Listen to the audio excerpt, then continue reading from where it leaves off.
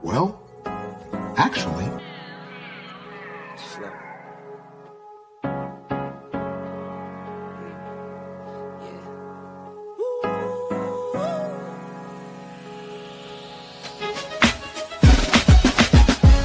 Yeah, I'm watching the rise, and I wouldn't say I'm shocked cause I'm hardly surprised.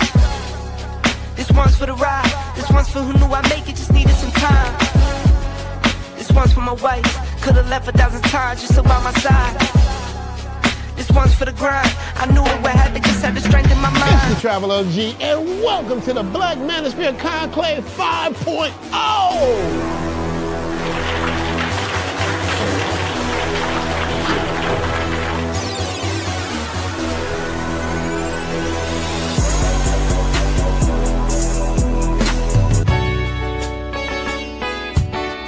We got started in 2021 in Atlanta, united in the pursuit of excellence in all things. It's been one hell of a ride. Can I tell you what's on my mind? Cause I've been thinking about it for quite some time. Hey, can you give me a moment to declare my love? Can I tell you what's on my mind?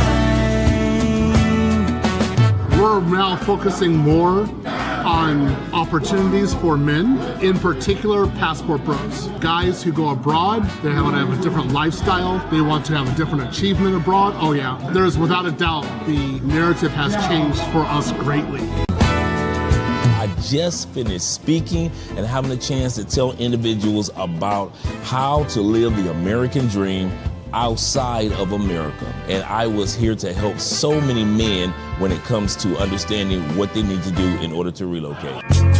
With the political climate, things that are happening worldwide, guess what? Nobody's coming to save us. So it is indicative that we all bound together, tighten up like a fist, and strike a mighty blow against everything that's fighting to stop us, man. It's nothing but good, positive people, good, positive energy with one goal in mind, and that is to make money, get the hell out the Matrix, and enjoy your life. You dig? So shout out to all of y'all. Theme music!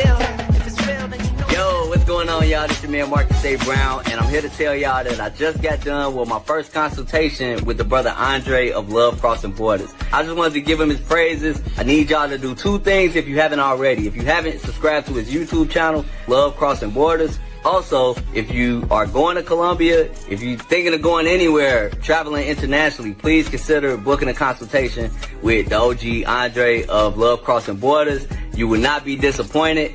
And y'all, get in tune with him if you haven't already. Tell him MAB sent you. Peace. Where are all the black men? And I'm not talking about the scammers, the drug dealers, the robbers, and the crooks. Well, actually...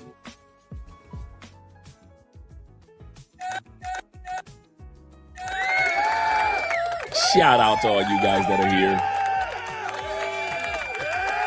Yes, sir. It is a wonderful, wonderful evening here on Andre and Andre's Love Crossing Borders. Hope you guys are having a wonderful day like I am. A wonderful Sunday, Domingo.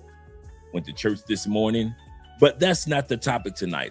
Tonight's topic is about that there is a difference in experience when it comes to traveling around the world. And it's getting very little fanfare. What's the difference? The difference between those that are flashy and those that are mature. Those that are flashy are finding themselves in dire straits and in difficult situations. But those who are mature, no matter what age you are, seems to have it a lot easier when it comes to the ladies, the laws, when it comes to having fun or just relaxing in any country that you want to go to. It seems that there's a difference between those who are flashy and those mature men, including women out there. So we're going to talk about that topic tonight. We're going to talk about why is it that women are so attracted to the guy that is mature with his money and his mindset compared to the guy that is flashy, somewhat irresponsible.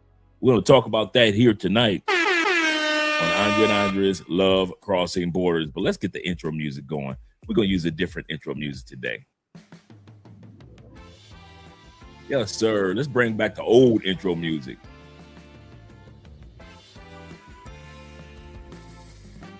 Yes, sir. Shout out to all you guys that are watching on Andrea and Andrea's channel, Andrea Wallace TV. Shout out to Don, aka the Don JP. Let me drop the link over there. So if you guys want to watch it and support Andrea's channel from over there, you can watch this exact same live stream from Love Crossing Borders, and you can watch it from Andrea Wallace TV, supporting her channel also, guys. So there's the link right there. Let's get ready to get some shout outs in. First shout out we're going to give to our brother Will, who's always showing love and support to the channel. Thank you, Will, for the $10 love over on the Cash App. The PayPal. Shout out to you with the 40,000 Colombian pesos. Yes, sir. He said, for guys, make sure I drop this right here. Here we go. He said, salutations, Andrea, and chat. He said, smash the like button. Yes, sir. Make sure we do that. Please support by way of Cash App, PayPal, and Super Chats. We appreciate you guys' support more than you realize. Thank you very much in regards to that, Will. Colombia, yes, sir. He's in Sabanero. Oh, that's back in Sabanero? Welcome home, brother. Welcome home. He said, I saw more women without class, and they talk down about Colombian women. They have the audacity in the States to talk about the women in Colombia have no class. But we know better who travel here. But shout out to all you guys that are here. He said, shaking my head. Let's go back to numero uno for the evening. And that is Mr. Darkest. Yes, sir. Yes, sir. Shout out to Mr. Darkest, the navigator that is, in the year of our Lord 2026. He says, definitely looking forward to this live. He said, you'd be surprised at how many men in their mid and late 50s are getting a big head. Yeah, from females who rejected them, especially in the past. Absolutely correct. I feel you, brother. Shout out to David Dice in the building of the Dice family. David says this. He said, the family, Andrea and Andrea, salute to you guys as well. He said, in the chat, brothers, glad to see you guys here. Yes, sir. He said, pen and paper in hand. Yes, we're going to talk about at least the 4 pillars. We're going to start off with that in a second. The 4 pillars of mature manhood when it comes to traveling. If you guys ever wonder why us older men, you don't see us on a news headline, man over 45 got drugged in Medellin. Man over 50 got deceased in Cartagena. If you see it, it's like every 5-6 years we might see that headline. Now, in the Philippines, you might see an older white dude get hustled, but hey, we're going to talk about that because that's part of the pillars. I'm going to say this again. You might see in the Philippines or in Thailand or in Africa, you might see a dude get hustled for some money. But we're going to talk about that because how he handles it is part of the 4 pillars of maturity. There are 4 major pillars that I noticed that men have, no matter what race, color, or creed, when we are traveling, it keeps us out of trouble and helps us stay out of trouble. We're going to talk about those 4 pillars. Yes, sir, gentlemen. Yes, sir. Once again, shout out to my brother Will in the building. Numero 2 is Ishmael. Shout out to you. He said, I combined the vids and added more upgrades to the Kevin Samuel tribute. I would love to check that out. I would love to check that out when you get a chance. Yes, sir. I mean, I was thinking about it today, man. That's excellent footage that you put together.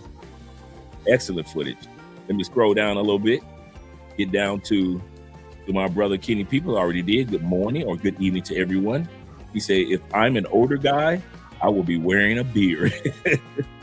What do you got to say? What do you got up your sleeves tricks now, Dre? He said, I see you have on the Brazilian Colombia flag because older men are being successful in other countries.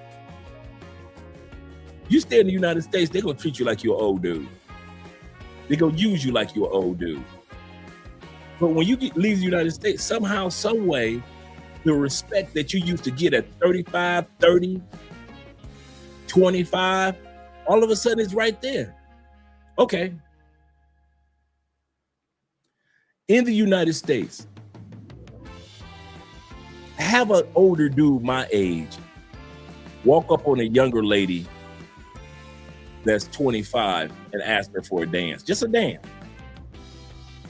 Her and her friends are looking at me crazy. Now let me walk up on a woman in DR. Can I get that dance? Yes, I can. Philippines, can I get that? Yes, I can. Colombia, can I get it? Yes, I can. At this stage and at this age, can I just get just a dance? Brazil, can I get that? Yes, I can get that dance.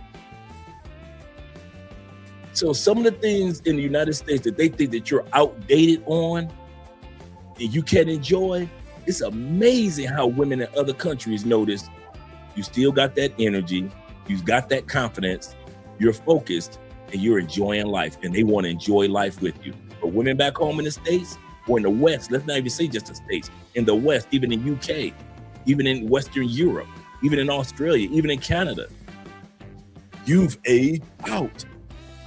Unless you start to come out a bunch of money.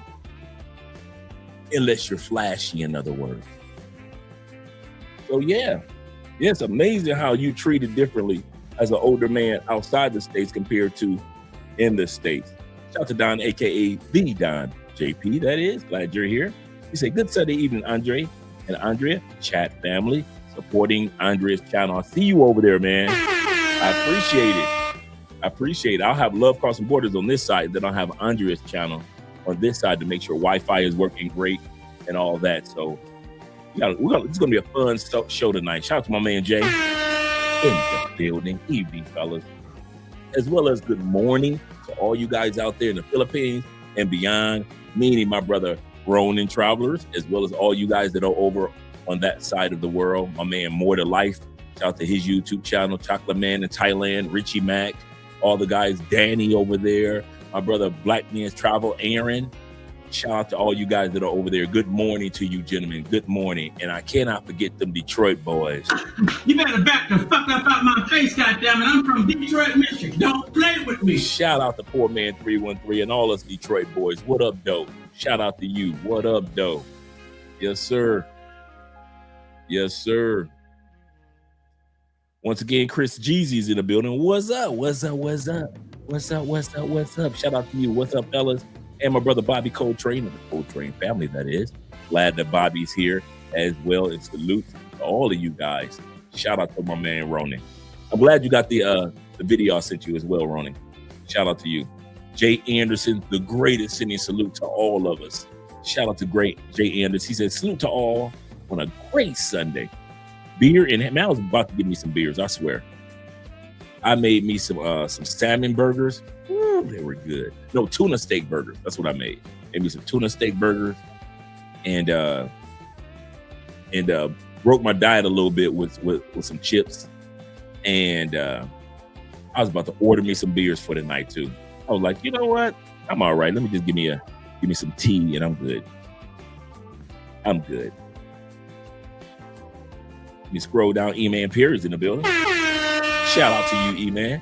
And once again, for all guys that want to support Andre's channel, you can watch the exact same show, same live stream. We're there right now, watching it right now.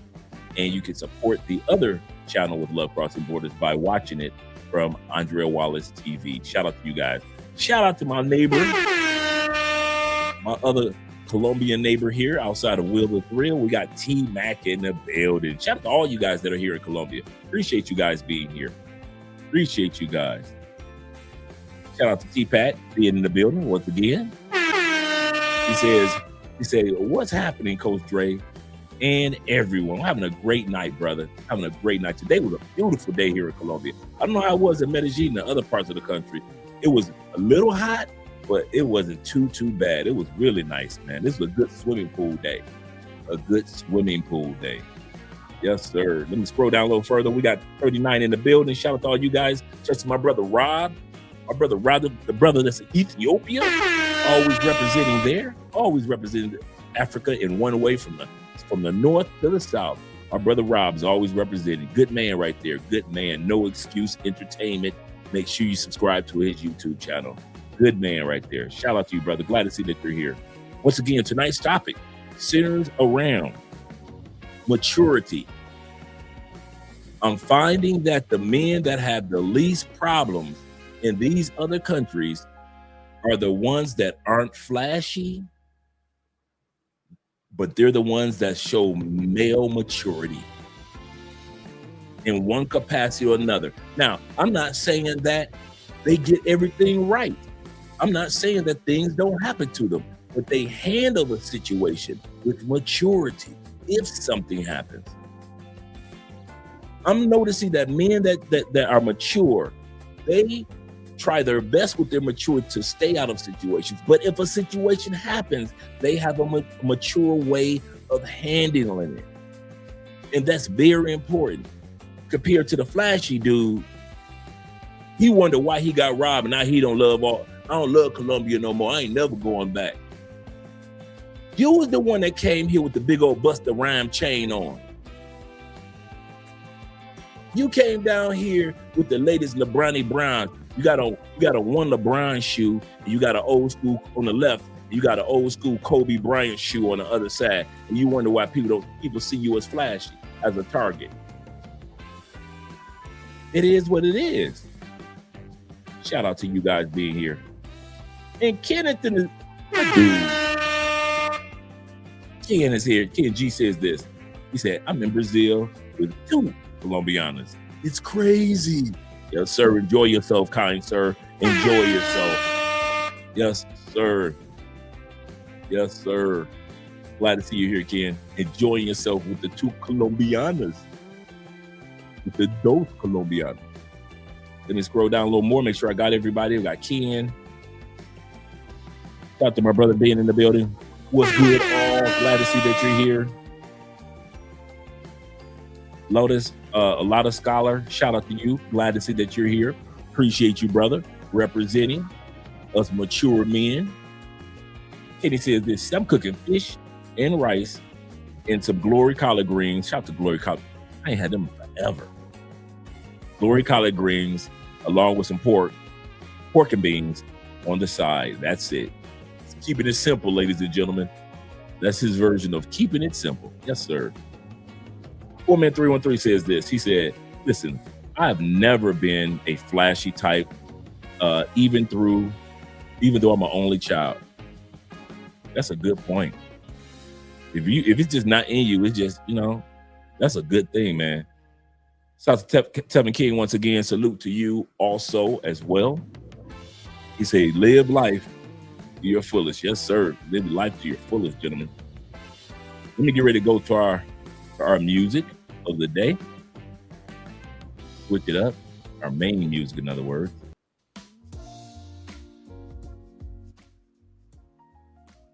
All right. As I was saying, there are 4. Before we get to the video section, this is very important. There are 4 things that I notice because, I got them. What I do, my job is considered, I got to be observant.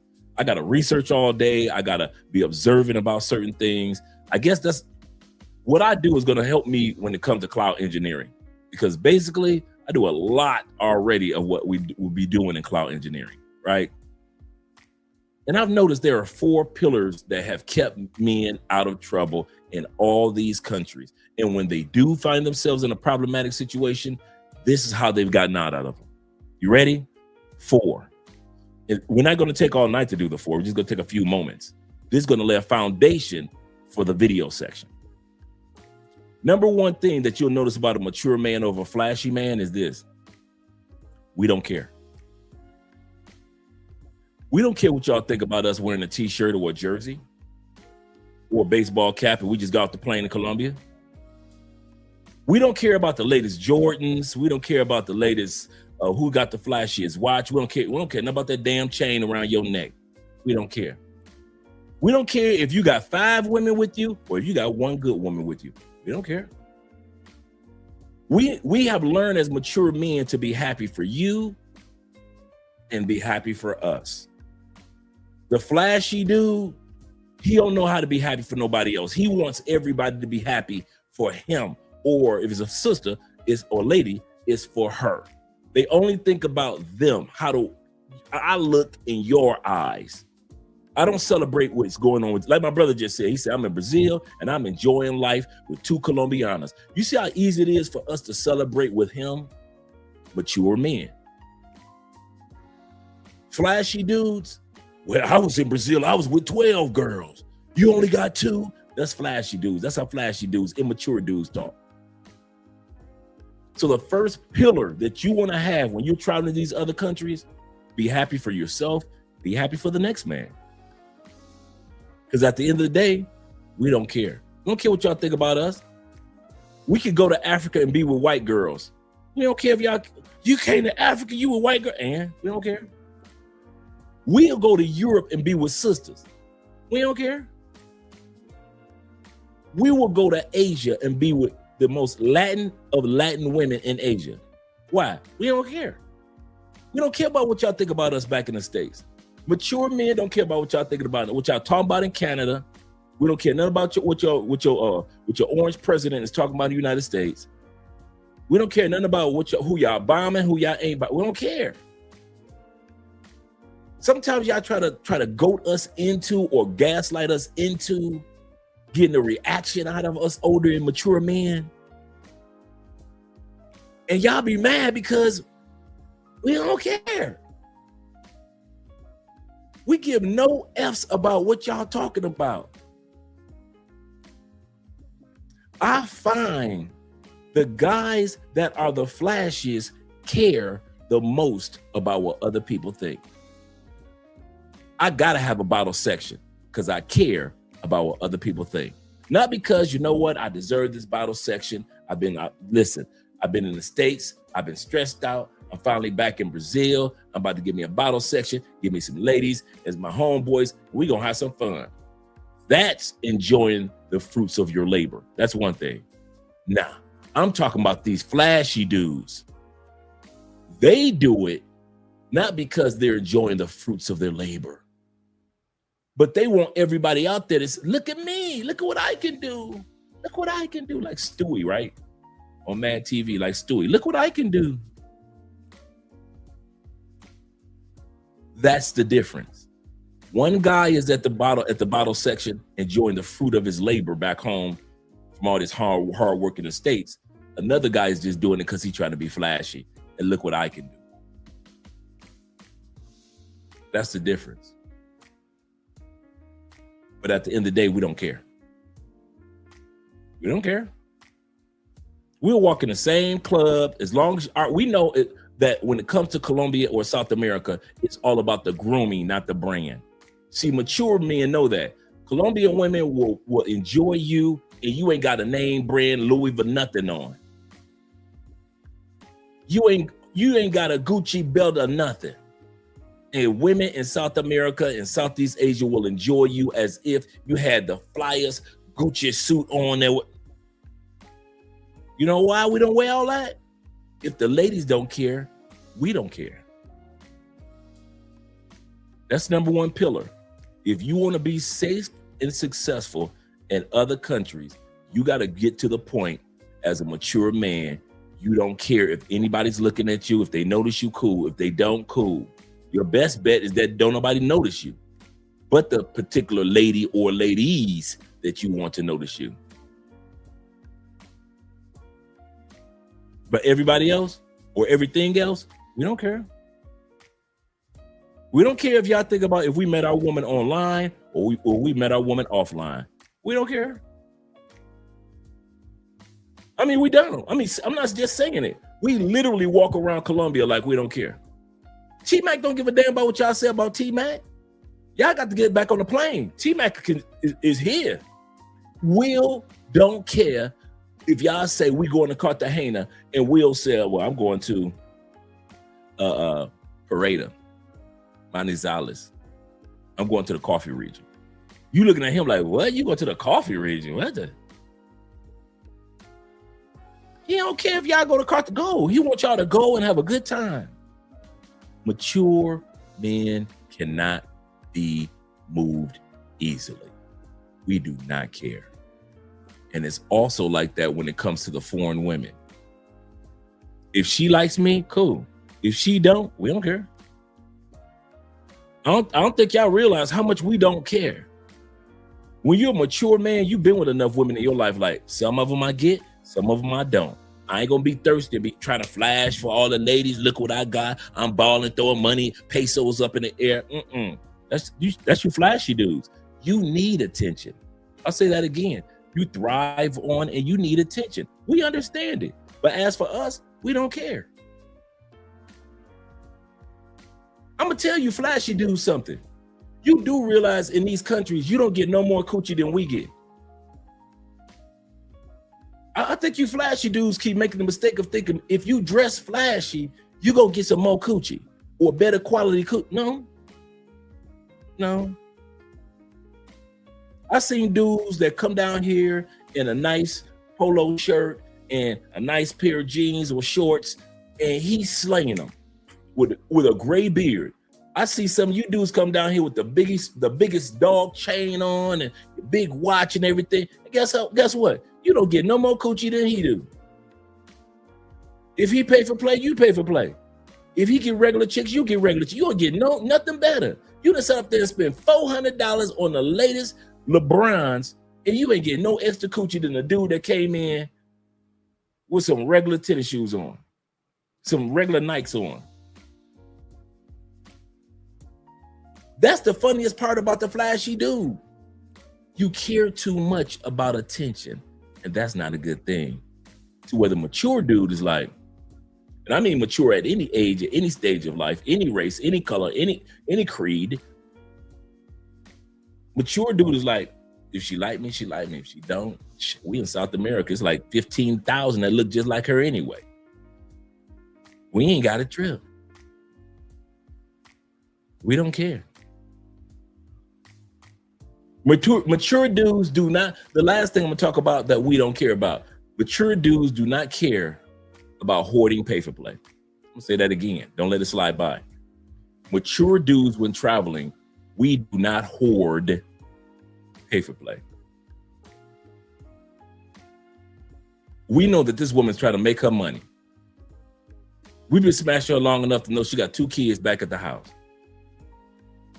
Mature men will sit up there and say, I got some brothers coming down next weekend. I'm gonna tell them, I'm gonna share your WhatsApp information. I'm gonna share your photos so you can get them as customers too. Make your money, baby girl. That's mature dudes. You flashy, immature dudes, you will fall in love with the pay for play, send money from the States to the pay for play. You'll get strung out on the pay for play. And I mean immature at any stage, at any age of life. When somebody says, hey, bro, I'm about to come to the Philippines, man. Do you know some good pay for play? You'll pretend like you don't know nobody that know how to suck a good dick. You act like you don't know nobody know how to lick no booty. You act like you don't know nobody that's do some anal. You don't know nobody that's freaky. So you've been in the Philippines all that time, but you don't know nobody that's freaky. You'll pretend like you don't. Why? Because you're immature. So instead of letting that woman make her money off your boys who was just asking you, hey, you know anybody in the Philippines is freaky? Your ass will fall in love with her and pretend like, man, I don't know nobody, dog.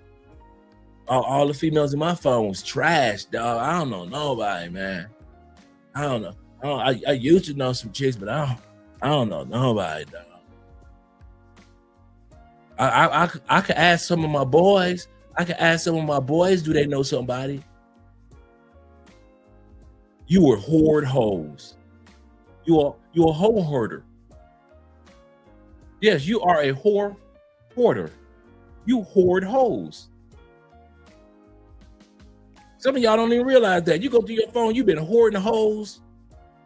You know how they do the house hoarders? Where people just have stuff just stacked up in there they don't even use no more.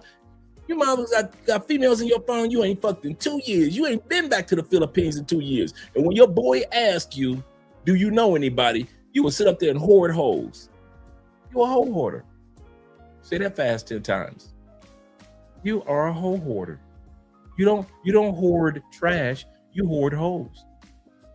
Whores, that is. So that's the last thing of the first pillar. We mature men of all stages and all ages, we don't give a damn. We do not give a damn. Shout out to all 55 in the building. Number 2, like I said, we're going to lay a foundation of 4 pillars. Then we're going to get to the video section. We already know. Number 2 is mature men. We already know. Hey man, she a hoe. I already know. She wants you for your money. I already know.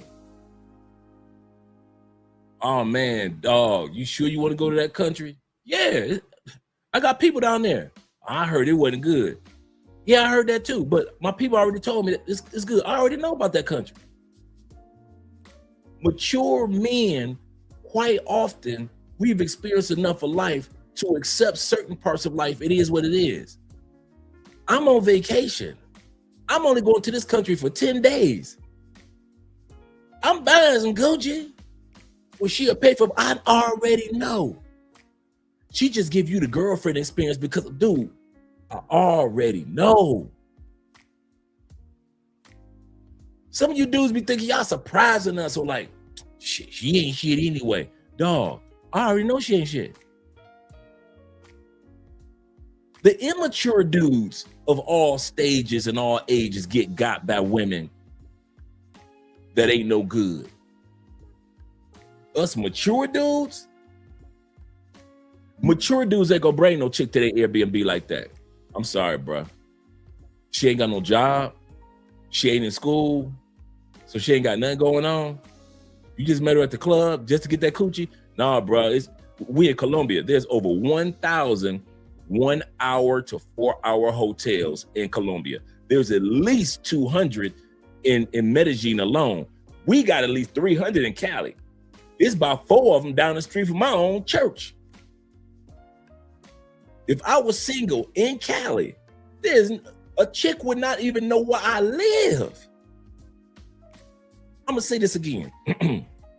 If I was single in Cali this whole time, not one chick, maybe one, would even know where I live.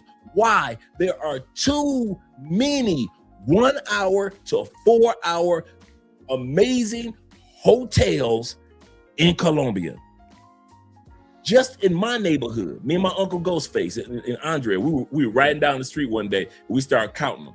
Just in my neighborhood, within a 5-minute drive, 16. We didn't even count all of them. We just, okay, 1, 2, 3, 4, 5, 6, 7. What number you on? Number 13, 14, 15. Before we even just, and they're private, and they got security, and the female can't get out. Once she come in with you, she got to leave with you. So ain't no drugging you and then walking out the door.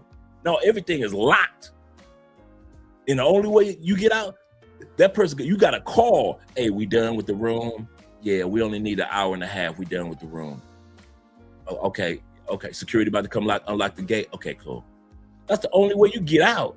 2 people come in or 3 people go in. 3 people got to come out. What y'all ass doing? Every chick in Colombia, every chick in Medellin know where the hell you live. How the hell that's going on? Okay, ask me this. Riddle me this, Batman. Riddle me this. When was the last time y'all saw a headline of a dude that got drugged in a 1-hour motel or hotel? Because motels sound raggedy, but they ain't raggedy. They kind of like love suites. Very romantic type of suites, right? When last time y'all heard in Medellin or any part of Colombia or any part of Brazil, body found in love motel? Ever? I'll wait.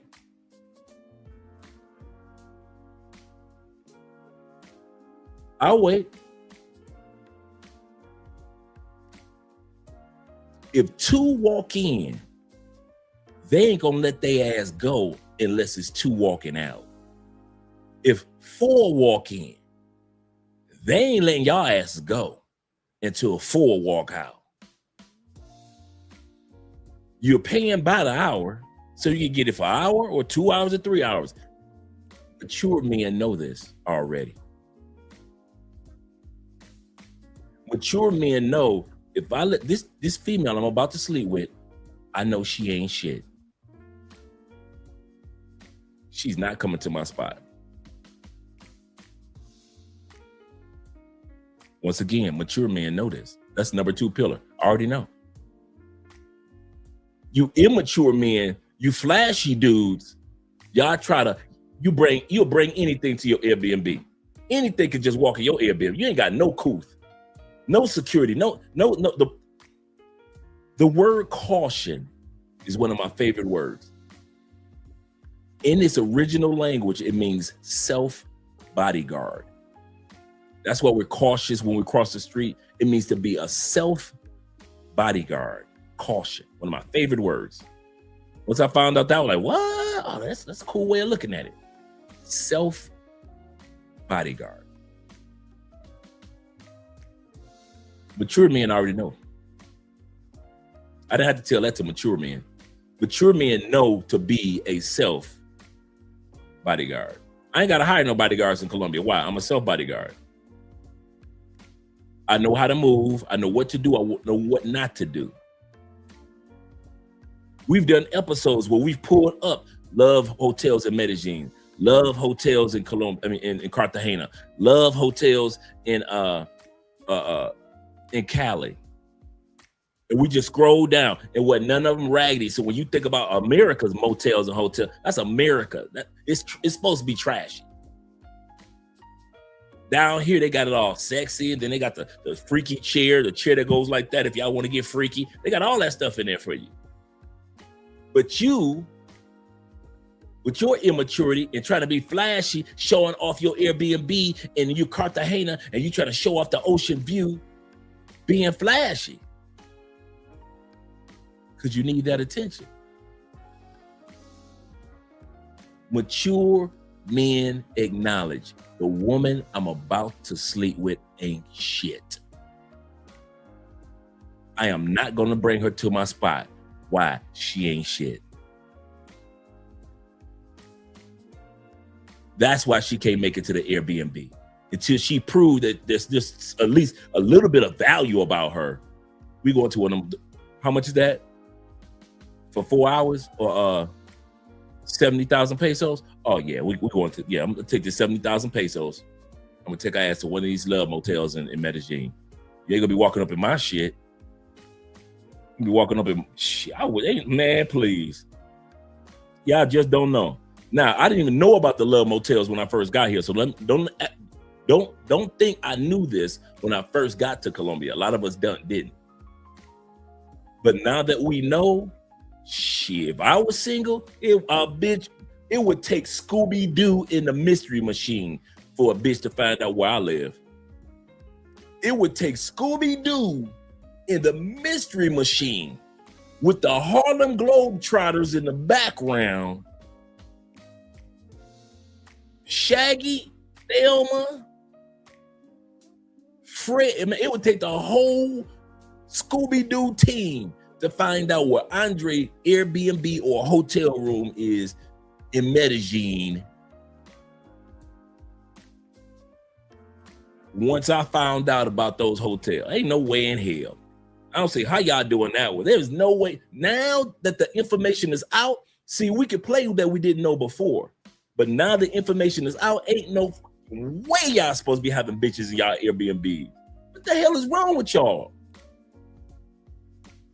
Surrounding your Airbnb is at least 5 1-hour to 4-hour hotels. Guaranteed. Guaranteed. Dude, in Cali, as soon as you get off the plane in the airport, there is a gas station and a love hotel tall in the month right there. Some of y'all don't even know, when I be picking y'all from the airport, we drive past at least 6 love motels. Y'all think that's just regular, oh wow. No. We ain't even hit Cali yet. We just on the outskirts. So if you just pick up the chick or you about to go back to the airport and you like, I just want to hit it one last time, you can pull over to one of them 6 hotels that's waiting for you. Shit, y'all ain't got no excuses. Y'all need to tell that to somebody that don't know any better. Y'all need to tell that to somebody. Tom Tucker, that dumb motherfucker. Because I'm telling you now that I've been knowing about this for years, and I haven't used one, but now that I know that they exist, I'm giving y'all no grace. Every one of y'all that get drugged, I'm not giving y'all no grace. Foot to your fucking neck. I put my foot on your neck because there is no fucking way that female should have even been in your Airbnb. You know why? Because mature men know. I'm gonna fuck her. She ain't shit. And I know it. And that's why she ain't gonna be in my spot. I'm gonna take her to one of them 1 hour or 4 hour spots.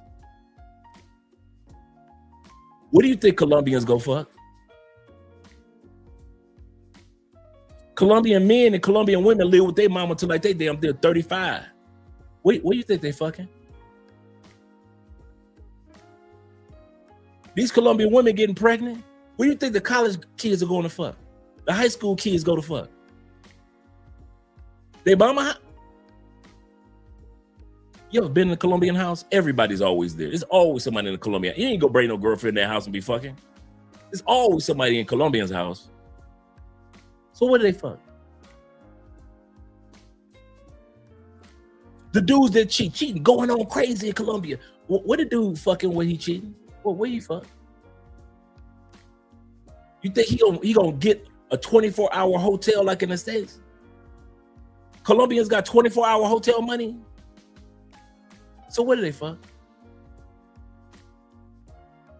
You didn't think about that, did you? They ain't getting no damn Airbnb. Let that go. They ain't paying for a 24-hour hotel like the Intercontinental and the Hyatt and the Hilton. So they ain't doing that. What they fucking?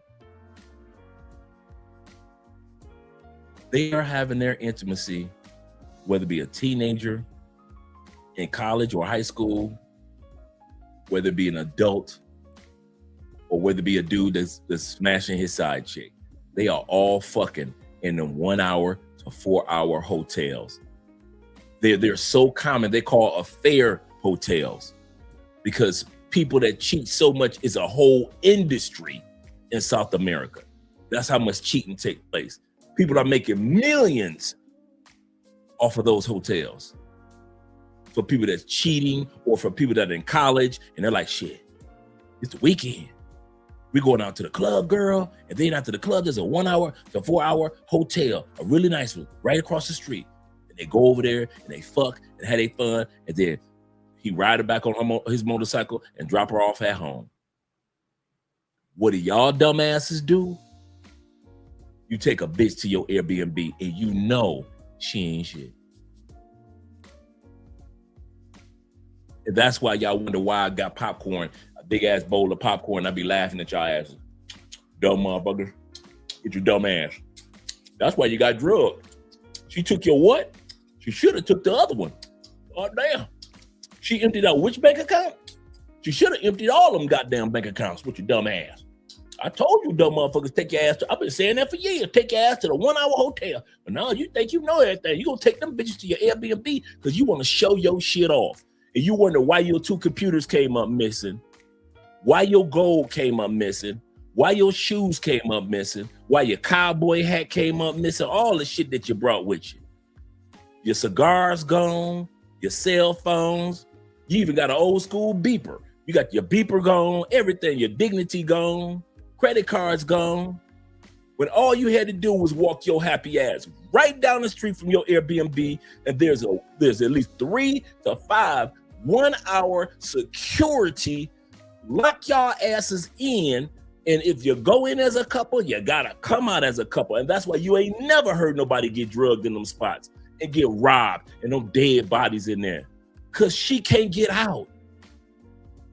And if she find out that you about to take her to the one of them spots and she wanted to drug you, that bitch gonna bail out. My mama called, could you drive me home? That bitch gonna bail out.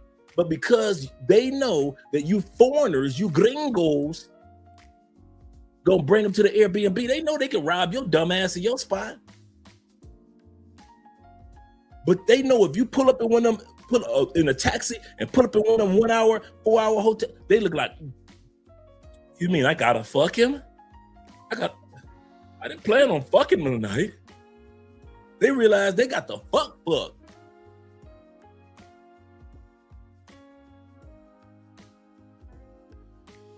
me go to the comments.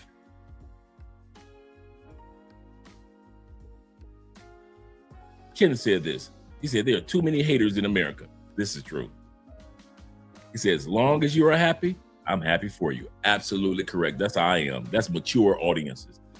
Ishmael says this. He said, Pookie and Ray Ray and Dirty D Rodney need to leave that flashy bum culture in America. We're going to look at that on the videos today. Great point. He said, what I learned from Kevin and you is suits are best. Yes, sir. I got a lot of compliments today in church because, you know, I dress here going to church like I dress in the States going to church. So when me and Andre walk in, they be looking like, okay. Yep. Shout out to church service. Let me scroll down a little further to where you guys are. Oh, it's 71 in the building. Shout out to all you guys. I'm just talking. So the first pillar, gentlemen, is for mature men. Doesn't matter what age, you mature men, is that we don't care. We don't care what y'all think about us. Y'all crazy. Y'all think we give a damn about what y'all think about us. Y'all got the wrong men. Mature men are past that stage. Number two, what we were just talking about, we already know. Mature men, you cannot tell us that our woman that we about to beat the coochie up on that she ain't shit. We already know she ain't shit. She wants you for money. I know. Well, she just trying to, she only want to be with you for money. We know. We know. Them 80 and 70-year-old men. Do you not think Bill Belichick know that his 27-year-old girl is with him partly for money? Mature men say, I know. Bill, she only, I know, you ain't got to tell me. Bill Belichick is having the time of his life. You think it was the Super Bowl every motherfucking day since he retired. That man is not sitting around like, damn, I wish I was coaching somebody's team. Bill Belichick said, listen, I got all my rings. How many rings Bill got? Bill got 8 rings. He got 2 when he was coaching the Giants as the defensive coordinator under Bill Parcells. He was the coach for Lawrence Taylor. And he got 6 when he was with Tom Brady and the Patriots. So he had 8. He got more than Tom got. Tom had 7. What's my point? And I ain't never seen Bill Belichick more happier than I've seen Bill Belichick on social media over the past year. All them damn Super Bowls, all that, and that shit ain't made him happy. I've been seeing that man so happy, man, with that young woman. And all y'all that's talking about, she wanted for the money. Bill like, I know. I know. Mature men, you can't fool us. We already know. We already know. Well, you got you a woman that you live with, or you got you a woman that you married to. You got we know we got financial responsibility. Us men that travel and we got a girlfriend or a wife in another country, y'all ain't telling us shit new. We already know. Financial responsibility, we know. Currency exchange, your woman don't make as much as you do. We know. You ain't telling us shit new. We know. We already know. You ain't telling us nothing new. You immature dudes that don't know. Before we go to the next one, and then we'll go to the videos, let me go to what you guys have to say. David says this, Andre, it's random, but when will you be doing a fragrance show again? You mentioned that the other day, and I'm trying to get together with you guys mentioned it, El Guapo. I know El Guapo will be easy, but I'm trying to reach out to Medium Man. So I'm trying to do one where it's like me, Medium Man, El Guapo, and then you guys are on there as well. So that's what I'm working on right now. Hopefully I can get it off the ground either later this month or next month, early next month. But we got to do a part 2. So that's a must have. That's coming up the turnpike real fast. I just got to reach out to Medium Man now. Yes, sir. Let me scroll down a little further. Shout out to Bobby Space Ghost in the building. Glad you're here. And my brother Hugh. Hugh says this, salute. He says, salute Dre in the chat. He said, when you be doing, he said, when will international airfare, not this year. Not this year. I've been studying it, and they've already said gas prices as far as flights are not going down anytime too soon. They said it might change at the end of the year. That's a might. So, yeah. He said, I see you in America, kit, bruh. He said, I see you in the America kit. What's the America kit? Let me know what the America kit is. Tevin King's in the building as well. Shout out to Tevin. We got 83. Let me get shout out to you guys that are here, man. Hope you guys are having a great evening. YL is in the building. He said it. He said it, yes, sir. He said, so true, so true.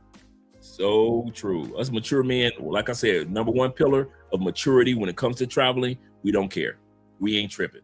If I don't get that chick, there's another one coming down the turnpike. We don't trip. We don't flash for chicks that if we don't get them, we mad. Some of you dudes be mad. Why? You came to Colombia popping bottles, VIP. You thought you was gonna get the coochie and you didn't. You mad. Mature dudes, we might buy a drink or might buy her a drink or two. But if we don't get the coochie, we don't drink. Hey, if I don't get her, I can get somebody else. It's all right. I'm just glad to be down here. Shout out to I'm Collecting Data in the building. You say, tell him, Dre. He say, still can get straight to business. Yes, sir. Bobby says, very true. Chris Jeezy in the building. Yeah, we got haters from everyone. Plantation bros want to be our enemies, but be allies with the Passport Sisters. You catch that? You don't never say something greasy about the Passport Sisters. My brother Will says this. Will says, he said, I don't bring trash to my peace or kingdom. I do not bring trash to my peace or kingdom. Only fine women I invite to my place has a respectable profession. No hood rats. Next time I'm in Cali, I'm going to church with you. Okay, cool. Because I'm trying to set something up for next time you come in. I'm trying to set something up for me, you, and 0 milligram. Because his mom been on me about getting him to church. So I got to get him to church because she's always, because 0 milligram lives like 20 minutes away. So I'm going to have to come up with a game plan to get him over to the church.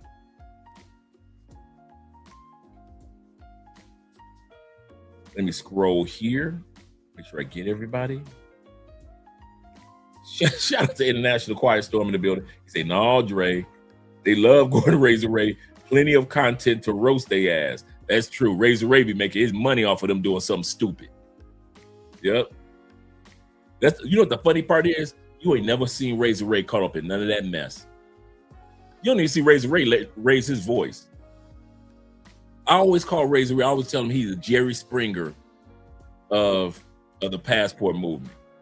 Because he keeps the controversy on his channel, but he is like Jerry Springer, even killed. He'll never be in no mess. You ain't never heard no mess about Jerry Springer. You never heard no mess about him like on a regular basis. Nope. That's how Razor Ray is. Shout out to Razor Ray. Make sure you guys subscribe to his channel. Even Scrappy do won't know where I live. Even Scrappy, absolutely correct. Shout out to Law Dog in the building. Glad to see you here, brother. Law Dog says this. He said, a good love motel can change your life. If you know, you know. He is 100% correct. 100% correct. See, I didn't know about him. I won't even lie. I didn't know about him before I got married. I didn't know. I discovered them maybe about 5 years ago. And I didn't know what they were, riding past them, but I don't know. Then all of a sudden you start seeing them all the time. He's like, what is that? And I started looking up the address and information, and I find out they are all over South America by the thousands. And they set up to where you wouldn't even know that that's a love hotel. You wouldn't even, I kid you not, man. That's probably the craziest part, that you wouldn't even know. So as I did my research, and then Maya Afro-Wahita, she did a video of when she went to one. She went to one with her dude. And so she showed the inside of them and how they look and how romantic they look and everything. And it's very, very, very much so privacy. They got big radios in there for the music. So you can listen to the radio stations and everything. And if you need condoms, if you need bottled water, everything, all you had to do is just call. And then you know how in Detroit, right? How they have, when you, or like Chicago, I think, no, they don't have this in New York. You know how they got the bulletproof glass, right? At every store, right? And when you put your item in, and they swing around this little thing, and then they put it in a bag for you, you pay for it, and then they swing the thing around, you have your bag with your item in it. It's kind of like the bulletproof, like it's like a cylinder.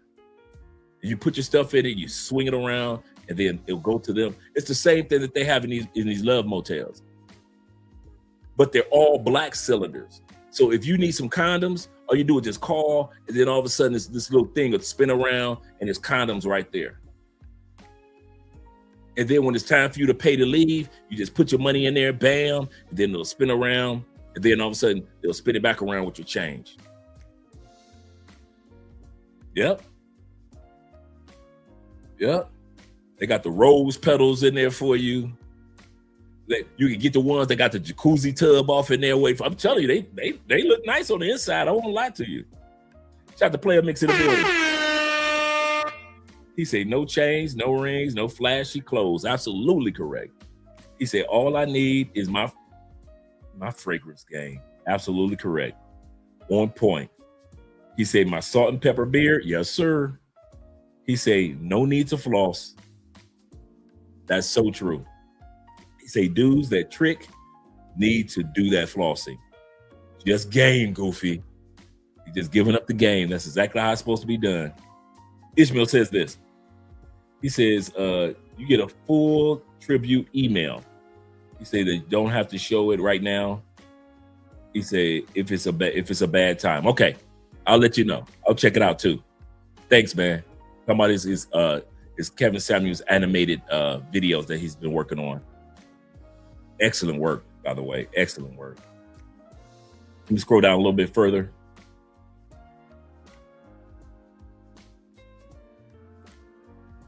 He said, I remember when you played the the Maya video. Yeah, Maya. Yeah, it was crazy. Maya showed the video with Maya Afro-Wahita. And I might pull that up later on tonight, come to think of it. I might do that later on tonight, and while the video is going, I might pull that segment up on Maya's video and let you guys see. And she walks you straight through it, and they're really clean. They're really nice. That's why I say when I say motel, don't think about the United States, because these are set up to attract people to come back, and they're all over the place. And that's why I said, why y'all bringing chicks to y'all Airbnb in Colombia? What? I wish I would know where my Airbnb is. He said business casual goes a long way in Colombia. Absolutely correct. Absolutely correct. Shout out to TCGU podcast, that is. Shout out to you, brothers. That's my brother Sean. Shout out to him. Make sure you guys subscribe to his channel. Sean, make sure you drop the link to your YouTube channel so guys can support. Happy Sunday, big bro. Just tuned in. What are we exposing today? The difference between immature men and dudes that are immature men that are flashy when they're traveling, and the mature men, the way that we behave when we are traveling. Yep. And the TCGU stands for, the podcast stands for This Could Get Ugly. He comes with straight facts. This could get ugly. So shout out to Sean. Yep. Yeah, he said that's easy profit. Just think about it. That's what Colombians go to. That's why I made that statement earlier. People wonder where Colombians go to have come to think of it, a lot of guys don't think about that. Colombian dudes ain't got no money.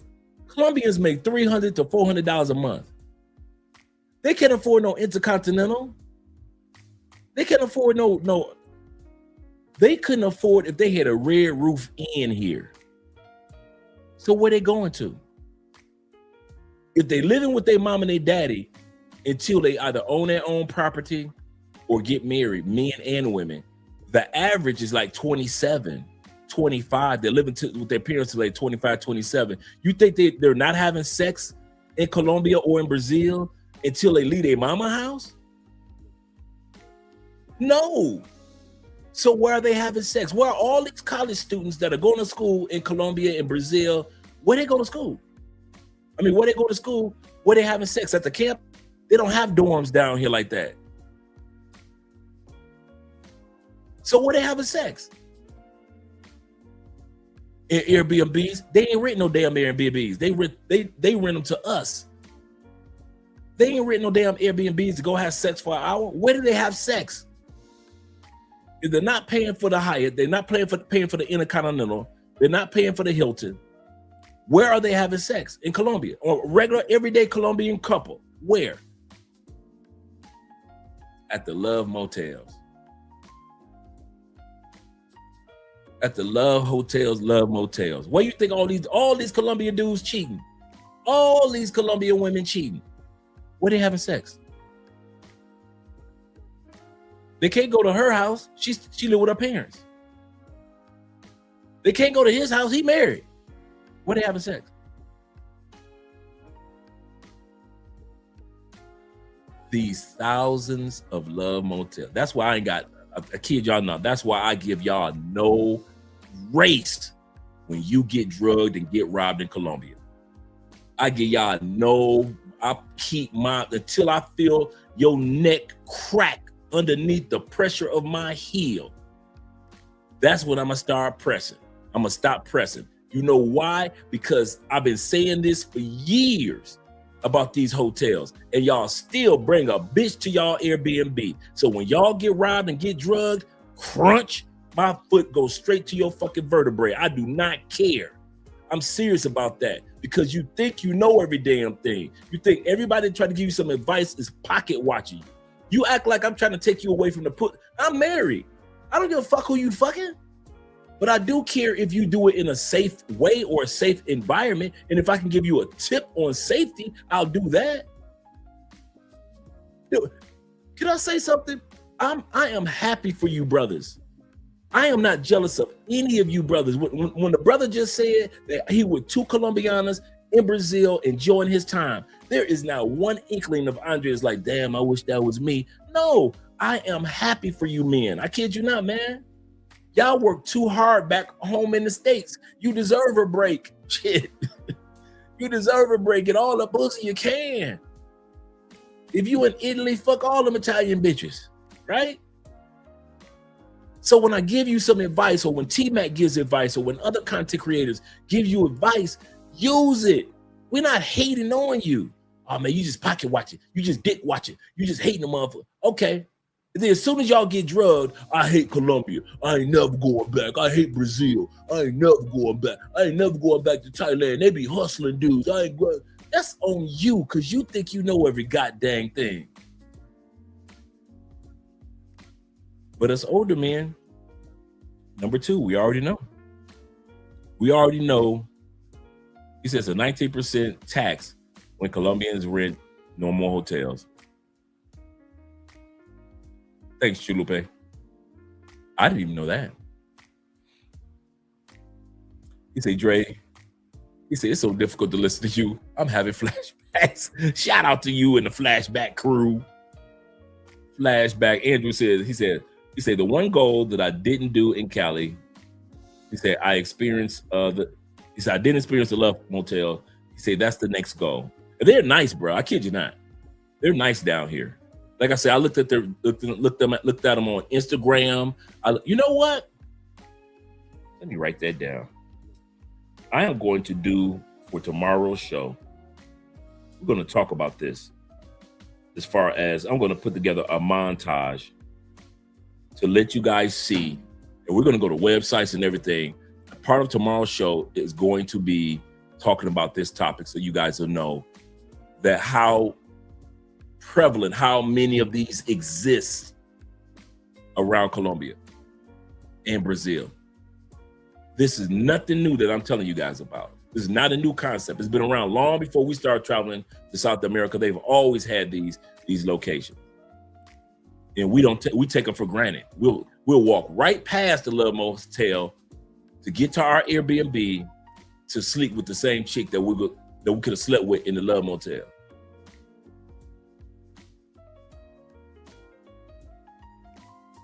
He say somebody send me great cash out.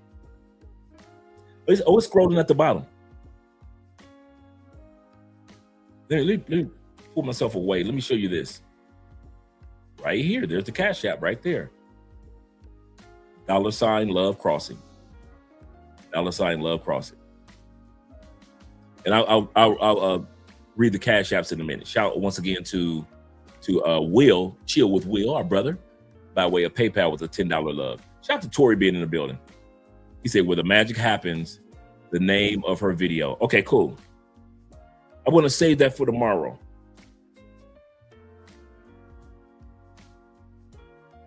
I want to save that for tomorrow because we're going to do it big on that one. Thanks, team. Teamwork on this channel. Shout out to Tori. Shout out to Tori.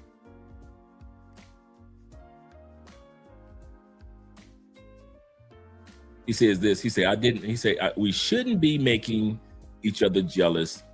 Make the average black woman stalker clan jealous, especially when it comes to traveling, because they're always stalking us when we travel to other countries. This is true, my friend. And Will says this. He said, Will says, it's the most insane issue I've heard, to travel thousands of miles to get robbed, scammed, scoped, or worse, die.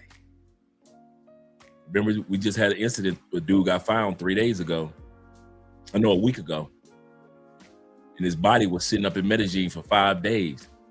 And the only reason the people found that body is because it was smelling. Just imagine.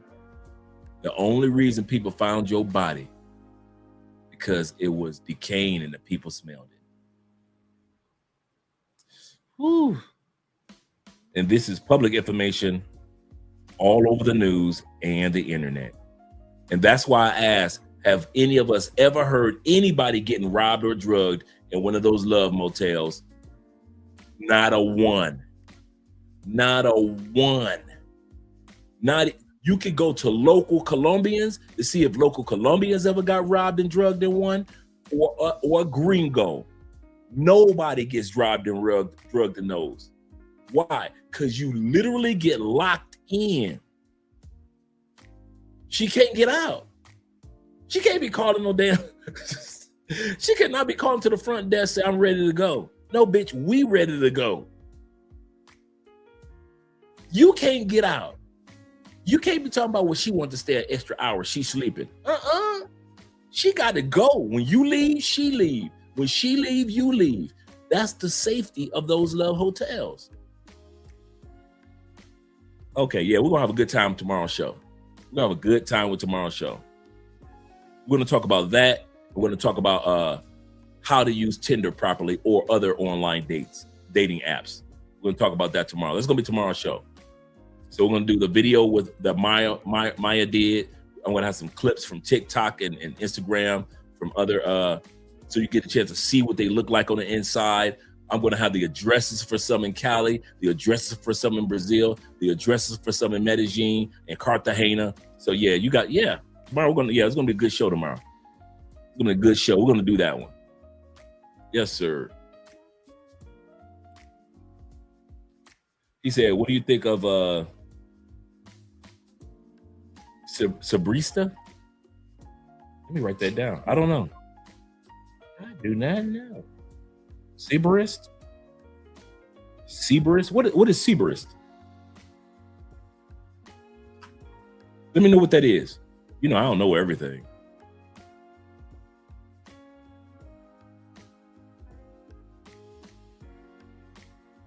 My brother Player says this. He said, don't be a target. Floss by going So Ruth Chris type of restaurants for only $40. That's a good point. You could dress casual in a polo shirt. Colombiana is or the Brazilian chick is looking cute. You could take her to an amazing restaurant. This is gonna cost y'all $40. He ain't lying. He is not lying. Instead of just having your Busta Rhymes chain on your neck, which ain't impressing nobody. She'll love you for taking her to that spot, and she would never be able to go. That she would never be able to go to if she had never met you. That's so true. That's true. A lot of Colombianas, y'all take them to restaurants that they would have never been able to go to if it wasn't for you guys. So yeah, little moments like that they appreciate. Absolutely correct. Absolutely correct. Let's get started with the video section. Let me turn the music down just a tad bit. We're going to get started. Tonight's, once again, mature men, why women are attracted to mature older men compared to being flashy. This sister lives in Medellin. She's been living here for quite a while. And she's going to tell you about that flashiness in Colombia. Oli, it's Hispanic Heritage Month, so I'm going to be giving you guys Hispanic and Latino culture all month long. In Colombia, they don't say, don't be flashy. They said, no dar papaya. And I think it's beautiful. Again, that's no dar papaya. Before you ask, yes, papaya as in the fruit, but it doesn't mean that. No means no, dar means to give, and papaya means flashy. Okay, it doesn't mean flashy, but that's how it's interpreted. So when you put it all together, you get no get flashy, which basically means don't be flashy, don't do too much. You don't want to get robbed? Don't do too much. Yo aprendí esta frase cuando tuve que preguntarle al conductor cuáles son algunas precauciones que debo tomar mientras que estoy viajando sola en Colombia. Y él me dijo, primeramente, no dar papaya. He explained to me that it's like, don't wear your money on your person. Okay, before we go any further, let's read this. 4 things that we must know. Oh, I didn't even get to the other 2 about mature men, but we're going to get to that in a second. So the first one we saw was, we said mature men don't care. Number 2 is we already know. Mature men have lived enough life to where we already know better. We're going to get to number 3 and number 4 in a moment. But we're going to look at this real quick. 4 things we must know when traveling abroad. First of all, be aware of your surroundings. Yes, be aware. Number 2, keep everything you bring with you simple. Don't be coming down here flashy. You don't need all that. Number 3, don't be flashy. And number 4, when you come to these other countries, make sure that you're open-minded. Absolutely correct.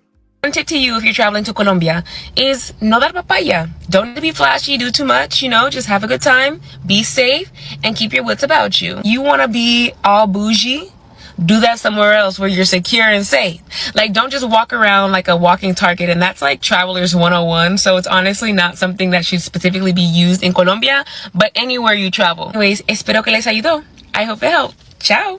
3, if you are a flashy type of a person, like you wear expensive jewelry, diamond chains, necklace, or even expensive clothing, like logo wearing clothing, I suggest you leave that stuff at home, because being an American, you're already a target because people assume that you have more money, and sometimes that may be true, so you don't want to make yourself more of a target by wearing flashy jewelry, outside of your country. So leave that stuff at home, leave the expensive bags at home, expensive jewelry, flashy clothes, leave all of that at home. Bring your cute little dainty jewelry that doesn't do too much.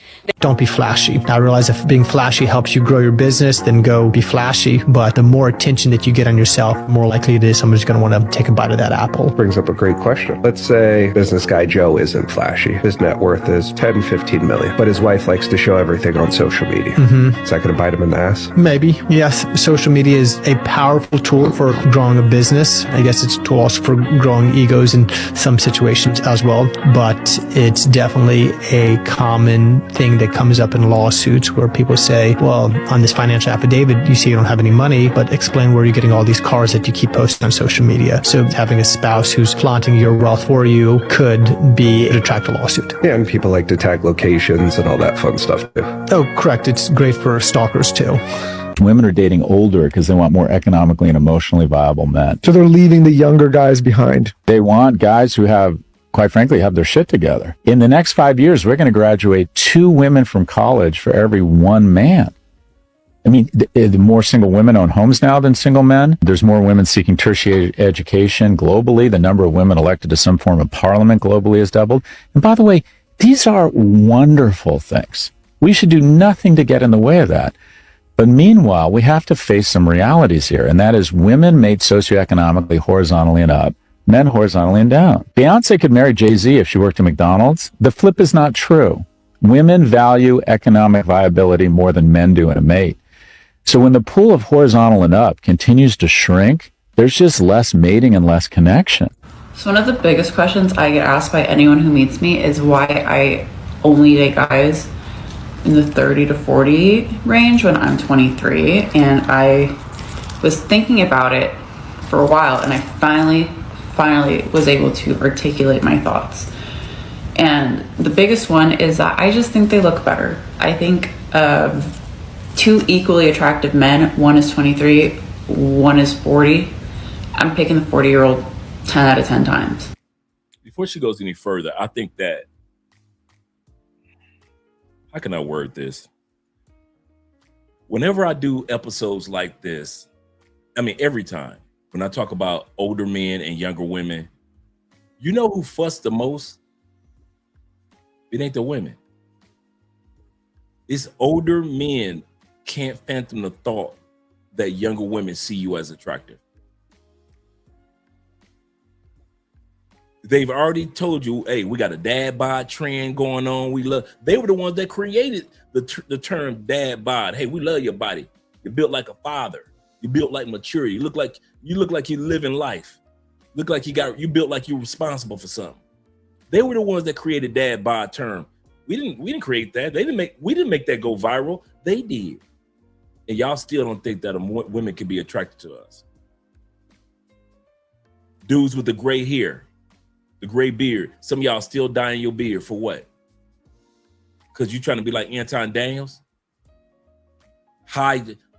This the part that gets me. The worst thing that women find unattractive on a beard. You want to know? Y'all ready? The worst, and I'm going to go to the super chats the cash apps in a second, gentlemen. The one thing that women often find very unattractive on a beard or a mustache or a goatee. You ready? That damn new growth underneath your dyed beard.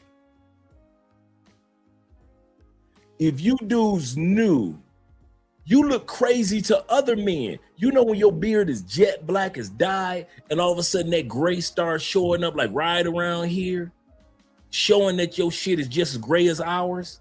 And it starts showing up on your mustache and everything else. And then so you got the dye sitting on top and all that. Women do not think that's attractive. And so you dye it jet black again the next day, right? Or whatever color. The next day, oh man, I'm looking good. You know the women already know that it's gray, right? And in 2 days, here come one hair, another gray hair, and all of a sudden this whole area is back to being the original color it was. Women are attracted to maturity. Crow's feet from laughing through life. Sometimes you got the laugh to keep from crying. You got the crow's feet right here. Women love it. In other countries, as well as some of the ladies in the States. Stop dyeing your shit. You think you're gonna lose your youth? Get your ass in somebody's gym. What's the use of being a fat ass? You 280. You 5'9". You ain't got a big dick. Let's do the Kevin Samuels. Here we go. You don't have a big dick, you don't have a big wallet, fat dude, and you got a lot of nerve, and women should approach you. What they get? What they get if you die your shit. This is you. You don't have a big dick, you don't have a big wallet, fat dude, and you got a lot of nerve, and women should approach you. What they get? What they get after you die your shit. Do you really think dyeing your beard just gonna make you the sexiest mother? Get your ass in somebody's start walking. You ain't even got to do push-ups yet. Do push back. Can you do some push back? Push yourself away from the goddamn kitchen table. Can you do some pushbacks? Push yourself back. Stop doing all them damn spoon ups and forklifts and shit. I gotta get my fork reps in. Doing them spoon ups and forklifts.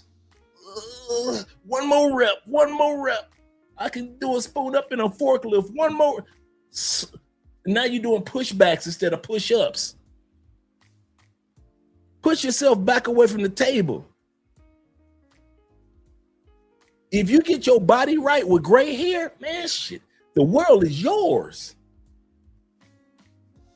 But that dyeing your shit right here, Kevin said, I ain't dye his shit. That man let them grays roll. He ain't give a damn what them females are talking about, and they love them. You know why? Because the man tried his best to stay fit. The only thing that got Kevin was them damn Red Bulls. If he'd have stayed away from the Red Bulls, he'd probably still been around. But other than that, them women loved him. Yeah, the pushbacks. They ain't doing no push-ups. They doing pushbacks. They need to do the pushbacks. Motherfuckers, do some pushbacks before you do the push-ups. Talking about I can do 50 push-ups. Nobody give a damn about your 50 push-ups if you built like you need to be doing some pushbacks. Shit, do your pushbacks first. Push yourself away from them big ass plates. Anytime you got a platter for a plate, anytime your woman got to carry your plate like this, your woman got to carry your plate like this. Shit. Just sit your ass down. You say, I'm an old guy. I'm 41. Yeah, shit. In the words of Kanye West, I wasn't supposed to make it past 25. Joke's on you. I'm still alive. Shit, I celebrate my years. But I know how to walk my ass down the street. Andre, go for a walk. Go and walk to the mall. Walk on back. Walk downtown. Walk back, Dre. Come on, let's go. We got to get it, baby. We got to get it. Get them kettlebells. I know you're tired, Dre. Let's get it. Shit. Do not sit back and try to use your grays as the excuse. Yeah, if I dye my gray hair, now the ladies go love me. Motherfucker, if you don't get your ass in a gym and sweat out that just for men.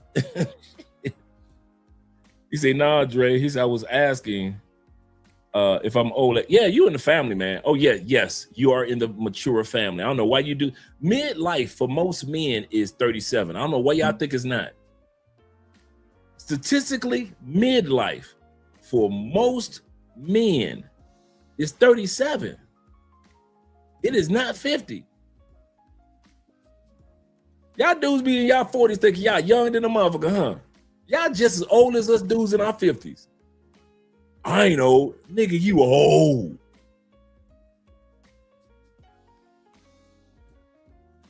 You old. I'm OG, but you unk them. Shit, you somebody's older uncle. You ain't somebody's younger uncle. You the older uncle now.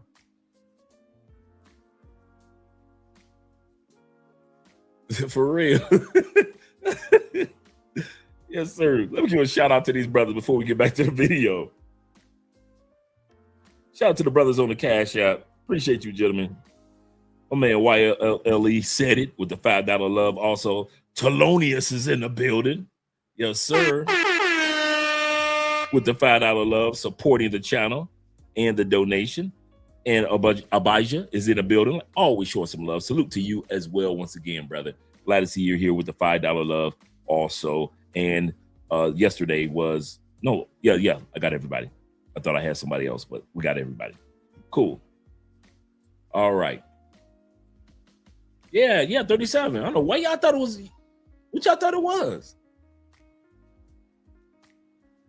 What y'all thought midlife was? 50? You know how many people live to be 100 years old? It ain't that many. Statistically, midlife is 37. Some of y'all dudes sitting up there going, oh, 37, I'm 36 right now. Yeah, man, 37. Yeah, y'all unk, man. You dudes in y'all 40s, you unk. I'm OG on my way to being Pop. Pop, let me talk to you for a minute. Hey, Pop, let me talk to you for a second. I'm OG on my way to being Pop. Once I crack 60 in 2 years, I'm Pop. Right now, I'm just OG. 2 years, I'm Pop. Somebody will call, hey, Pop, let me talk to you for a second. Shit. He said, hey, Dre, I agree. He said, most men won't live to past 70. Absolutely correct, man. I don't know why dudes be thinking, man, that midlife is later than that.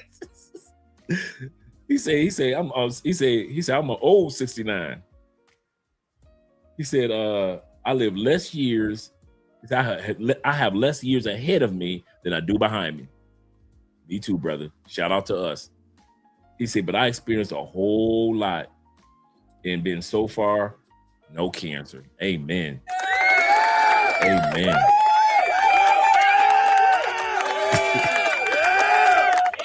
Right. Right, Pop. I'm up there, man. Shoot, I love it. Man, these are some of the best years of my life. I ain't gonna even lie to you, bro. These have been some of the, I was thinking about this the other day. I was just praising God about it. These have been, since 50, have been some of the best, funnest years of my life. I've had my stressors, my ups and downs, ins and outs. Sometimes I got it, sometimes I don't. But I'm telling you, man, these have been some amazing years. He said Dre is on spy. He said 36 to 38 is the beginning of midlife. Absolutely correct. Shout out to Will being in the building. Shout out to Aiken. And shout out to Will being here as well. He said, I'm cool with being unk. He said, better than being, I'm cool with being unk. He said, better than not being unk. Absolutely correct. Because some dudes ain't even make it around to be an unk.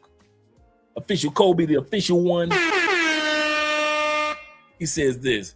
He said, I'm whatever age that the ladies.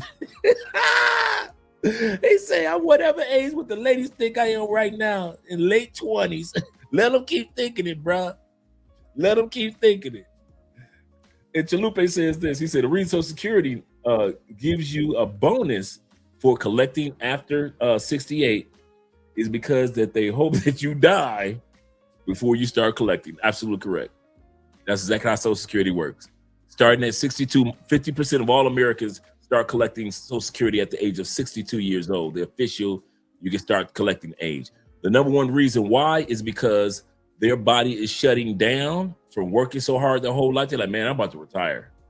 Or a loved one's body has started shutting down. And so they say, you know, I'm gonna retire early to take care of my loved one, my wife or my special person, whatever it may be. So 50% of all Americans retire at the age of 62 as far as Social Security. If you don't retire at 62, every year you get an 8% increase on your Social Security, all the way up to the age of 70. So you get an 8% increase this next year, and then for 63, there's another one for 64, another one, and so forth and so forth and so forth. But just like my brother said, they hope that you die by the time 70 hit, so they ain't got to pay you nothing.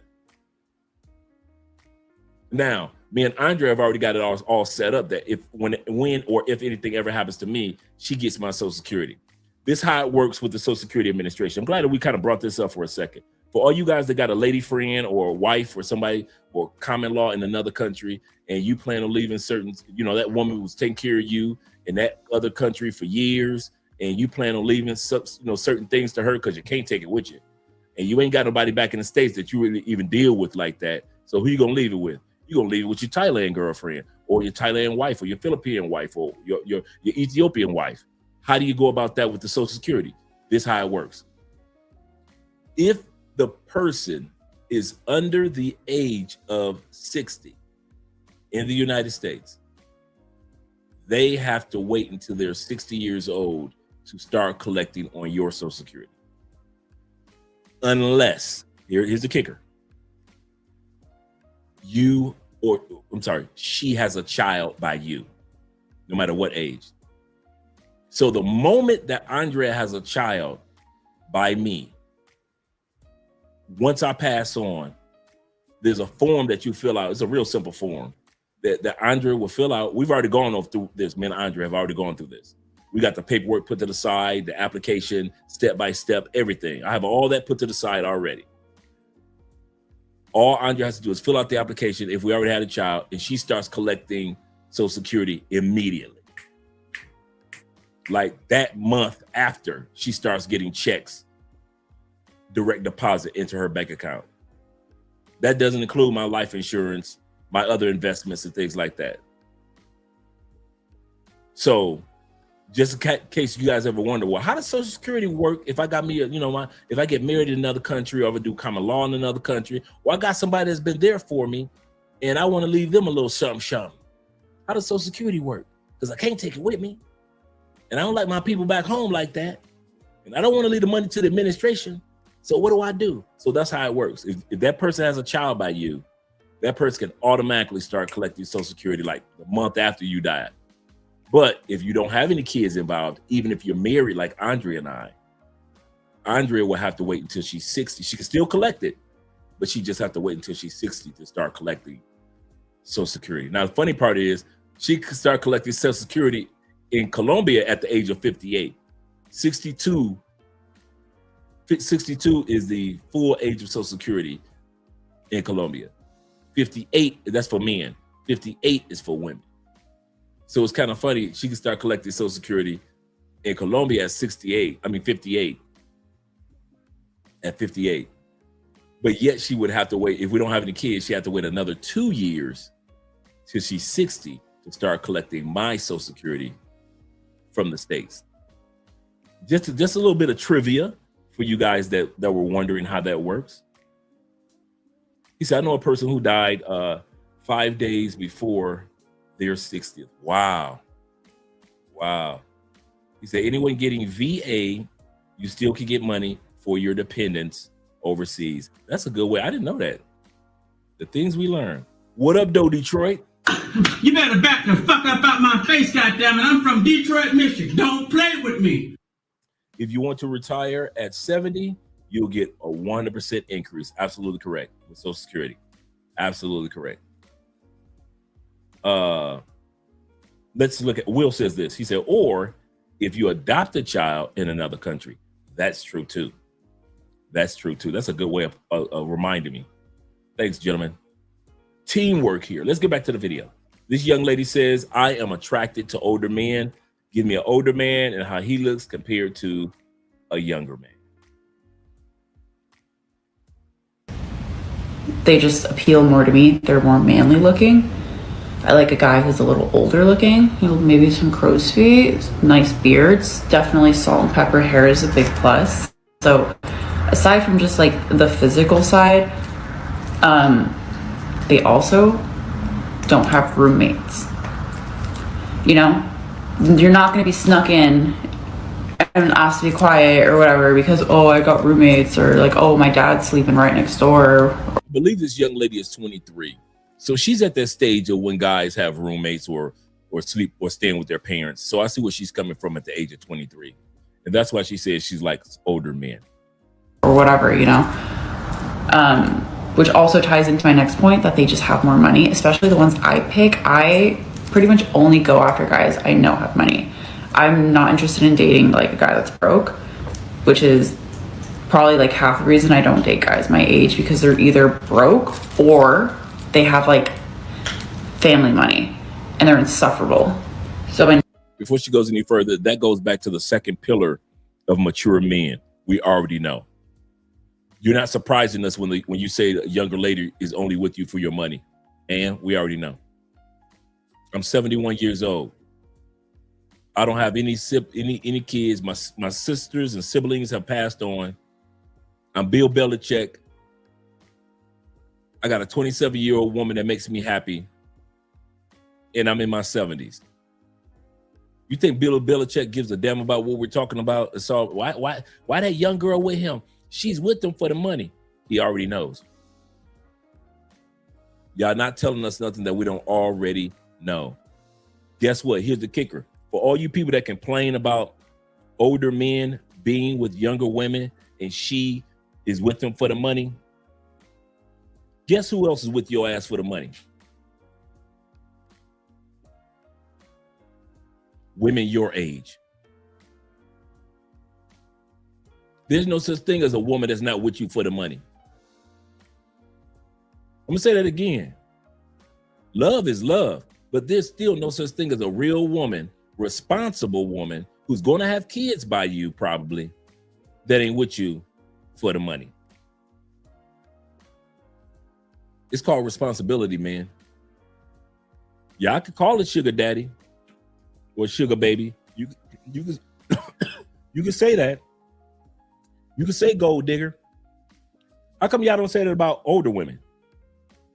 Older women want the same purchases, same purses, same bills paid, same car, same responsibilities as younger women. How come y'all call older women the gold diggers?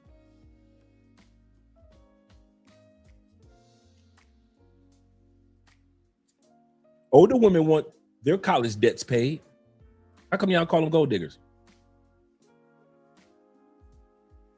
Name one product or item or stage or comfort that a younger woman wants that an older woman doesn't want from your ass. Name it. Y'all can put it in the comment. What's my point? My point is you're going to pay either way. It's called being responsible. You're going to pay them bills either way. You're going to buy that car either way. You're going to pay for that tuition either way. You're going to pay for that dress either way. You're going to pay for that vacation either way.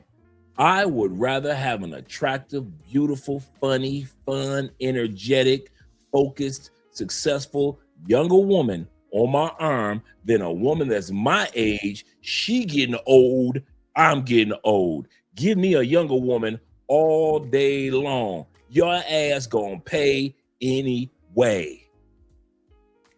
So for all you dudes that like older women, have fun.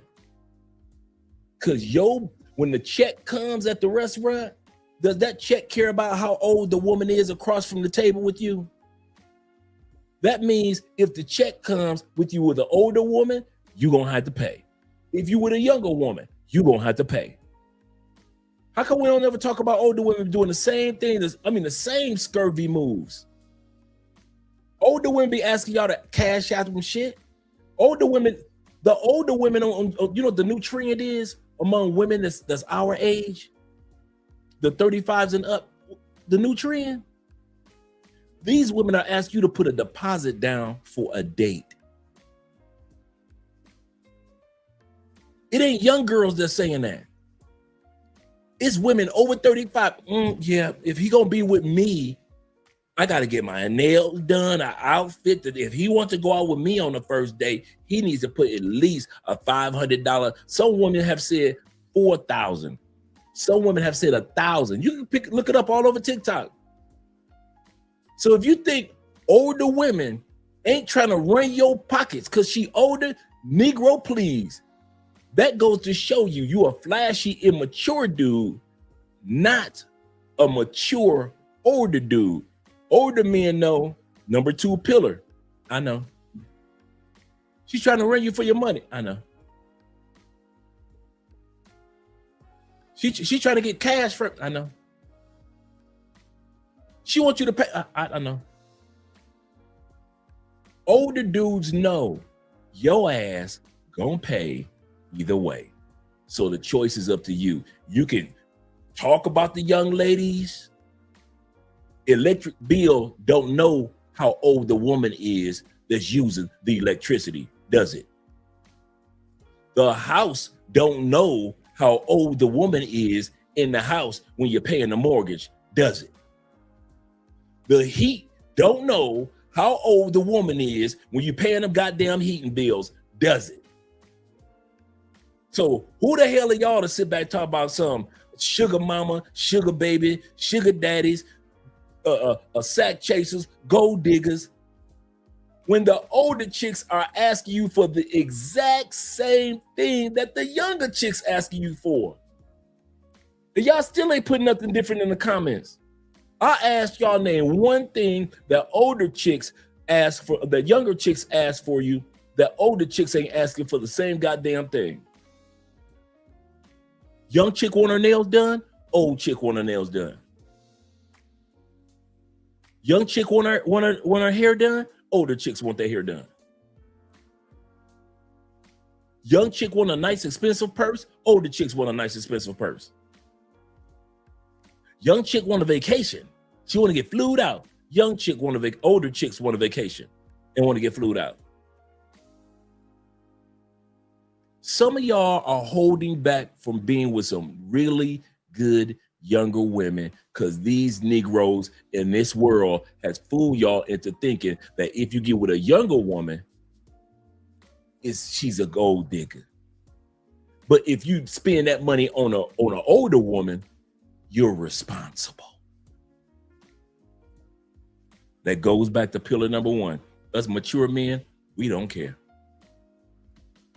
We don't care what y'all think. That's why we get with the younger woman. Ain't no way in hell I'll be sitting up there paying medical bills for her and medical bills for me. No, I'm the old head of this marriage. I'm the old head.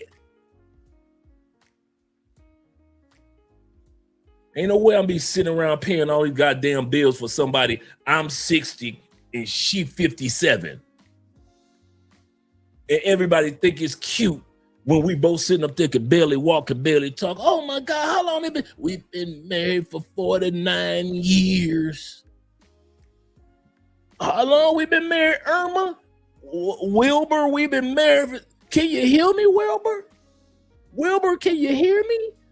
We've been married for 49 years.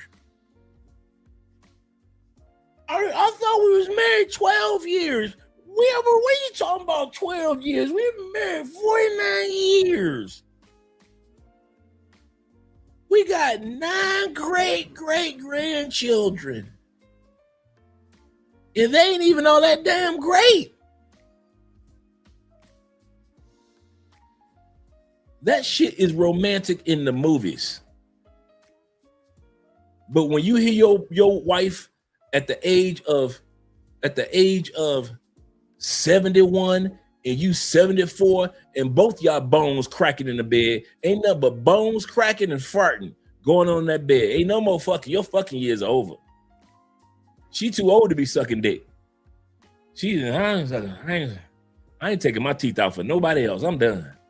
I'm 71 years old. I done sucked enough dick. I bet you Bill Belichick getting his dick sucked. Bet that.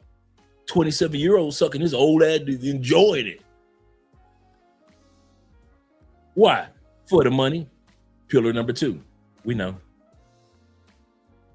She just sucking his dick for the money. We know. Bill Belichick telling y'all, I know.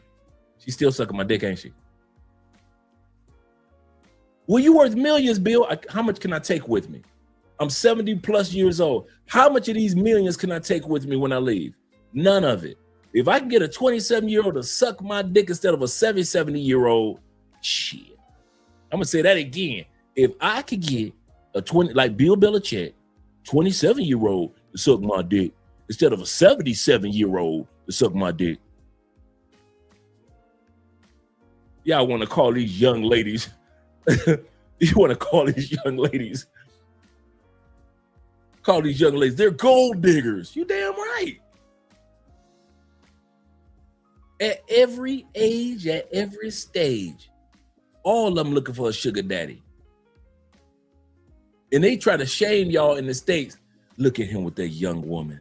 He's a predator. He should be ashamed of himself. Pillar number 1, we don't care. Pillar number 1 of the maturity of men. We don't care. Don't care what y'all think about us. We be laughing at y'all ass.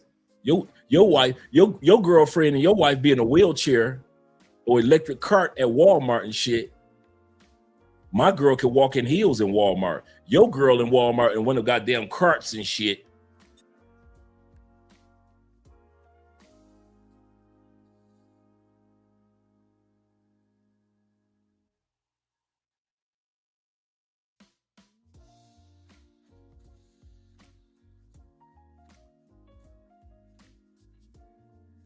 I'm not black, I'm OJ. Okay.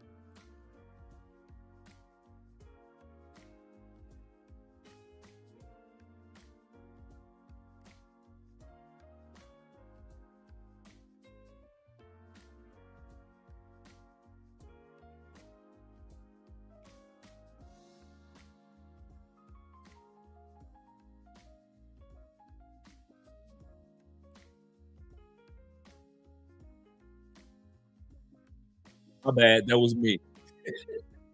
That was me. I made a mistake and pushed the button on the sound board. It muted myself. It muted myself on the soundboard. My bad. Running off at the mouth. Shout out to my brother I am FF in the building. My bad. He said, unmute yourself, Andre. He said, I'm back.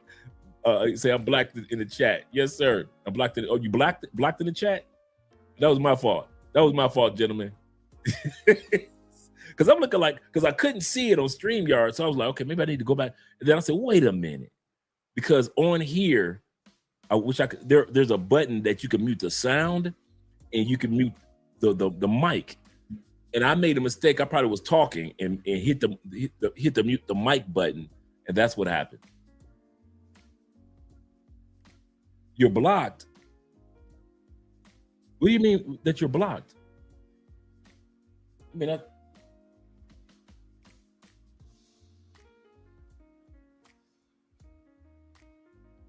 oh, okay, cool.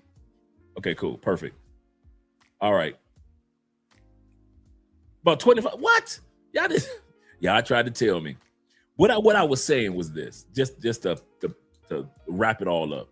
I was saying that the same thing that happens to you with dating older women, the economic side, you'll also find yourself with the same economics issues with younger women.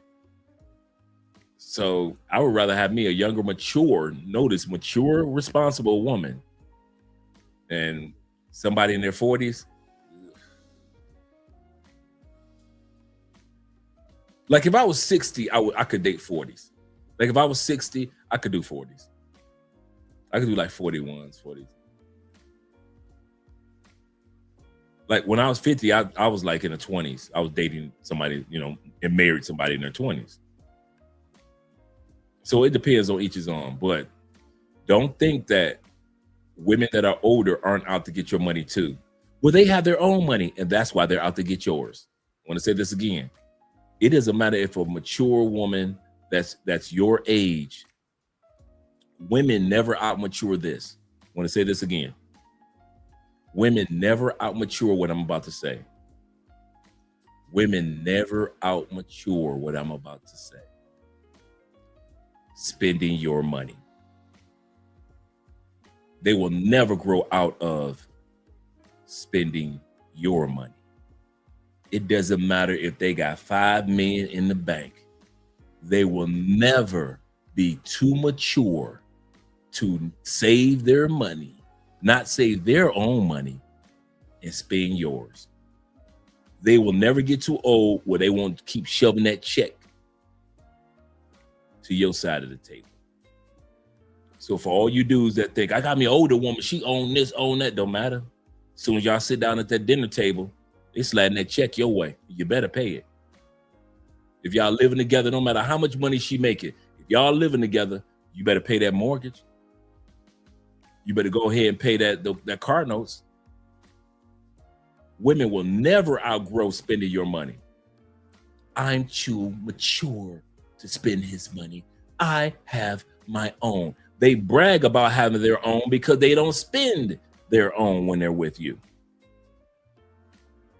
They'll never outgrow that. I don't know why you guys think that women will outmature spending your money. So you might as well get a woman. If you're going to spend your money, or spend your money on a woman, and she gonna never outgrow spending your money, you might as well get what you want. And if you want a younger woman, get you a younger woman. Everybody can holler that she's a sugar baby, or she's a this, don't matter. Because if you got an older woman, you spend the same damn money.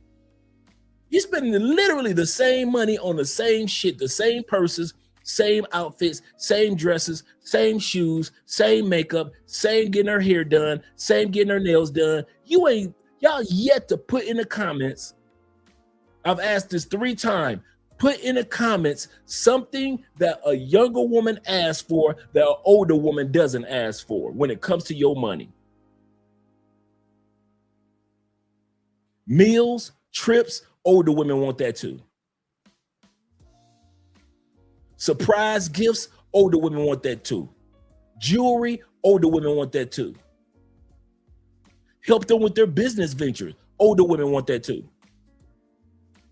All that criticism that your mamas and your aunties, my mamas and my aunties convinced us about younger women. They didn't tell us the truth that older women want the exact same thing. Maxing out your credit cards, older women want that too. Feminist movement, older women want that too. All of it. He said, Dre right. There may be some exceptions, but that's the rule. That's the rule. Women will never outmature spending your money. Man, you could be scratching the back of your neck, wondering, man, I got these 2 car notes, man. She don't care how you gonna pay them. You better get them paid. Car note don't know how old or how young your woman is. That car note don't know your woman's age. Them car notes, all them car notes know is that you better pay them. That's all them car notes know. Vivica Fox is waiting around for a young boy. She blew that one. The last young dude she had was 50 and she blew that. Let's go back to the video. Let me bring that back up. Let's get back to the video. It's Hispanic Heritage Month, so I'm... Yeah, bring to the table, you know, like, and like, I believe in dating up a lot. So the problem with me and guys my age is that I don't respect them at all. I have no respect for a guy my age. They're just annoying to me. They don't really have anything that I want. Like, they love to ask, oh, what do you bring to the table? Like, what do you bring to the table? You know, like, I don't know. I don't think you bring anything to the table. Older men, it's like when you date them, it's like people clear the way for you. They clear the way. Oh, Mr. Such and Such, thank you for coming through. Who is this lovely young lady today? Okay, well, we have the best table for you. Because old men know how to make reservations. They're friendly to the staff. They talk to everybody, so they know everybody. So every time they go somewhere, they know everybody. True. I think people are chasing attention more than anything. I think people are chasing attention more than even being rich or anything like that. I think attention is killer in all aspects of life. I think that when you do the right things, attention to come to you organically. Here's my list of 4 reasons why it's a terrible idea to look flashy. And save this video to your favorites so that you can come back to it later. Number 1, you want to be simple, bro. When you avoid expensive possessions, you will also avoid expensive problems. Just say, for instance, you had a Ferrari. Even if somebody gifted to you for free, your insurance would cost 3 times more than the regular cost for insurance. You would have to buy the expensive gas, and your tires will be super expensive, and the maintenance on that car is going to cost a ridiculous amount of money. So simplicity is better because you can have a peace of mind and you can avoid being a slave to higher payments. Number 2, it's cheaper to not be flashy. Bro, how many people do you know go and get the newest iPhone as soon as it comes out, regardless if their current iPhone is working or not? They do this because it is new and shiny, bro. Don't make this same mistake. Keep your phone as long as it is working. Number 3, being flashy attracts the wrong people. When you show people that you have money, it attracts them to your money, but not you. Being humble and living a life that's humble will help authentic people levitate towards you. It will attract people that value you and not just what you have or what you can give them. Number 4, you can retire with less material things. If your expenses cost $50,000 a year and you use the 4% rule, you would have to have $1.25 million to retire. But if your expenses are $100,000 per year, then you're going to need $2.5 million to retire. So if you are able to not be flashy and live humbly, you'll be able to retire with less money. Send this to somebody that needs to hear it. Listen, baby, you have to stop dating these little men, these boys, okay? Start dating the grown men, all right? And this is more than an age, it's a mentality. A grown man is not gonna fuck around or play with you, okay? He has done the inner work, he sees himself, he sees who you are, he truly assesses, and he's gonna provide for you in every way. I mean, the energy is so different with a grown man. Like, it's amazing. And you feel, everyone's like, oh, get in your feminine energy, you need to get in your feminine energy. And if you've never been around a real grown-ass man, you don't even know what it is to be in your feminine energy. I mean, it sounds cute in an Instagram swipe story shit, see a little quote from Twitter talking about feminine energy and soft life. But if you have not experienced a grown man who truly encompasses that masculine, strong energy, you're gonna have no idea what that even means. You're like, sounds good. So this is what it feels like. It feels like you can turn your brain off when you're around him. It feels like you trust that he's gonna say what he's gonna do because he always does what he says he's gonna do. Sounds cute in an Instagram swipe story shit, see a little quote from Twitter talking about feminine energy and soft life. But if you have not experienced a grown man who truly... Some of y'all might be looking at this young sister like, she is kissing his hand. The fuck? Some of y'all might be like, she kissing a white boy hand. An older white dude, because it's an older man. It says after you date the right older man, the right older man. You'll never see young guys the same again. To some of you guys, that's a little different. She's being a little extra, kissing his hand. You guys know that women in South America, just in the Latin community, touch is a very important part of the Latin community as far as being in a relationship or dating a Latin woman, a Latina. I get that all the time since the day I met Andrea. Andrea's been kissing my hands all the time. All the time. We'll be driving in the car, I'm driving. Andrea just grabbed my hand and just start kissing all over my hand. All the time. For some of you guys, that's just, you can't even relate to that in the States. But when you're dating women from certain cultures, the Asian culture, the Latin culture, this in many cases is the norm of your hand being kissed, or your forehead being kissed, or your neck being kissed, or or her caressing your bald head, or whatever it may be, or she playing with your beard, your gray hair.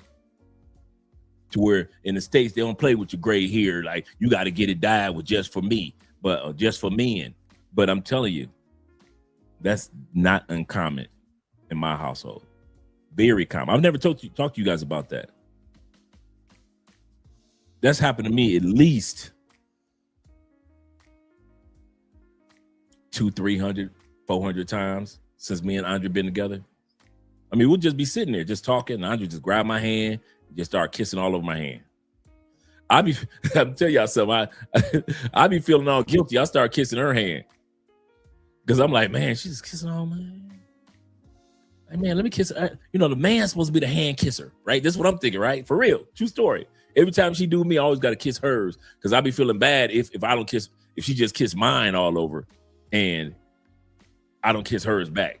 I'll be like, okay, this is kind of awkward. In other words, I'm not used to that. I'm not used to that type of affection that this young lady is giving. You say it again for the Plantation Bros in the back. What Tori said. Tori says this. He said the difference between the grown-ass man and the simp, the grown-ass man don't tolerate the bullshit and will dismiss you quickly. Absolutely correct. That's an excellent point. That's an excellent point. And if you know, you know. Let's continue on. I just want to let you guys know. I never mentioned that to you guys. But yeah, that's not something foreign to me. And to many of you guys, you got women that show affection to you in ways that women in the West don't. You've left America, and your woman in the Philippines treats you with little things in a way that nobody's ever done. Or your woman in Thailand does things for you, or your woman in Ethiopia, or your woman in South Africa does things for you in a way, whether she bows down and feeds you. You're like, I ain't never had nobody ever bow down to feed me. I never had nobody actually take a spoon and just say, baby, let me feed you like I was 3 months old. I never had that happen. You go to another country and that's what she does. She loves feeding you, Papacito. But you go back to the States and you hand a spoon to your woman in the States. She gonna stab you with that spoon, if anything. Shout out to our Canadian brother in the building. I told this guy where I was from. He said, oh, Canada. Let's get back to the video. Encompasses that masculine, strong energy, you're gonna have no idea what that even means. You're like, sounds good. So this is what it feels like. It feels like you can turn your brain off when you're around him. It feels like you trust that he's gonna say what he's gonna do because he always does what he says he's gonna do. It feels like someone who's looking out for you on top of how you look out for yourself. You look out for what you're doing, he's looking out for you, and then some. It feels like someone who will hold you accountable, but will also hold themselves accountable, will communicate efficiently and effectively, will own up to their flaws and faults, and someone who has played the games already, has, you know, seen what's out there and truly knows and appreciates who you are. So when you're around a man like this who has intentions that are strong and that knows your value and knows their own value as well, you're gonna feel this calmness that just relaxes your nervous system, and you're gonna be like, oh my god, I'm just chilling, I'm relaxing, I'm floating, if you will. That's the feminine energy. That's the energy that you probably never get to experience. Your cortisol is probably high. You probably got a cortisol belly, you know, because you're just stressing the fuck out. So, yeah. Get you a grown-ass man ASAP. It shouldn't be a red flag to like older men. Men get finer as they age. It's honestly not fair, you know? Like, when you get those little speckled silver hairs coming in, you look like a Greek god. And you just get so masculine and emotionally mature the older you get. Gen Z women are choosing to date older men. And it's not just about financial reasons or seeking a sugar daddy. And here's why. Older men don't play the same games. They're not trying to humble you, compete with you, or make you feel too much. They actually like a woman with confidence. They've already lived, already had the party phase, the ego trips, the chaos. Now they want peace, and they know how to create it. Meanwhile, a lot of younger men still chasing validation, still figuring out who they are, still trying to prove something. And in the process, they end up making women feel like a burden for wanting stability. That's why more women are skipping the struggle and choosing someone who's already emotionally secure. Absolutely. It's not. She is 1000% correct. I have said this for years. There are women that are skipping the line. There are women that are skipping the line, gentlemen. There are women that are saying, listen, I can stand in line and wait for my turn to get me a good man. And they stand in that long ass line with millions of women. And it feels like some women are cutting the line. And they're looking and they're looking back and what the heck? How come? Because they're dealing with younger men. And this is no slight to younger men. It's all about the maturity part, not about the age. So a lot of women have decided, fuck it, I'm skipping the line. And they take their ass all the way up to the front and get them an older man. Think about it. Just my wife. How much bullshit would dudes her age that she would have went through if she was into dudes her age? How many motherfuckers been talking about, I want to get you pregnant, but no ring? Some of y'all girls, some of y'all ladies that y'all with, some of them younger ladies that's serious about you. I'm not talking about just the party girls. I'm talking about a younger lady in another country or even back home that's really serious about you. She's skipping the line. She like, fuck going through all them headaches and them heartaches and getting yeast infections and getting motherfucking STDs and getting pregnant and have emotional stress and he cheating on me. Let me get me a mature, act like he got some damn sense in his head, older man. I'm skipping the line. And they will walk all the way to the front of that motherfucker while millions of women will stand here and wait for young dudes to grow the fuck up. There are women that's like, I ain't got no time for that. I ain't got no time for him to get his money right. I ain't got no time to, if he loses money, can he get his money back? Can he do that? Because older dudes can do that. We can lose everything and say, you know what? It's all right. We're going to be all right. Young dudes lose everything. His ass going to disappear. At the end of the day, women of certain ages have realized, I ain't standing in this long ass line waiting for all these grown ass men to grow up. I'm going to the front And just like Andrea, and just like a lot of you guys that have younger women that love y'all, they skip right to the front of the motherfucking line and let these other millions of bitches behind them deal with them headaches of the younger dudes waiting for them to grow up. She is not lying. I've been saying that one for years. I've been saying that one. There are women that mess with older dudes because they skip to the front of the line. I'm not going through this bullshit with young dudes.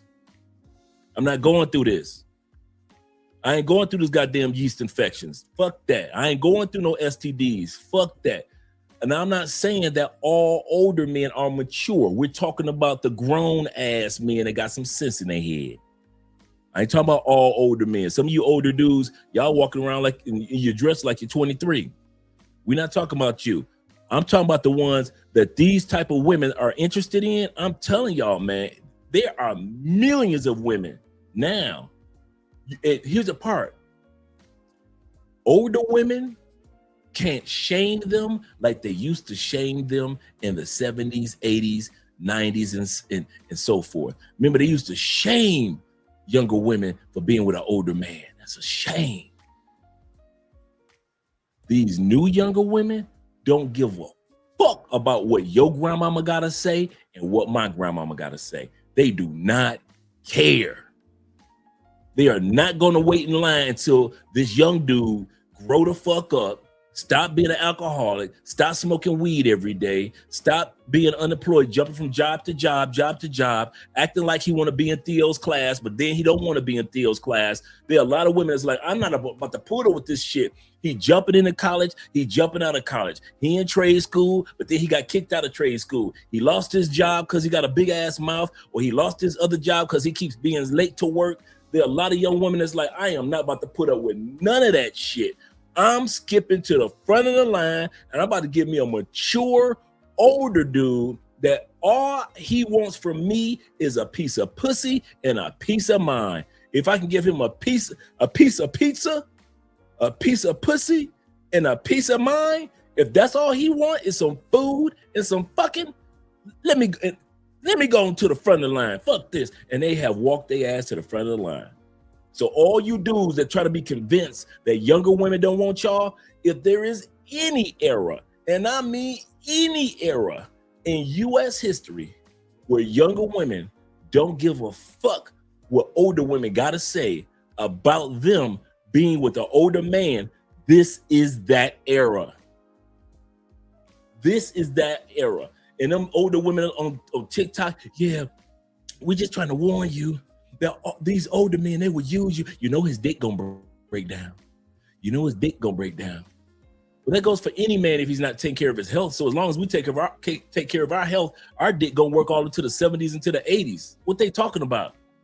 There's so many goddamn fathers walking around in their 60s, 70s, and 80s. What are you talking about? The dick gonna break down.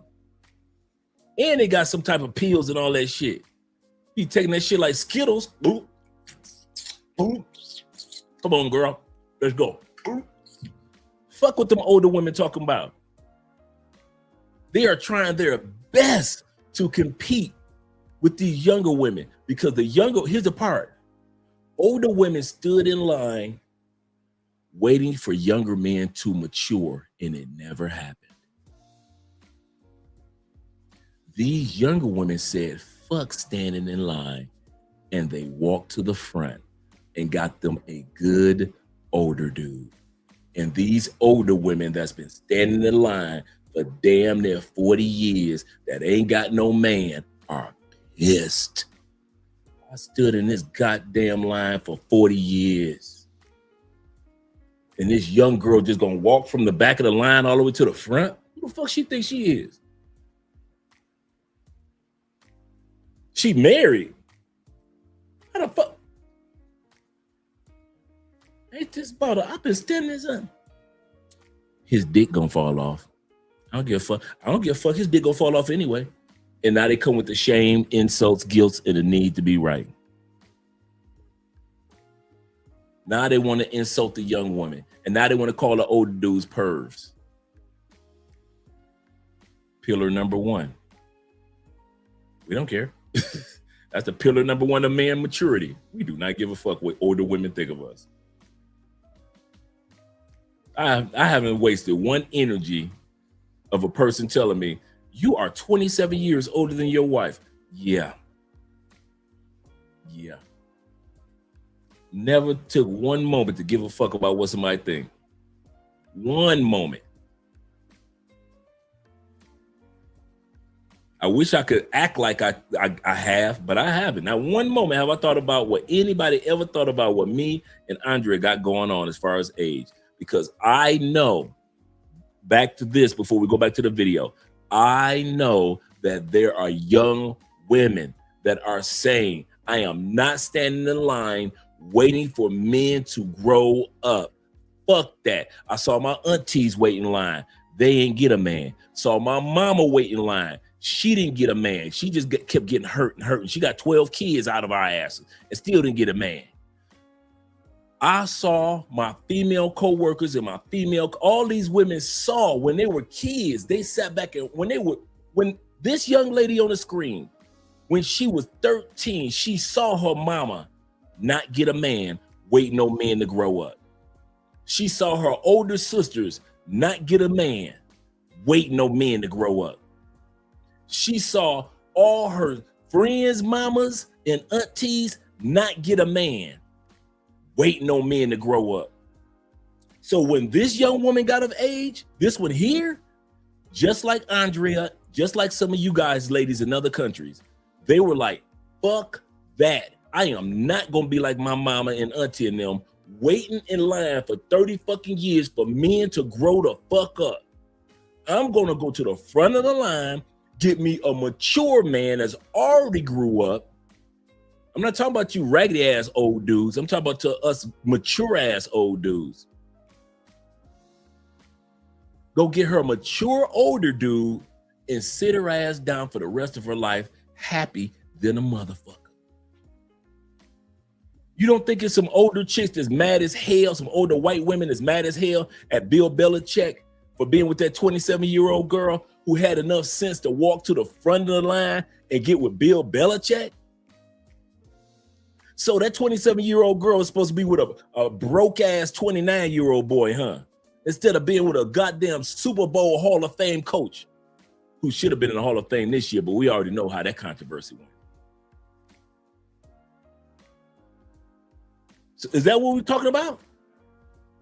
That young girl had enough sense to say, fuck standing in line, waiting for men to grow up. I'm walking straight to the front. And she got her a Bill Belichick. Shit. So if y'all think that young women, if y'all think that, I'm gonna tell y'all something for real. You want me to hit you upside the head? Some of y'all got daughters 23, 27. This generation of daughters, don't be surprised if your daughter walk in the house and say, Dad, this is my boyfriend, and he's 47. Some of y'all got some 26-year-old daughters. Don't be surprised if she walk in the house and her boyfriend is 36, 39. This is that generation. I'm serious, dads. I'm letting y'all know now. Your baby girl, what, 17, 16, 15? When she hit 24, don't be surprised if she walked in the house with somebody that's 37. These women, these young women these days, they ain't going for that bullshit that their mamas went through, waiting for boys to grow up. They like, why the fuck should I wait in line for a man to grow when I could just walk to the front of the line and get somebody that's 37 who hasn't got some damn sense in his head? He's already graduated college. He's been in his career for 7 years. So, Dad, you want me to go to the back of the line and be with these dudes that want to beat my body up and give me diseases and give me babies? So you feel comfortable with me being 25, being with a 26 or 27-year-old just beating my body, beat me up almost every night as far as the physical or sexual, in other words, giving me diseases, cheating on me, and giving me babies. That's what these young women are asking you fathers. So as long as he around my age, but he fucks me over, you glad, Dad, right? But if I walk in the house with somebody that's 37 and I'm 24, you pissed? And I'm talking about mature, got some sense in his head, 37. I'm not talking about 37 just because he's 37. I'm talking about mature dude like a lot of us. And you pissed at your daughter for skipping to the front of the line. I'm already ready. If Andre and I have a baby girl and she want to skip to the front of the line and that dude is mature enough to take care of my baby girl, I ain't gonna say a goddamn word. But welcome to the family. These young women are not, I'm telling y'all, you dads, it's easy when you don't want getting a young girl. It ain't that easy when you know your daughter is gonna be somebody's babe. She calling you babe, you calling her baby now. Somebody else right around your age gonna be calling her baby too. You ain't ready for that, huh? I'm gonna say that again. You call her baby because that's your baby girl. You got 20 years on her. It's gonna hurt some of y'all feelings in this generation with young ladies when she bring home somebody your age that call her baby too. Y'all ain't ready for that, are you, Dad? Not my girl. Okay, go ahead. Let your little girl run out here with these little badass little white ends that's in the world today. Let I'm serious. All you dads that want your daughter to date somebody her age, go ahead. Let her be out here with all these little white ends now. They'll destroy your daughter's innocence and toss her to the side like trash. So go on, let her be out there. I'm serious. Since you want your daughter to marry somebody her own age, go ahead, let her go and do that. Let me see how that work out. It ain't work out in my generation. It ain't work out with women. My mama generation didn't work out like that when they was in their early 20s, mid 20s. It ain't work out in my generation when we were in our mid 20s. It ain't work out in the millennials in their 20s. So go ahead and tell them Gen X girls that it's gonna work out for them as long as they get them a boy that's their age, no older than 5 years. See how that shit work out. Go and tell her you can fall in love with your high school sweetheart, baby, your college sweetheart. Go and tell her that. See how that shit work out statistically. Your daughter is gonna have her heart broken, just like the daughters of my generation that were in their 20s, and the daughters in my mama's generation when they were in their 20s, and the daughters in my grandmother's generation when they were in their 20s, waiting around for men to grow the fuck up. Every generation, there was a few of us men that were mature in our 20s, but most of us, we was out there wilding. Let's be real. So you want your 20-year-old daughter to be out with men when we on that wilding stage. That's what you want. Shit. Okay. I'm not black, I'm OJ. Okay. He said, as a young man, listening to older, successful men, date, but focus on investing in yourself. Absolutely correct. And that's part of the waiting. When you're a younger man, you are supposed to be focusing on self and investing in yourself, building your network of positive older men and things like that. Live frugal. You are supposed to live frugal at that time period, so dating should not be a major thing. They said most of these women, these young women, are not built, now this is true, are not built like the women from 1940s to 1980s. This is true. This is 100% true, Will. Shout out to you. Here's the kicker. But the few that are not waiting in line for the men to grow up. I'm gonna say that in every country I've gone to, you're right, that stands true. Women in their 20s are for the most part immature. Just as immature as the men. They're both immature. I'm serious. But the few of the women that are mature, have decided to start dating older men. The few women of that stage of, like late 19s, like 18, 19, 20, all the way to like their 30s, they're starting to realize, I'd rather have the window 10 years. I'd rather be, if I'm 20, I might date somebody that's 30. If I'm 21, I might date somebody that's 33. There are women that know they are too mature Even though 99% aren't mature, there are that little percentage are too mature for the men of their age, and they're not going to wait around for it. Andrea is just like all the women on this video. Andrea said it a lot. Andrea cannot stand men her age. She said as far as physically, they're attractive, they're fun to hang out with, all that. She said, but as far as relationships, she said I cannot stomach a man my age. She said, I tried it twice. One brother was in the military, and I forget what the other brother was doing. He was in college, I believe. And Andrea was in college, and Andrea was like, this is not for me. This is not for me. Let me scroll back up. Did I miss a super chat? Thank you, for real. Ishmael. I said a Pharaoh. Ishmael, let me scroll back up, brother. He said, preach, coach, preach. Let me scroll down. He also said this. He said, Kevin proved how dating was dumb for men because we don't get value out of dating. He did say that. Can you make a video on dating? I already have that coming up. I already got that coming up, brother. That was going to be tonight's episode. That was actually great minds, brother. Great minds. That was going to be tonight's episode, but then I changed it over. And I'm going to move the dating one to later this week, this up and coming week. This week. So tomorrow we're going to talk about the hotels and all the little things here in Colombia. But after that, Tuesday is my day off.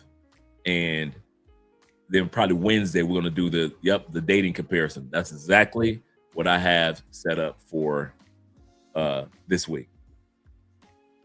Shout out to you. Shout out to my brother once again, Ben Dixon in the building.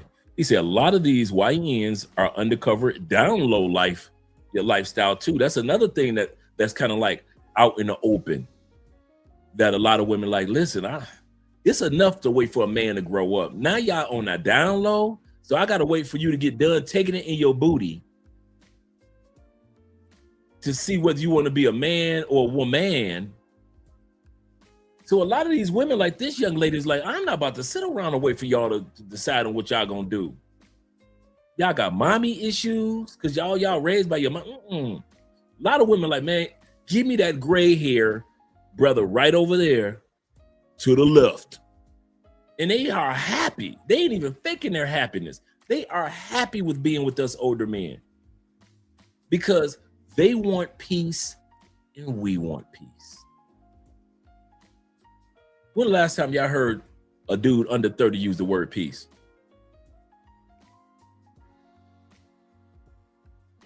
I'll wait. When the last time you heard a man under 30 years old say, I'm just looking for peace? I know some of y'all say, I said it. No, you didn't. No, you didn't. None of us under 30 said peace. A piece of that egg. That's what we was looking for at under 30. We were looking for a piece of that egg. Piece of chicken. We weren't looking for no peace of mind.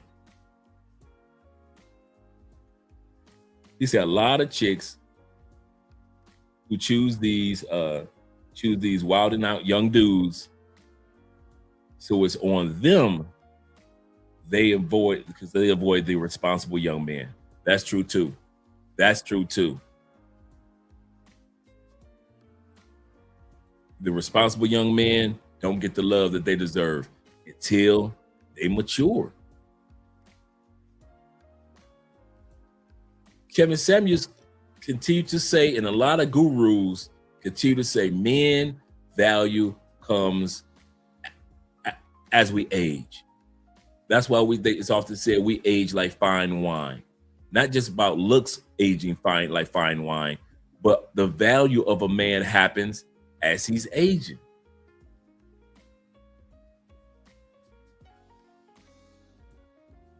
It happens. The value of a man happens as he ages. So yes, in our early 20s, if you're the good dude, you're the quirky dude, you're the oddball, you're the ones that women don't understand. It happens. But then them the same women that's all over you after 35. Who knew? Now the 25-year-olds want to be all over you. When you wanted them when you was 25. But that's not how the market works. The market works that men get our true value as we age. And the older we get, the more valuable we get. The market says women were born with their value, but their value goes down. So as we are increasing at a certain stage, their value is going down. That's how it works. He said, yeah, 31. Yeah, for real. All piece of that egg, girl. Zeta says this. He had on a lot of chicks. I think I read that one. Yep. Let's go back to the video, gentlemen. Let's bring this back. This young lady is 100% correct. She's not hiding. I love that she put it on social media because she is speaking for a lot of women. Men still chasing validation, still figuring out who they are, still trying to prove something. And in the process, they end up making women feel like a burden for wanting stability. That's why more women are skipping the struggle and choosing someone who's already emotionally secure. It's not gold digging, it's peace digging.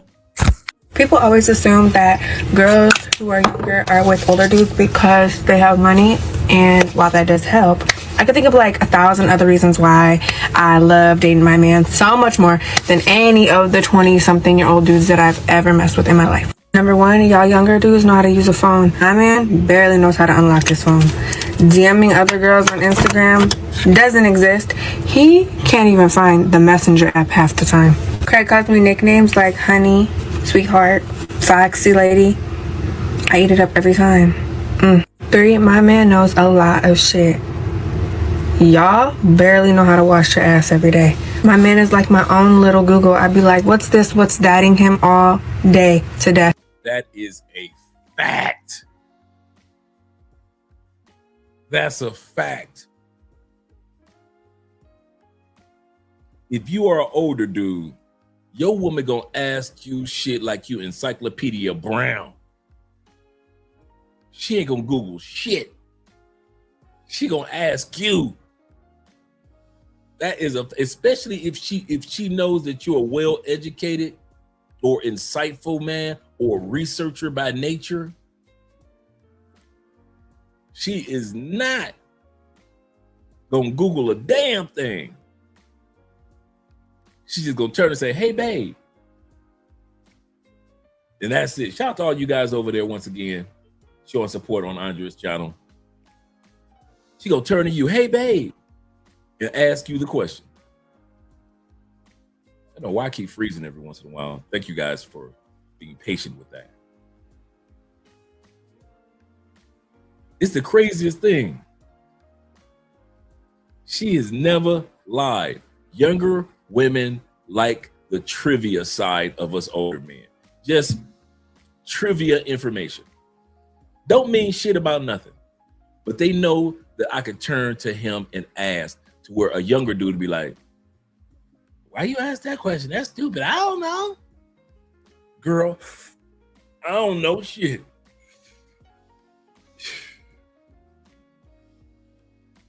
That's for real. International Quiet Storm says this. He said, YNs look at us like we scammed them out of something. You ain't never lied. How you gonna get all women?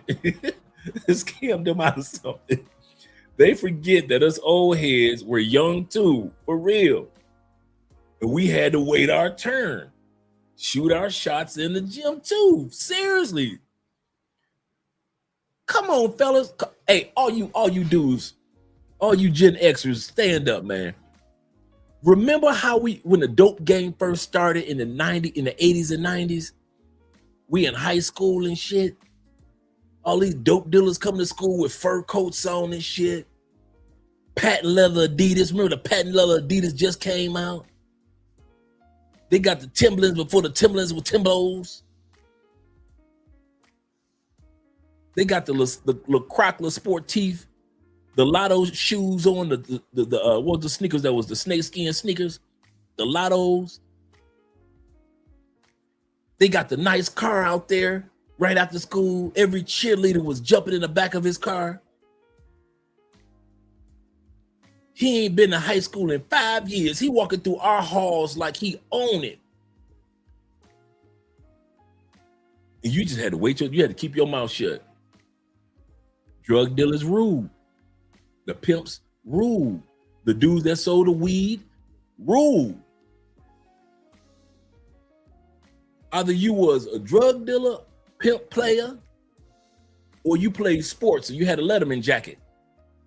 If you ain't have a Letterman jacket from playing sports, or was a pimp, pimpity pimp in the dope game, the rest of us had to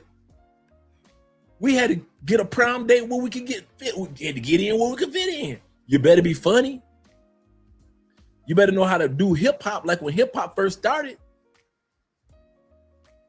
You better have some type of talent because the ladies were going,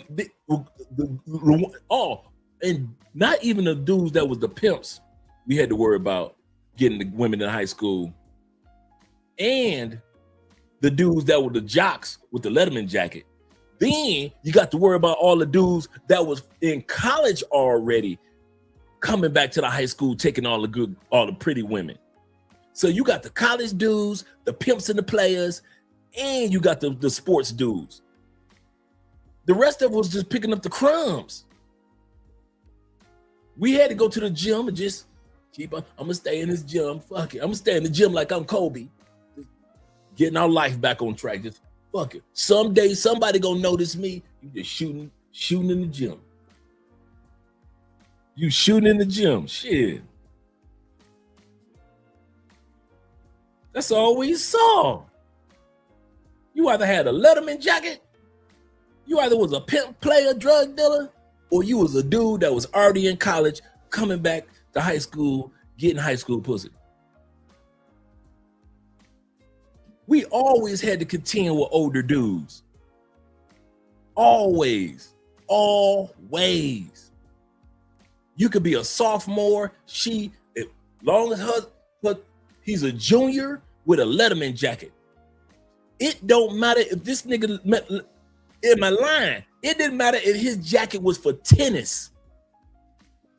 This dude got a Letterman jacket for playing golf. He getting all the coochie.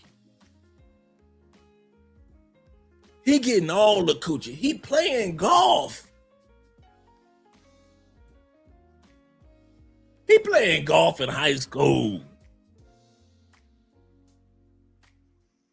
And every once in a while, the ROTC dudes can get some coochie because women just love a man in the uniform. So you wear ROTC uniform on Fridays, so the ladies love and see you in a uniform. But the rest of the week, you just a regular old brother. But when Friday come and you wearing your uniform in the hall, shit, the ladies loving you. Shout out to the ROTC. But other than that, the rest of us, shit. We was fighting over scraps. Ain't nobody tell us our time in life gonna come later. Ain't nobody tell us that shit. Your uncle and your dad didn't tell you, hey, don't worry, your time in life gonna come. You sat back and you suffered them years. Shit, what you talking about? It was hard being a youth in the 80s. Will says this. He said, I know a beautiful Colombiana, 27, that wants to get with bad, but I declined because she has a kid. She's got a kid and no job. See, I don't date women with little kids. See, if the kid was more mature and she had her job, she might could slide through. But a little kid and no job, she looking for a true sponsor. Shout out to KP in the building. He said the ones with the cars too. All the rest of us getting on buses and shit. It's like 3 or 4 of the girls jumping in the car of the dope dealer or the sports dude or the college dude. Yeah, they didn't tell us. We sit up there sad in the motherfucker. I'm gonna be somebody someday. You gonna regret not hanging out with me one day. You gonna regret it. You gonna regret it. Shit. He said, I did Navy ROTC and varsity, so I already know what you doing, T-Mac. You was good in high school. He said, don't forget about them young teachers. I almost forgot. Let's not forget about the young teachers. Fresh out of college, the girls got a crush on them. He teaching world history class. He got the look.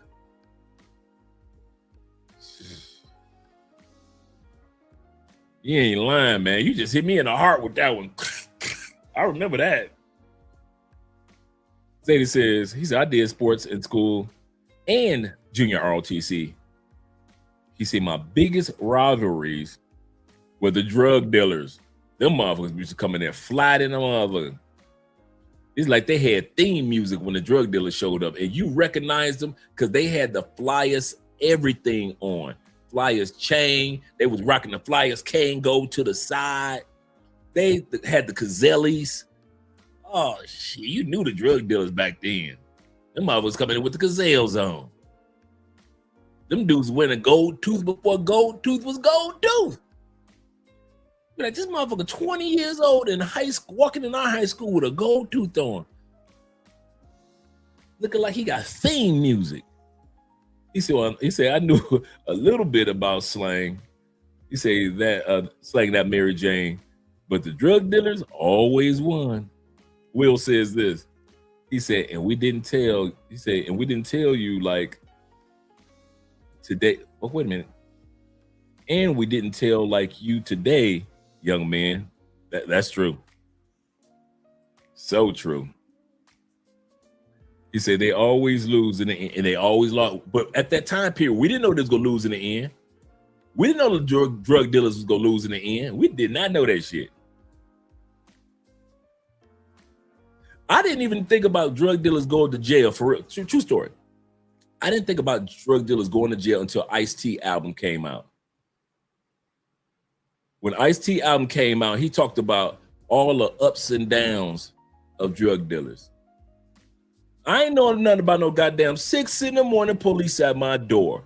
Fresh shit, the streak across the bathroom floor. Out the back window, I made my escape.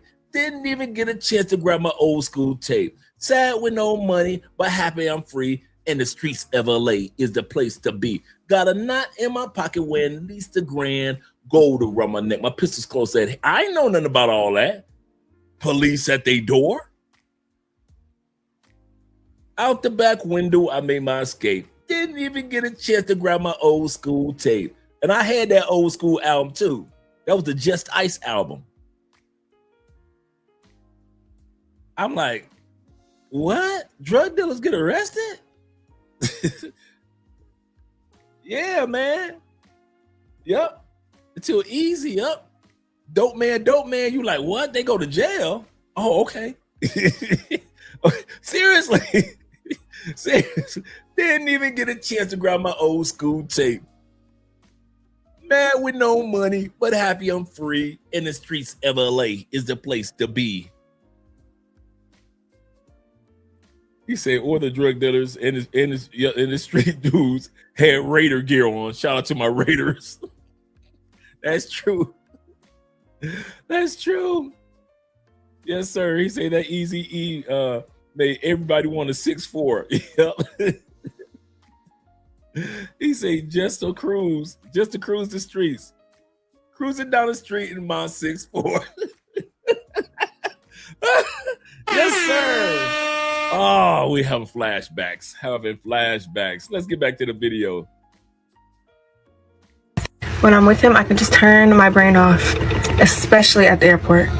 What's going on, I don't know. I just know I got to be on a flight because I am going to land in Miami at 3 o'clock. 4, he says shit like, let's hightail it out of here.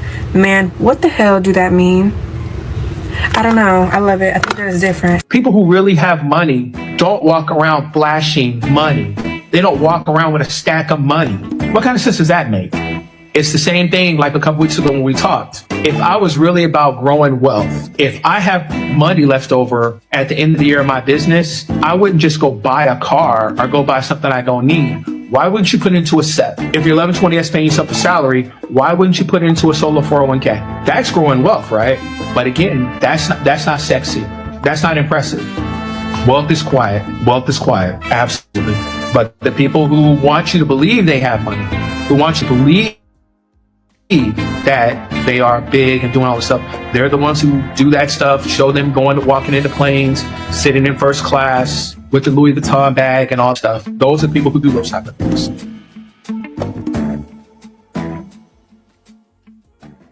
Not gonna lie, I stopped popping it when I realized people that's really, really rich is not showing their money. Like Instagram, social media, rappers, they got us thinking that we need to just show what we got, pop it, put it in people's face.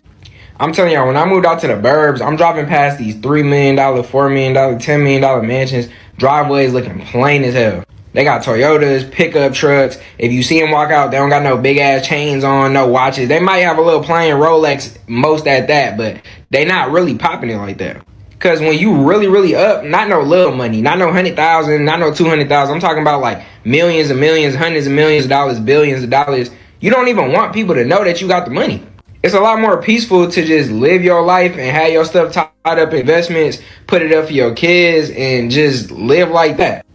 And then you drive through the hood and everybody got Scat Packs, Mercedes, and they living in a 200K house. I don't know why we live backwards like this. Problem with most of y'all little niggas is y'all niggas be so flashy. Y'all wonder why y'all run into the issues y'all run into because y'all want to post every fucking thing, and y'all wonder why your mans is getting booked and why all this shit is happening to you. Maybe if you wouldn't post every fucking thing, dickhead, maybe you'll have a better chance at living your life the way you want to live it, my nigga. Lock in and stop posting everything and stop being so flashy, bro. The hardest thing about having a lot of money is fighting the desire to flex. I'm not like a flashy guy, right? But sometimes I'm around people and they're flexing, and I'm like, I just have to fight this ability. I'm like, yo, one of my bank accounts has more money than you ever seen in your life. Then I'm like, you know what? Keep it calm, keep it humble, because that kind of goes against you inherently, right? And those are my tech friends who are also quite, subdued, humble. Some of them would also be like, dude, I've got 10 million in my account. Like, I should buy a yacht. I should buy this mad thing. I should buy like 20 Lambos or something like that. And then it just goes against who you are. That is the hardest thing, almost trying to ensure that the money doesn't make you who you're not. And that is probably the biggest challenge I have faced, and that a lot of my friends also face. The real men, the real value men, they don't wear anything flashy. You don't even know they have money. That's the beauty. They wear same t-shirt every day. Yeah, sure. And they're the true men with the values. They're the ones who, they're dangerous. They know their stuff. And if they want to inflict danger, they know. But the beauty about them is that they have that everything's under control. So if anyone wants to mess with them, you know you're gonna get burned. But because they're so in control and in their king energy, the girls know that he is a good person to be with because he can protect me, but he also will respect me. So it's officially been 5 months since I've been dating my older man. And these are some really big differences I've noticed compared to dating people closer to my age. Before she goes any further than this, shout out to my man T-Mac with the content support on the Cash App, $10. Appreciate you, brother. And my brother Will with the 10,000 Colombian pesos. He said, well-to-do people know that being rich brings problems. Begging, backstabbing, and fakeness. I'm going to say something that one of the biggest lessons I've been learning in being in Theo's classes is not the search, just the certs. It's the stuff that comes along with it.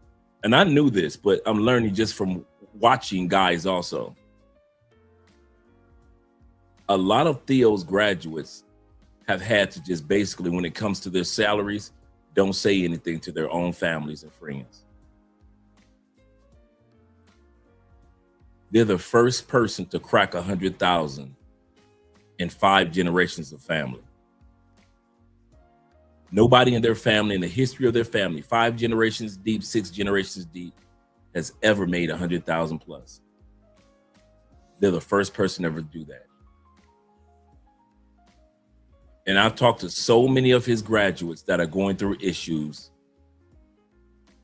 from family begging for money and becoming fake, just like and begging and backstabbing. Just like Will just said. I kid you not. I was going to address that tonight anyway. It's kind of funny you'll say that, Will. One of the things that I recommend for some of you guys, it's up to you. Most of our family members don't know what the hell cloud engineering is. They'll only know the salary based on what we tell them. Some of y'all girlfriends, she don't know what cloud engineering is. She only knows the salary based off of what you're telling her. If this woman is not somebody that you can see as wifey, once you get hired, I recommend, and I'm serious, that you downplay what you make. Now you can celebrate with us because we already know. But some of y'all family members and friends, and you know you the first one to hit 100,000, keep your mouth closed. There are too many guys I've spoken to that need advice after being hired. And these guys are so happy with the accomplishment. But when I talk to them, they're very, very depressed and sad because their family won't celebrate it with them because they're so busy trying to get money from them. I kid you not. Keep your mouth shut. Don't be flashy. When you get hired, split, like I said, they don't know cloud engineering. Say that you just making 60. Say you got hired for a job, you're making 50. They don't know what cloud engineering is. You can tell them you're making 40,000. They don't know. But if you're making 140 and they find out, it's because you open up your big ass mouth, trying to flash. Open up your mouth to that woman for attention. Open up your mouth to your friends for attention. You can talk to us. We all know. So you don't got to feel like we're trying to use you. But I'm telling you, there are a lot of Theo's graduates that are doing very successful and are sad because their families and friends are showing a different side that they never knew existed when they were only making 40,000, 50,000 a year. So I want you guys to think about that as well. When it comes to, I ain't gonna say shit. I'm gonna tell you that now. I live in another country, so I ain't gonna be calling my family talking about I make this, that. But some of you dudes that live in the same city as your family, or even the same household, I'm giving you a tip and a half. I'm giving you a tip and a half tonight. If you don't use this one, if you don't take no advice from the night, I'm telling you guys that are in Theo's classes, shut the fuck up about what salaries that you could be making. If you ever want to see the fakeness of your families and some of your friends and some of the ladies that you're going to deal with, go ahead and run off at the mouth about how much you are making or how much you're about to make. You're going to end up being just like a lot of other Theo's graduates, sad, because the people you thought would celebrate with you are the same ones that are backstabbing you. You won't be the first that that's happened to, and guess what? You won't be the last. Shut the fuck up. And that's serious. That's serious advice. Yeah, Will, I was going to address that one tonight, so I'm glad you brought it up in a super chat. Well-to-do people know that being rich brings problems. Begging, backstabbing, and fakeness. Will says this, another reason why you should move overseas. Yep. International Quiet Storm said, tell them that you make 50K a year and call it a day. Yeah, because ain't nobody gonna care about that. Yep. Knowing that you make 4 times that much, actually. That's so true. That's so true. Do not be out here trying to floss and flex and I just got hired for this job and that they pay me. Guess what, baby? They pay me. If that ain't your wife, you better cut that shit short. Yeah, I got a new job, babe. They pay me $50,000. I thought you said you was gonna make 150. Yeah, but I guess the entry level is 50,000. Lie.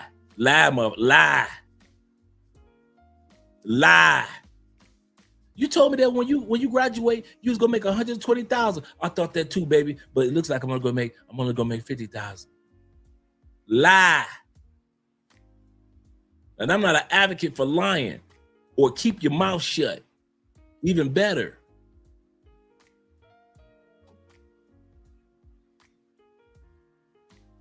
There are too many people that pocket watch.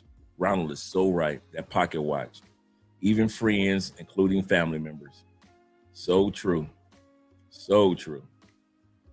He said the number one overall pick now.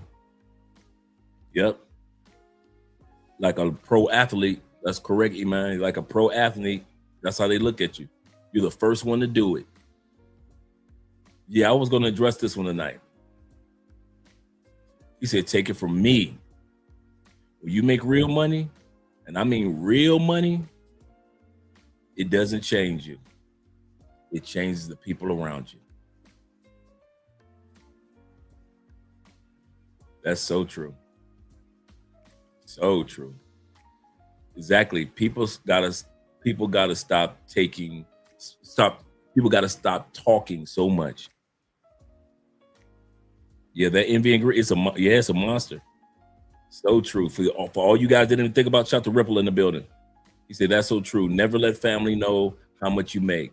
And I know you're excited and you're happy. You put in all this work. You got your certs. You passed the Armageddon. You know, the guys helped you out with your you got your DevOps down pack. You got your speech ops down pack. You sat back and you got all these certifications. You got your architecture. You even got a certification for AI. I mean, you just did 25, 50 interviews, and interview 51, you got the job, or interview 24 or interview 10, you got the job, and you excited. And the closest people to celebrate is your girl or your family and your boys. And I got you. Celebrate that. Let them know I got the job. How much you gonna make? 50,000. After all that work you put in, 50,000. Yeah, that's just the entry level. I got to work my way up. Your ass is sitting on $222,000 a year. You just told your family 50,000 to keep your family. You see how I worded that? You told them 50,000 to keep your family. Go ahead and tell them that you're making $220,000 a year. Your ass ain't gonna keep that family. I'm talking about mamas, cousins, uncles, every friend. Go ahead. Girlfriends. Go and tell your girlfriend you make 220. She used to you making like 45, 50, and all of a sudden you telling her 220. You think she was insecure at your handsome ass when you was making 40? You think that her self-esteem was low when you was making 40? Where you think your girl's self-esteem gonna be now that you making 220, 175, 150, 120? What do you think her self-esteem gonna be like now? And you can fly any place in the world to do the job. You ain't got to be right there in Atlanta with her. You can fly from Georgia in the States to the country of Georgia and do your work. You think your woman insecure now? Go and open up your big ass mouth and tell her you make it 225 in the name of celebrating because she was there with me. Go and open up your mouth, Mr. She was there with me. Watch how insecure and jealous she gets now. You done fucked your family up. Talking too much. Shut the fuck up. Talking too much. I'm telling you, I'm giving you guys some, okay, all right, think I'm playing. Think I'm just talking to be talking. Yep, keep it general. Keep it general. I'm not an advocate for lying, but be like, you know, I'm doing good. Yep, They'll start making up false allegations on your ass, and then you're mad. My Colombian chica said that she doesn't want to know how much I make. Absolutely correct.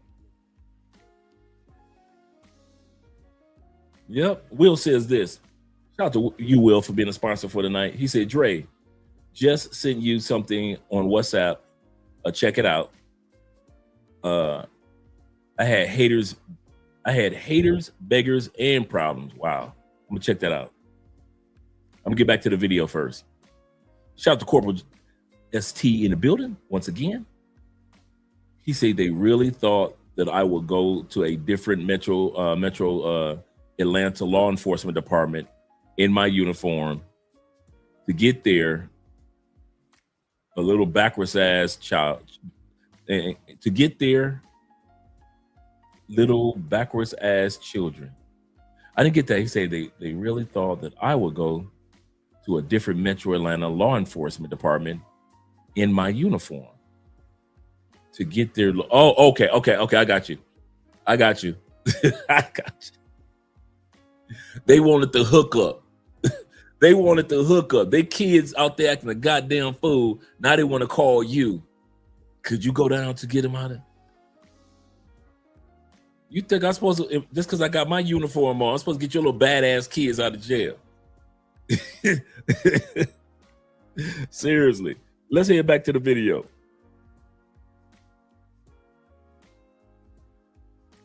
I am 31.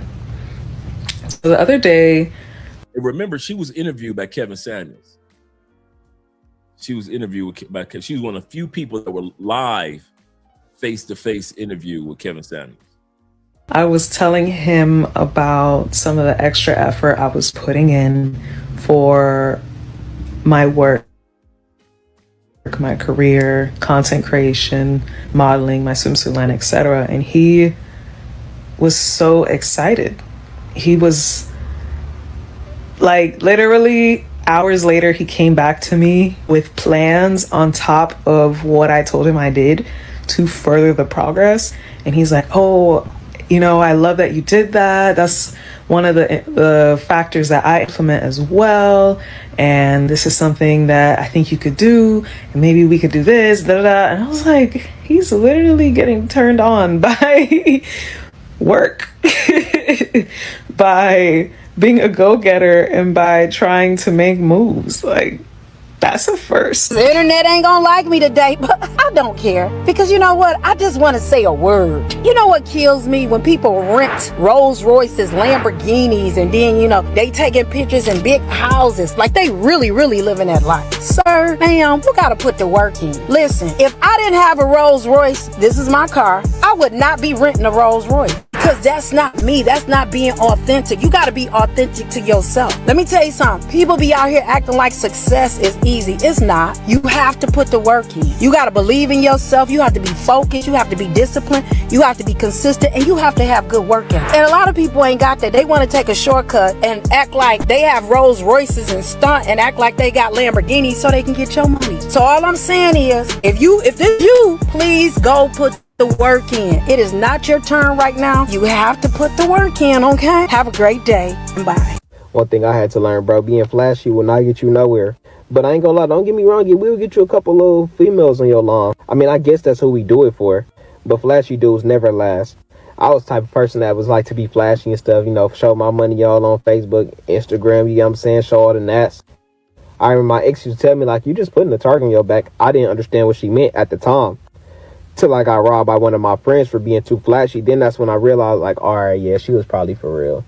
But that's how it go, though. I was young. I ain't had no father to tell me not to do certain stuff, you know what I'm saying? I did whatever I thought was right. But the flashy really gets you nowhere, bro. Like, your friends will start hating on you and stuff, start plotting on you because they see you got money. Then don't even get me started on your enemies, bro. They definitely gonna be after you for that little money. Girls gonna use you for money. It ain't no benefits of showing money on Instagram. I mean, it's all right doing it every year once in a while because I can't talk. But don't make it a habit, bro. Like, you can show everybody, like, oh, I'm successful and stuff, you little money to your ear, bro. But don't make that a habit, bro, because then that's what females going to be expecting out of you. They don't be expecting money out of you, all that. And you probably don't even got enough money to support a female. You probably just got enough money to get yourself by. But in her eyes, she thinking you rich, though, because she ain't got nothing. Now she want to sit here and beg you for some money. And if you don't give it to her, she gonna leave. Showing money only put a target on your back, bro. Put that money in your account, bro. Spend it on something, invest it. You get what I'm saying? Because the banks is insured. Even if a bank was so happen to get robbed, which is unlikely, there's nothing that's gonna happen to your money. You still got the same G's in your account because the government prints the money. But if you got 20, 30 G's in your house, somebody breaking your crib, that's gone. And the police can't go get it back. Nobody can get your money back. But you, if you really like that. So put it up, bro. Buy a house, bro. Do something smart with it. I've gone out of my way not to be flashy. Yeah, Tori, that was the one that had the green dress on. The young lady that I was seeing Kevin Samuel interviewed. Yeah, remember she was looking amazingly gorgeous that day. And she had that little green dress on, like the I forget which type of material it was, but really nice. Very good interview with her and Kevin. And I think after that, she started dating older men. Yep. Save yourself, black men in the building. He said Dak Prescott proved how money changes women. Absolutely correct. All she getting now is child support. That's it.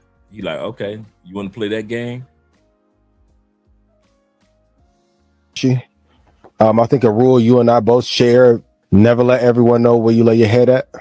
Facts. I've had some relatives tell me, like, hey, I've had people come over my house and it changed the way they interacted or viewed me because they thought I was doing too well. So for me, don't give them a reason to be envious.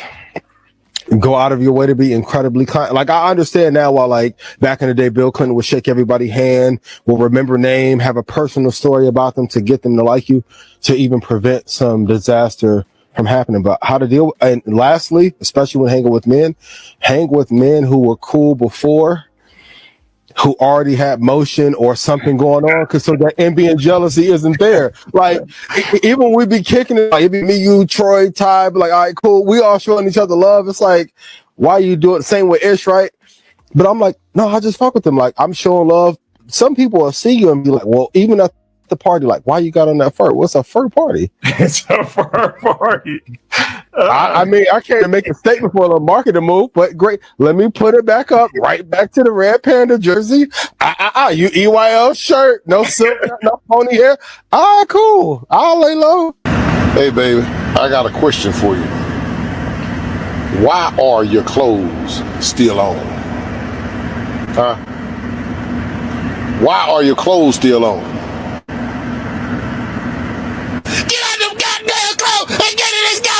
I have to tell you guys the truth, and I know I'm not supposed to say this, and most of you are probably not going to like me for saying this or going to have to say something about it, but I have to tell you the truth. I have always liked older guys.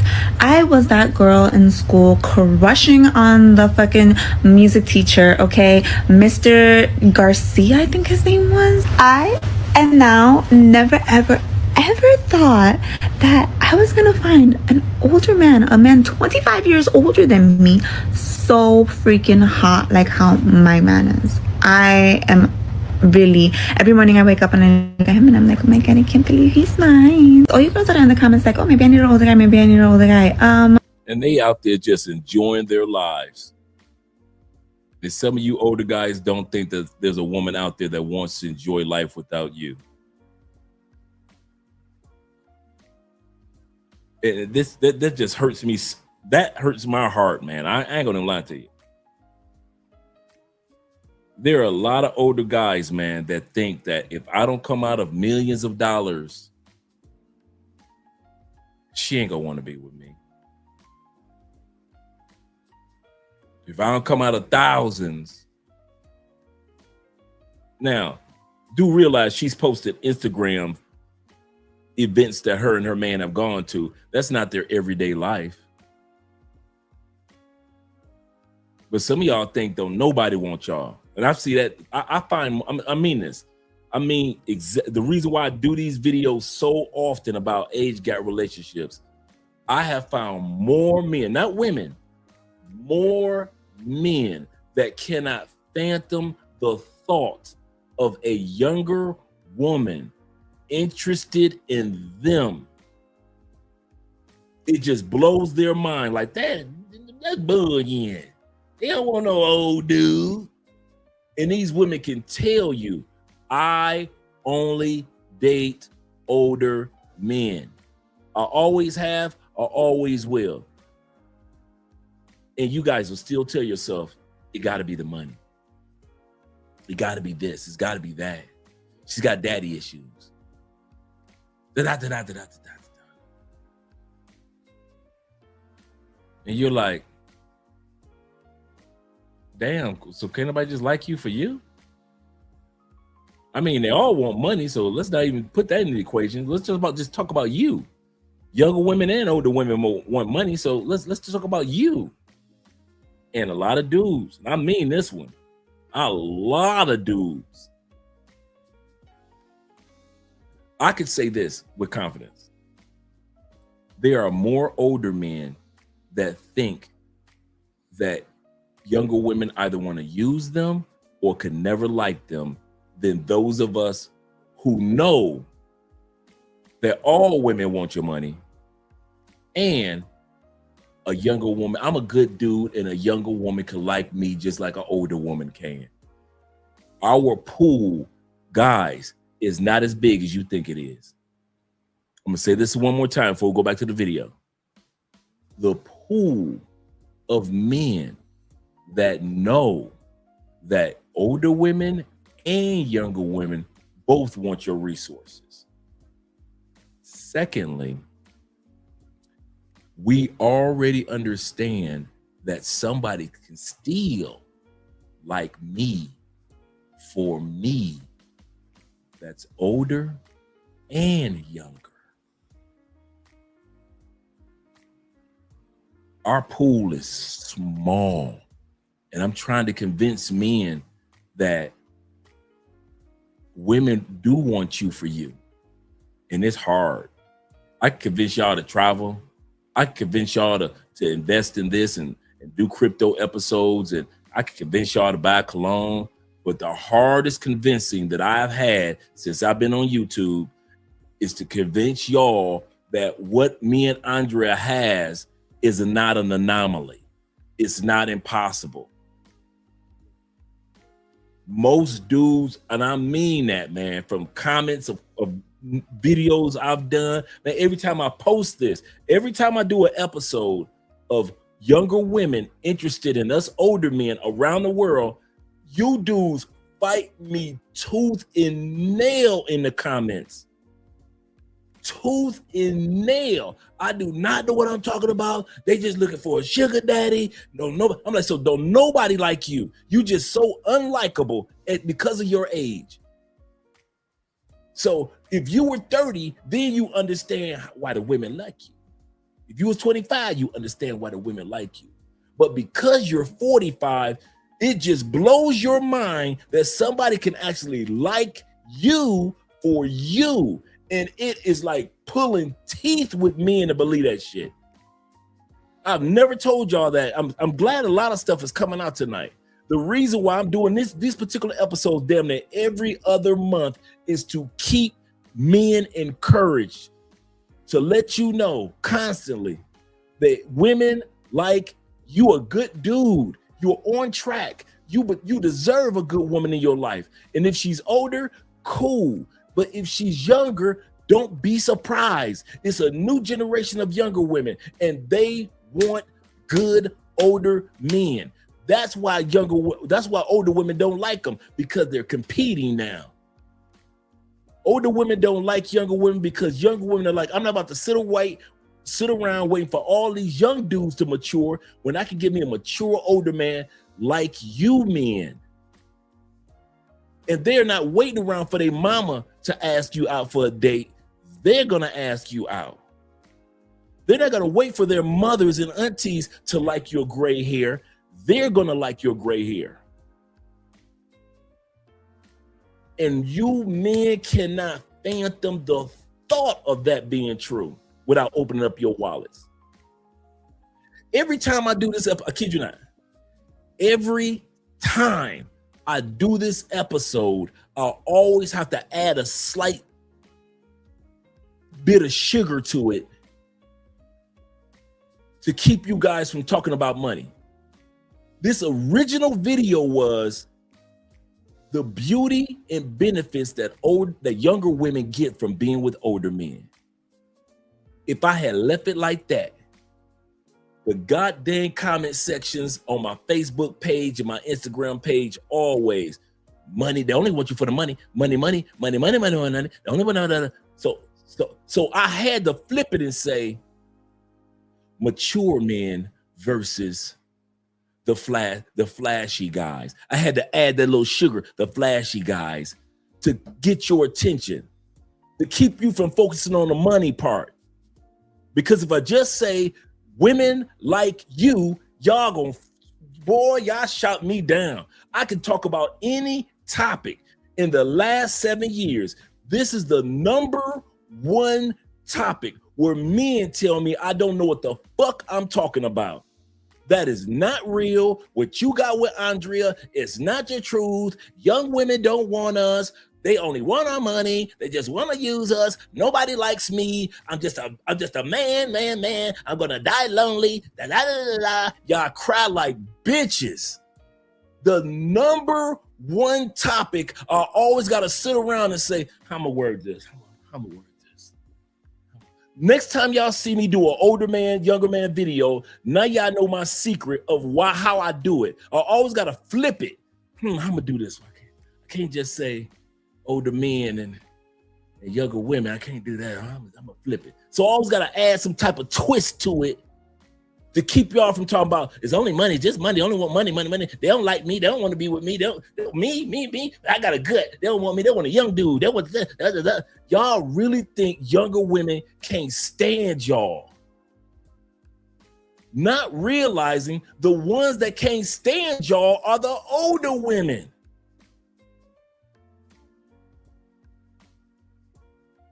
That's who can't stand your black ass, your white ass, your Latin ass. That's who bitter with you. Younger women ain't been with you to be bitter with you. It's these old biddies that's bitter with you. And you cannot imagine a young woman actually seeing you in a grocery store and glancing at you and checking you out with your silver hair or your white hair. That's impossible. No other, I could talk about any topic and y'all be like, that's true. That's 100% true. Every topic, let me and Andrea talk about age gap and y'all men will cuss us the fuck out. Every time, until I start putting a little bit of sugar on the titles and the thumbnails. How do I word this? I've set up today. I said, do I put in how older men are winning or why older win? Because if I word it like this, if I put in how older men are winning, y'all gonna say the way they win is because of the money, money. So I got to take out the how and I put in why. That's what I did with the title of the thumbnail. Just that one word would have had y'all bitching. If I'd have put in how older men are winning, money, they going overseas and spending money. It's only about the money. Don't nobody like us. Don't nobody really want to be with us. It's about the money and the green card and the money. Money. Y'all so fucking insecure, man. I swear, you motherfuckers need therapy. You hurt. Y'all hurt. Y'all really think can't nobody just like you to like you? They all want money. Get that shit out your mind that you think older chicks don't want money, don't want a Birkin bag, don't want to be flued out. Them older chicks just like the young chicks. So a woman is a woman is a woman. Get that shit in your mind. Stop crying like little bitches. Y'all need therapy. I swear, no other topic. And I know I'm ranting right now, but not one topic we've done in 7 years. 7 long ass years, over 3,000 YouTube episodes, and the one that y'all bitch about every time is somebody likes you for you. You can't fathom that shit. You can't imagine it. It is beyond your expectation. You don't believe us. You think we lying to you. Andrea's conning you. I've heard y'all say that's clickbait. Wait a minute. Somebody liking you for you is clickbait?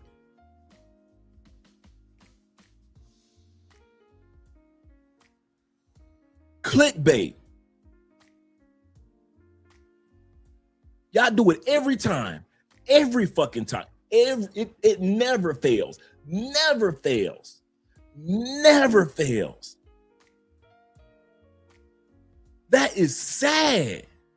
That's sad that I have to convince you men that women really like you for you, and they all want money.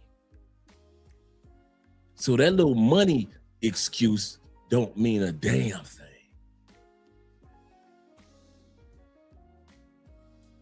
I kid you not. I kid you not, man. It's the number one. It ain't no other topic out of all the videos that we've done. Out of all the videos and topics that we talk about. Now, I know I'm harping on this. My bad, gentlemen. But I'm telling you, I am so tired of men that have been hurt by one or two bitches want to act like can't nobody like you no more unless you open up your wallet.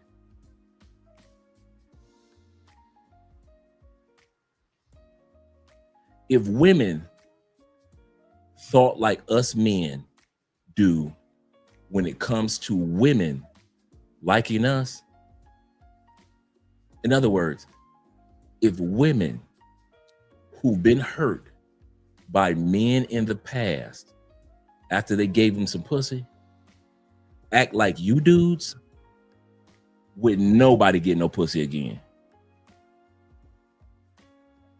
If women act like y'all do, I done gave two dudes some pussy and they hurt me, and I don't think any man can ever love me again except for pussy. If women thought like y'all do, would nobody get no pussy again. They just lock the pussy up. Fuck them. Fuck these men. They only want the pussy. Well, some women talk like that, but not all. But I'm telling you, the numbers that y'all put up, the crying that y'all do when it comes to somebody really liking you in another country, y'all do not believe that younger women in Brazil really enjoy your company. You cannot imagine a gorgeous white woman in Germany really being interested in you. One of them sexy ass, petite Filipinas ain't no way in hell she can really fall in love with you. That has been the biggest issue that we've dealt with on this channel. Nothing else. Nothing else even comes close. Nothing else comes close to try to convince men that somebody likes men for being men. So that's why I'm always doing this particular topic at least once every other month or once every 3 months, just in case you wonder, because I'm trying to get men to finally realize as you're using these passports, you don't necessarily have to open up your wallet the way that you think you do, because there are women that like you for you. And when you open up your wallet, it's not because she's young. You have to open up your wallet because she's a woman, and all women want you to open up their wallet. So just suck that part up. Let it go. In other words, let it go. Stop crying about money, because all of them want your money. All of them want your time. All of them want your resources. All of them want your energy. All of them. Every single one of them. So stop trying to act like, well, she's young. She's a gold digger. She's a sack chaser. She's just a sugar baby. All of them want your money. Every single woman on this planet wants your resources. But if I say that, you believed it, no problem. When I said every woman wants your resource, no doubts. That was in one ear and it stuck there. It didn't go in one ear. Now, when I say there are women out there that are young, sexy, and gorgeous, and they want to be with you, y'all look at me like, you out your rabbit ass mind. Don't nobody just like me for me. See, he's talking shit now. See, I was with him when he was talking about women wanting money, but women want me for me, just me? You talking crazy. That's madness. That's madness. That's a damn shame. That is a damn shame.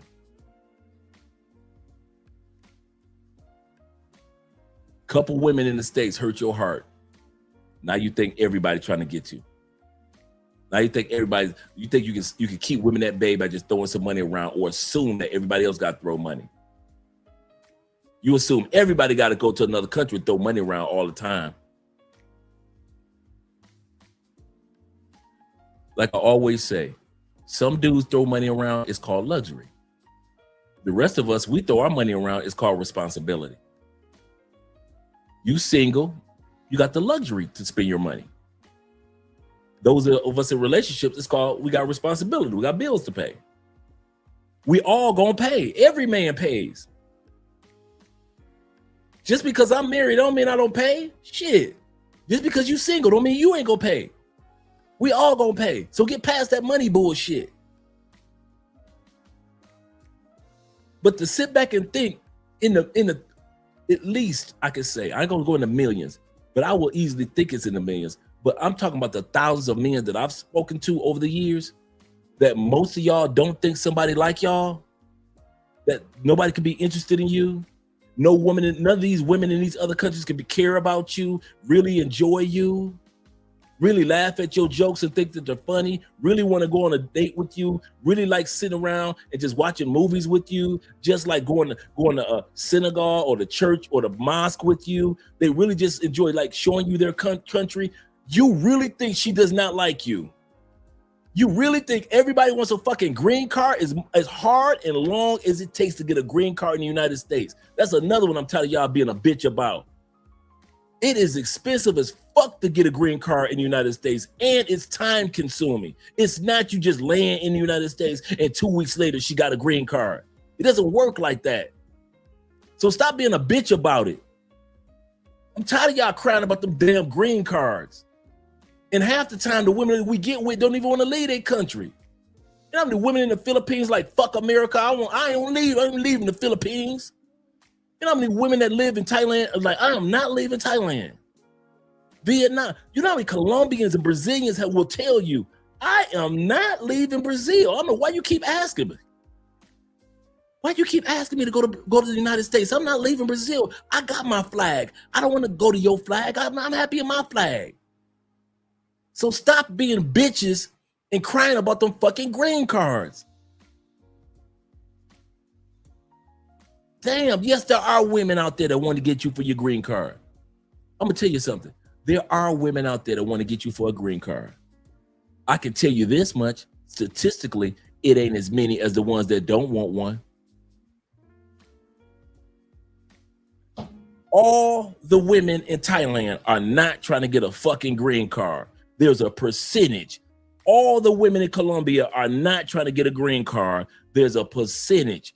All the women in Panama or even in Mexico are not trying to get a fucking green card. There is a percentage. Yes, there's a percentage of women that want that. But if women in Mexico wanted to go to the United States, they could have did that shit during the Biden administration. It's right across the street. They didn't have to cross no streams, no rivers, no deserts, no mountains. All they had to do was walk their ass straight. But they didn't. Millions of Mexican women stayed their ass right in Mexico during the Biden administration. When all the people was crossing over, most Mexicans kept their ass in their own country. So stop acting like a little bitch about the green card. Most women don't want to leave their country. A pool do, not most. I'm so tired of men. I love being a man, but there are times, man, when it came to some of us being hurt, we are little bitches when it comes to pain. You got hurt a couple times in your life. You think everybody out to get you, everybody out to hurt you, everybody out to harm you, everybody out to use you. Nobody give a fuck about you like that.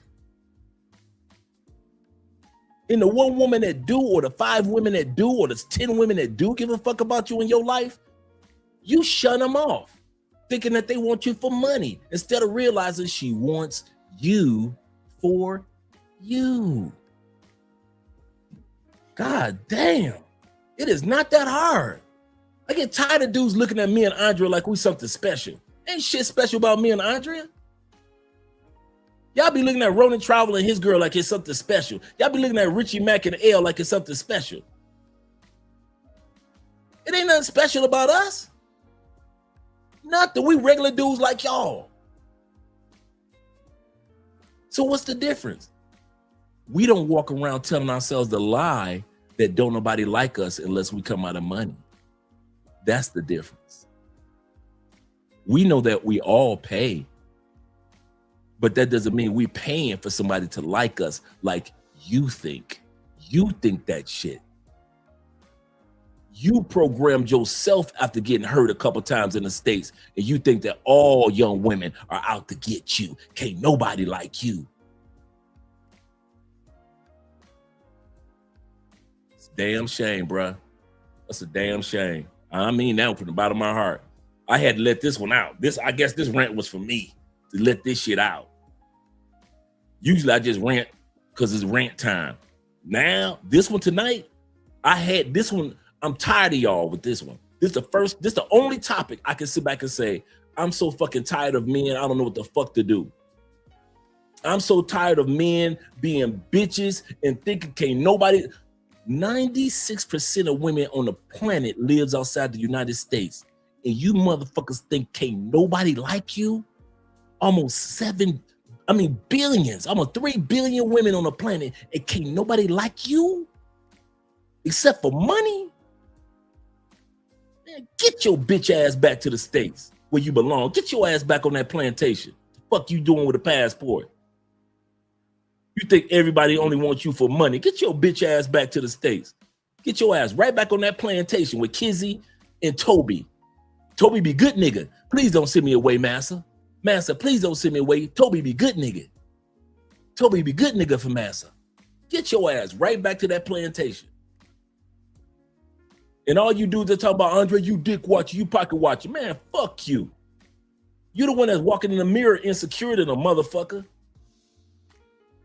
You land in Colombia, you insecure than a motherfucker. You land in Cuba, you insecure than a motherfucker. You land in Brazil, you insecure than a motherfucker. Take your ass to Africa, you insecure than a motherfucker. Take your ass to Australia, insecure than a motherfucker. Go to Canada, you still fucking insecure.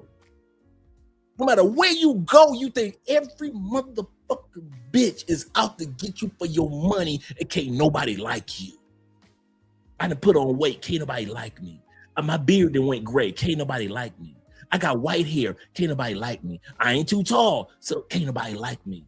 I'm too tall. Can't nobody like me. I'm too black. Can't nobody like me. I'm too white. Can't nobody like me. You think can't nobody like you. And this is the funny part. This topic is across all races. I be hearing white boys say the same bullshit to me. I be hearing you brothers say the same shit. Italian dudes, motherfucking Latin dudes, all y'all. This is across the race. Every single one of you motherfuckers. I always got to sugarcoat it for the white boys. I got to sugarcoat it for the brothers. I got to sugarcoat it for the Latin dudes. All you older dudes.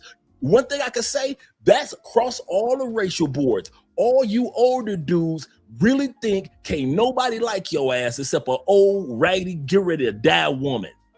If she ain't over 45, 50, you don't think that she can like you. So this ain't a black thing, this ain't a white thing. This is all you motherfuckers.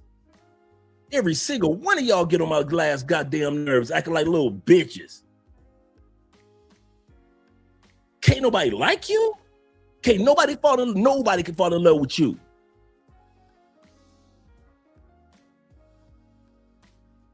Y'all funny than a motherfucker, dog. I mean that one. Y'all funny. Y'all funny. I couldn't fuck with y'all in real life. I'm gonna tell you that now. Shit, I wouldn't be with my wife if I had to fuck around with you dudes, waiting for you dudes. If I had your confidence, I would have never met my wife. If I had your confidence, Elle wouldn't be with Richie Mack. If I had your fucking confidence, your confidence is so fucked, man. Shit, waiting. Every time I land in Colombia, I gotta come on my pockets not because of the woman asking for money, but because I'm so insecure that I don't think that she would like me without me going and blowing money. Man, get the fuck out of here. I wouldn't have shit if I had to follow you dudes. I wouldn't have shit. I wouldn't be happily married. Richie Mack wouldn't be happy with his woman, and all the other Ronan wouldn't be happy with his woman in Philippines. None of us would be happy if we follow what the fuck you did. The number one thing we did, we watched what a lot of you insecure ass motherfuckers with money did, and we did the exact opposite. So we happy, and guess what your dumb ass is still doing? Still out there throwing money out there to young bitches. You pocket watching again. Tonight, I don't give a fuck what y'all say about me, and I mean that from the bottom of my heart. So, and what? Now what? Now what, and? And if y'all think I just said this shit, dude, this is how I talk in real life. So we can cut these damn lights off and right on out there at the front door on the front porch, I'll tell you the same shit. Stop being a fucking bitch about the women. Stop coming to Colombia and be like, I got to come out this money, that money. Get the fuck out of here. I'm going to end it with this before I go to the comments in the super chat. Shout out to all you guys. You do know Richie Mack got L because y'all bitches and y'all didn't say nothing to the women that are like L. You do know that, right? As long as y'all was some bitches and didn't say nothing to the women that are like L, it gave the dudes like Richie Mack the opportunity to get on a plane and make it to Thailand and to meet the L's and get to know her. You do know I wouldn't be with Andrea if it wasn't for you being a bitch and not saying nothing to the Andreas in Colombia. You do know that there are other brothers with younger women. You do know in the Philippines, Ronan Travelers is with his woman in a happy relationship because y'all were too much of a bitch to say something to her. So when Ronan got an opportunity, he said something to her and they clicked. Not just because of Ronan, but because y'all was too much of a bitch to even say something to the young lady. So now he happy and she happy, and you still going to the Philippines spending your motherfucking trinkets, blowing your proceeds in Thailand. That's amazing. We want to say this. Thank you. Thank you for having such fucked up self-esteem about yourself that all of us dudes in all these countries that got good women, whether we married them or just dating them or in a serious relationship with them, thank you. But it's because your self-esteem is so fucked up, all we had to do is walk up and say hello. That's all we had to do. Shout out to all you guys. Oh yeah, by the way, and I knew the numbers were going to go down. When I first started this rant, we were at 93. We're at 72. I knew. Did I not tell y'all? Whenever it's time to tell them men the truth, men run like bitches.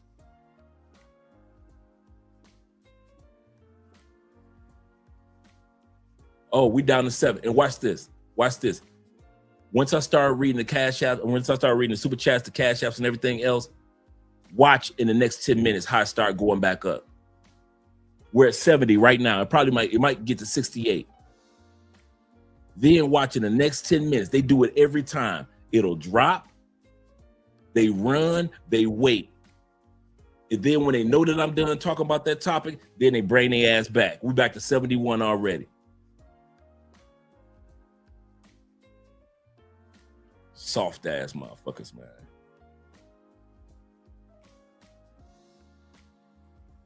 Let me scroll down, make sure I get everybody. We got the DAC. We got Jay Kaysen. Dr. JJ say, preach on this Sunday evening. On this Sunday evening. Shout out to you, brother. ALS, SM, SYSBM, save yourself, black men, for life. Because I've heard that from men in their 50s, 40s, and 30s. I told that I understand they want my money, my style, my mature sense of responsibility. He understands. We do understand it. And no drama. We understand that these women look for these things from us. resources, style, maturity, sense of responsibility, and no drama. We understand that these women are looking for this. You dudes just want to give them the money and think you winning. You think if you give young women money, you winning. Okay.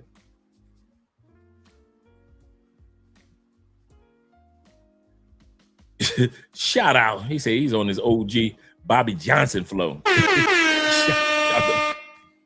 He said, yeah, Bean said, keep preaching the facts. Peter said, much respect to you as well. Appreciate you. The only reason I say it because I love you, brothers. And I believe in men. I believe in men, bro. I am a man advocate because as we become better men, that flows over into better families. As we become better men. He said, that rant had me laugh. He said, I've been telling my friends the same thing. Right. And I can't stand men being insecure. I swear. I'd rather, like I said, I'd rather have a female just tell me, no, I got a man. Okay, cool. That's serious. He said, I wanted to bet that Dre Richie Mac Ronan said hello.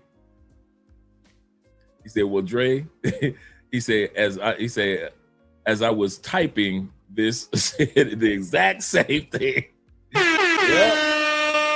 Yeah, exactly. Yeah. He said the lights got turned on and they scattered like roaches. That's true. It's down to 64 now. And you know what? I'm so used to seeing that. I do not care. Shout out to all you guys that are still here. I do not care, man. I ain't got no time to be babysitting grown ass men. They want the truth, but they can't handle the truth. They can't handle the truth. He said, I'm still here for sure. Shout out to you. The truth hurts. Yep. Our brother Zeta said this. He said, I was about to say to you, how he said, I was about to say, you know how men, Cambodian girls, or how many Cambodian girls said dudes didn't approach them, and how I'm the only of the first of the people that have a long conversation with beautiful Cambodian women. I can agree with that. I can 100% agree with that. And it's just so easy. I think what makes having a passport amazing is that you find out that women in other countries are so easy to talk to. We're not used to that. We used to always have, I gotta have this game. If she says this, I'm gonna say that. If she says, I'm gonna say something humorous. And in other countries, shit, the women are funnier than we are when it comes to the opening conversation. He said, I'll email you and let you know. He said, I'll email you and let you know what to me. Okay, cool. Oh, you're talking to Will. Okay, cool. Talking to Will. They're having a conversation. Let me get out of that conversation. Talking to Will once again.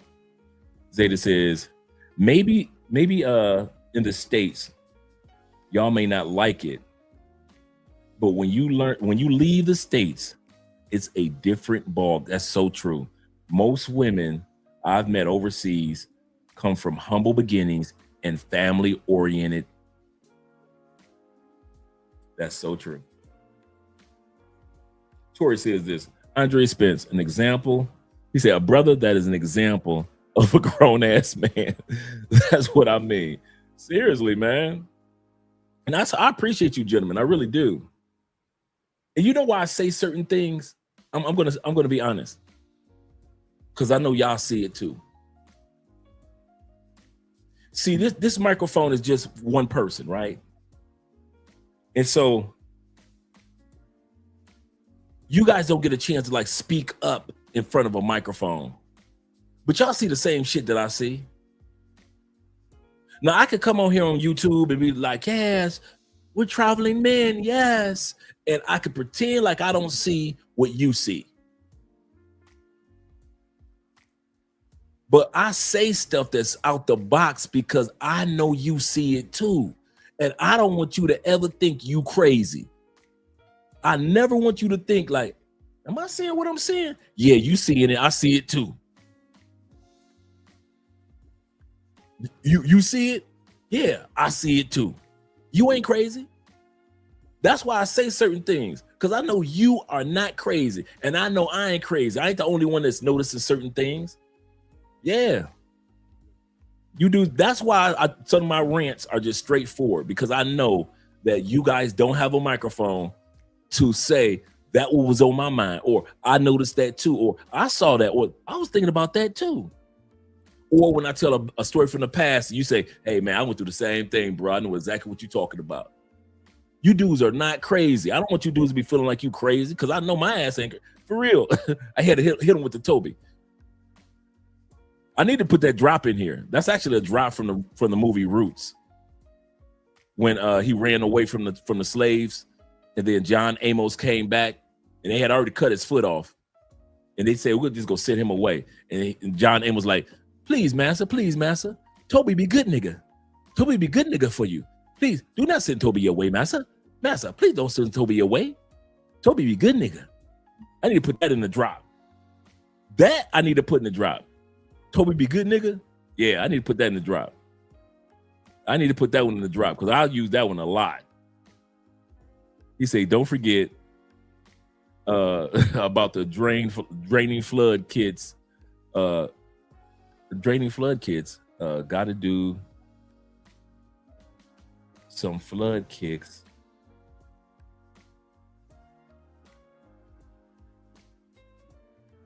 Oh, to get your abs right. I got you on that one, Kitty. Yeah. Yeah. Yes, sir.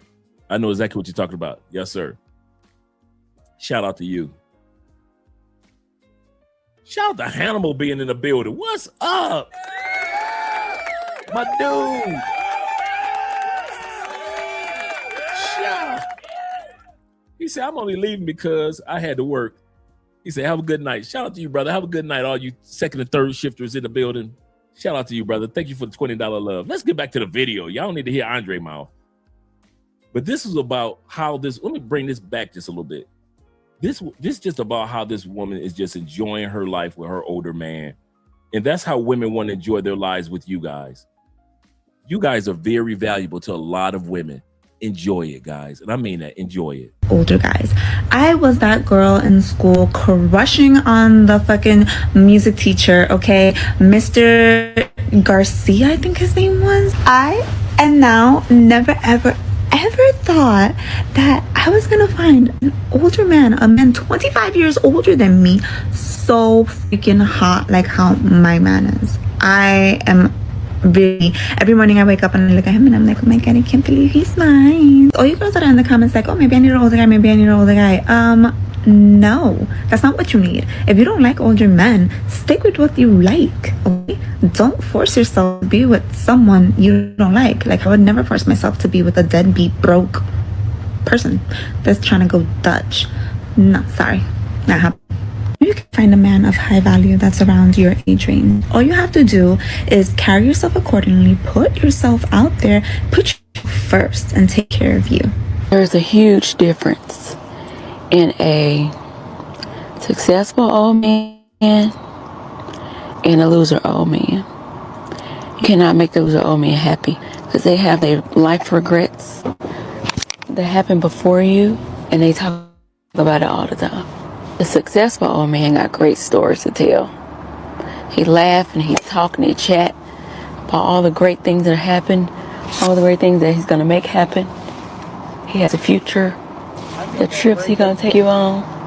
What you say? I ain't very good today. Well, come give me a kiss. Love to.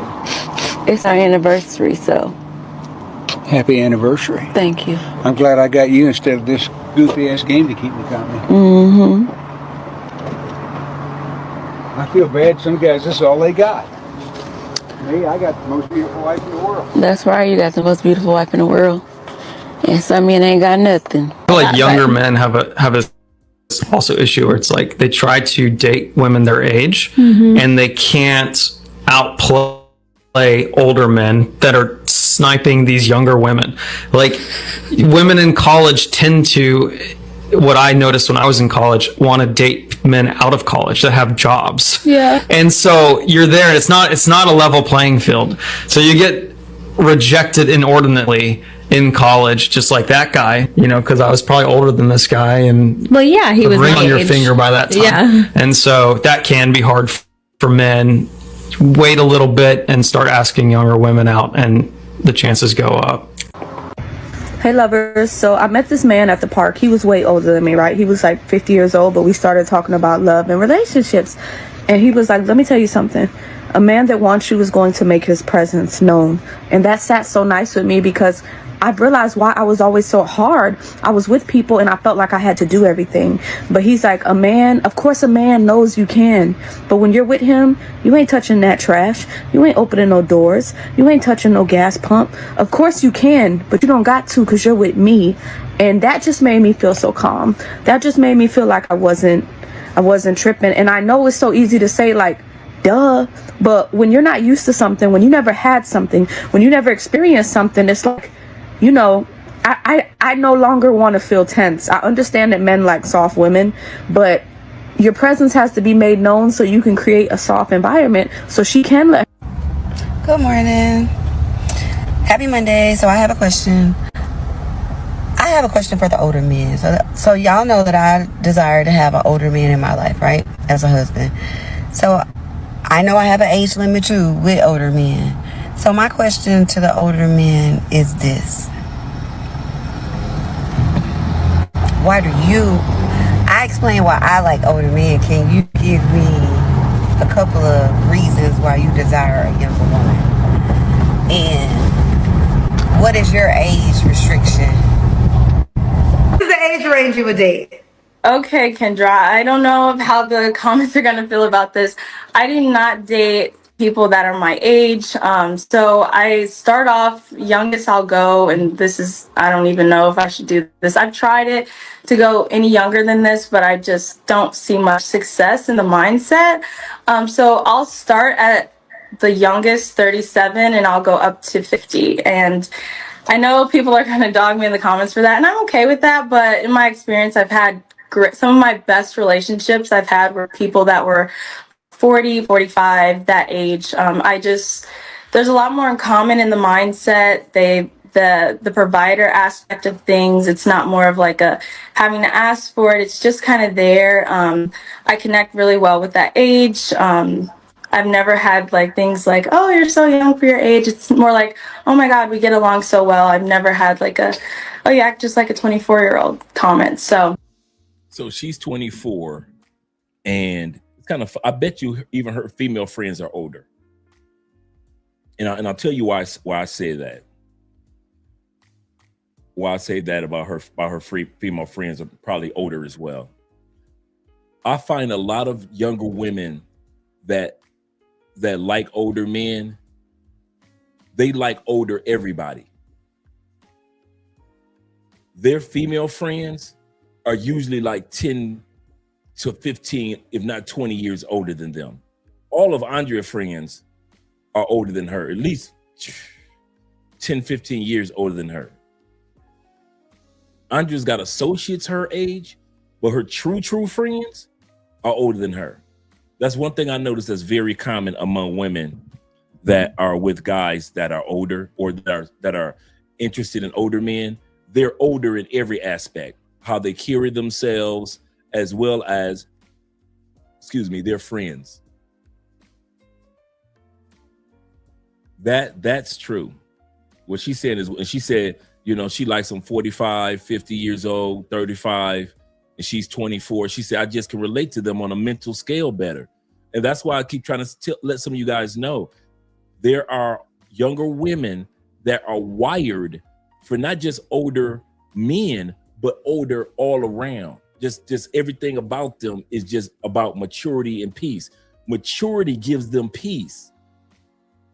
Having older women friends, they know that they don't have to deal with some of the drama by having younger female friends. So what they do is they get older female friends.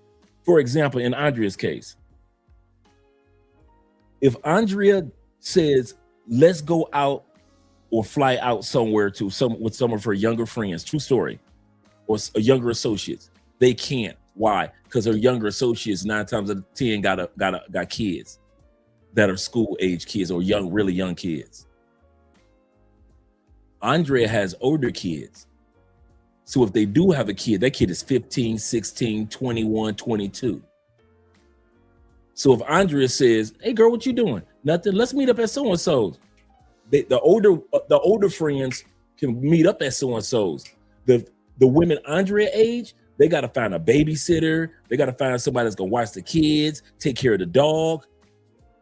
Not Andrea friends. I kid y'all not. I kid y'all not. So when I say that they like older, not just the men, they like mature peace all the way around. So if you find that your younger woman that you're with has 1 or 2 friends that are older, don't think it's strange. Whether it's an older family member that they're cool with too. Andrea's cool with her older family members. 9 times out of 10, Andrea's at either her dad's family's house or her mom's family's house because she's cool with her aunties like that. Not just with her cousins that are her age, but because her aunties are older, that's Andrea's crowd. You'll find that, and some of you guys will find that with your woman in other countries, that she likes to be around her family because the aunties allows her to be who she is, not just her cousins that are her age. You'll notice that. You'll notice that with your woman. Kobe said this. He said, "I think that they're saying great things, but there's something about these women that's off. Yeah, they're American, but now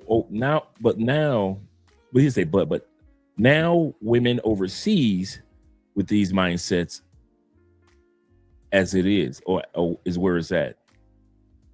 Matrix chicks, hard pass." I'm with you on that one too. If I see matrix mindset in any way, I would have did a hard pass too, Kobe. I'm with you in regards to that one. He says, so why didn't you lock them down? Am I being nosy? I'm dipping. You talking about the Campbell? Oh, I'm dipping you guys' conversation. My bad. He said, bunch of little girls. He said, just a bunch of little girls looking to be taken care of. I believe you. You know why? Because I'm tired of convincing y'all otherwise. I believe you. I believe that you really believe that every younger woman that looks at you and are interested in you only wants to be taken care of. And older women don't look at you as if they want to be taken care of too. I believe you. I'm done with trying to shout y'all down. I got my vent out, my rant off. From now on, I believe y'all. I really believe that y'all really believe what y'all said. I really believe once this live stream is over that you really believe that younger women only want you for money. I believe you. As if older women don't just want you for money. As if older women don't want to be taken care of. I believe you. I'm not going to shout you down. I agree with you. And every one of you guys that think like this, I got my rant off and I believe you. I won't shout you down. I won't say but. It's too many of y'all. It's too many of y'all that think like this. So from now on, I might not think like that. Ronan don't think like that. Richie Mack doesn't think like that. Other men don't think like that. But for you guys that do think like this, we believe you. We believe that you really think that this is how the world works. Not our world, but yours. So I believe you. No shouting down, no putting down, none of that. Like I said, I got my little rant off. I believe y'all. If that's how y'all think, I believe you. He's saying that if these older men were so good, why didn't she lock them down? Oh, if that's what he's saying? Okay, if that's how he said, then if that's what you're saying, then I am mistaken. Then I am mistaken. I my bad for that. I'll take the loss for that one. Shout out to my brother Chris, by the way, over in the Cash App with the $10 love. Appreciate you, brother. He said, let them think like that's right. More for me. I'm just saying. But I think Will gave us a little more clarity. He's saying that if these older men were so good, why didn't they lock them down? Here's the thing. A lot of times we often assume that what's one of our first rules of travel? One of our first rules of travel is the woman that you're going to be with, that you're really going to be with to get to know, is not going to be the first women that you meet, right? When you landed in Medellin, were the first women that you met that even when they were good women, did they lock you down? Not mine, and they were good. They didn't like me. They didn't get the ring. They didn't lock me down. And I mean some good women, really good women in Colombia. When I was in Cebu, even though I was on a date, I was with somebody in Cebu, in the Philippines, I met some really nice women there. Now, like I said, I was with somebody. I was dating at that time period. She was an executive and she flew me to Cebu.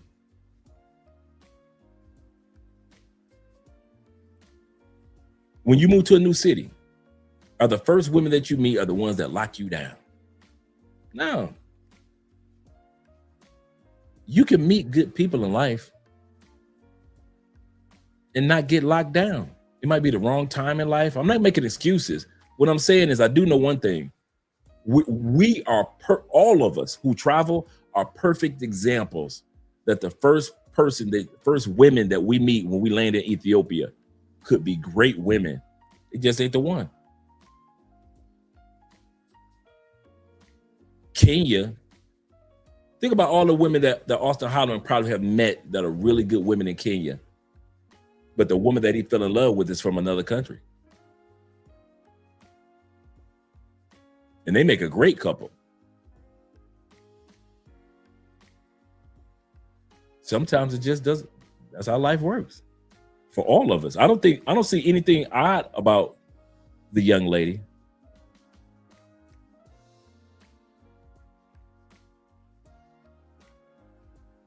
Yeah, great weather. Yep. And the Filipinas were sweet and caring and wonderful to talk to. Absolutely correct. Yes, sir. Most older women are expecting you to pay for her once you get into a relationship. Absolutely correct. They do have that expectation. Most women do, you know? Let's go back to the video. Shut up, Andre. 37 to 50 is my age range. I usually won't go over 50. It's just a little, the conversation gets a little kind of weird there, but yeah. So 30 would be too young for you. You're 24. That would be too young too? Yeah, 30 would be too young. Well, I'm hesitant with that. So 30 and he meets all the other, I hate to say criteria, but like things I care about, such as being a provider, wanting a family, being already established, like those things have to be met like straight out the gate. If you're still like working to get it, I'm not interested in that. So if a 30-year-old has those qualities, then yes. But in my experience, from what I've done in my short period of dating, I haven't had much success with 30-year-olds meeting those.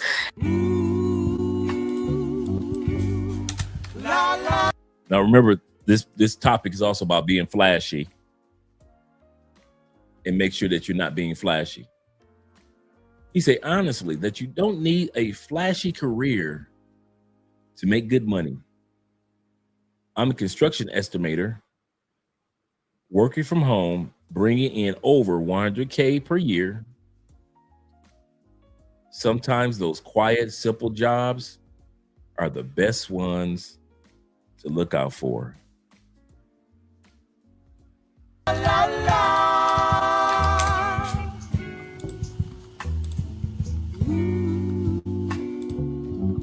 I'm a senior cloud engineer. And how much money do you make for you doing this? I want to say give or take at least like 40,000 a month. And how long you been doing this for?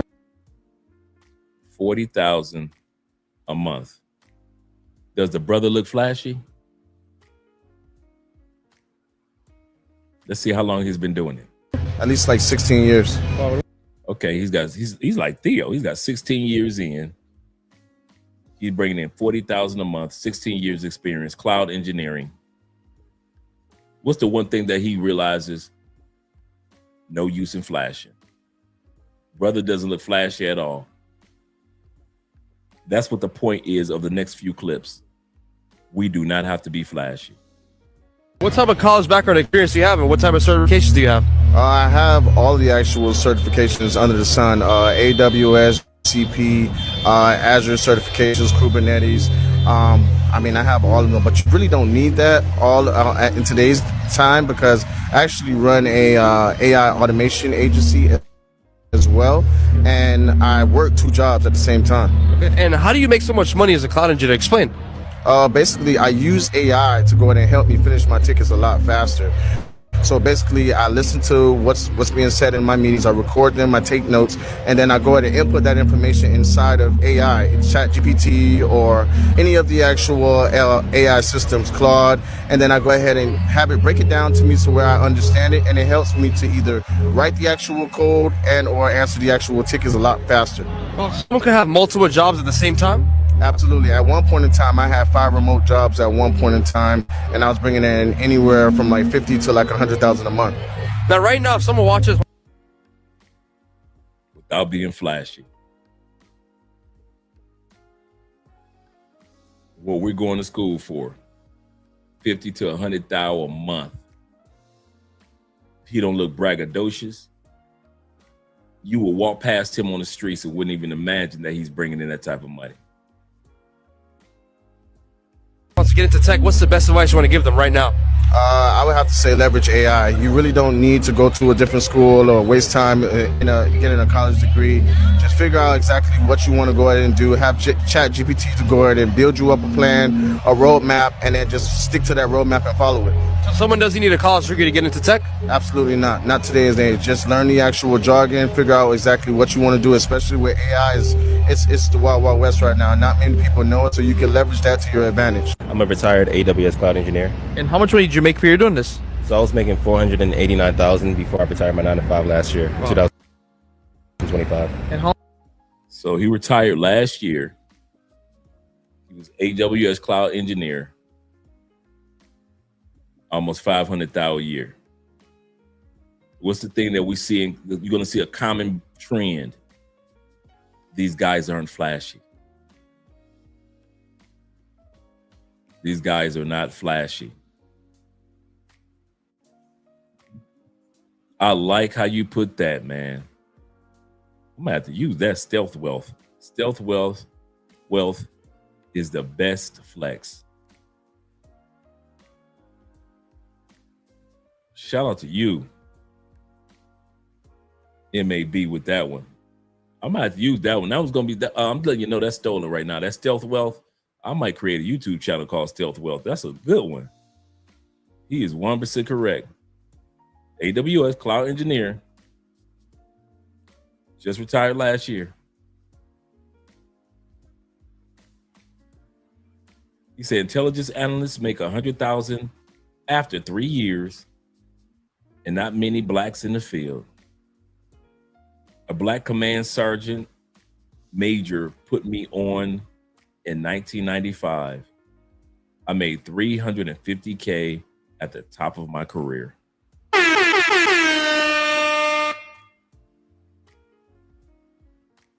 Yep, it's a trend on social media. Let me write that down. I'm about to do some homework on that one. Thank you very much, brother.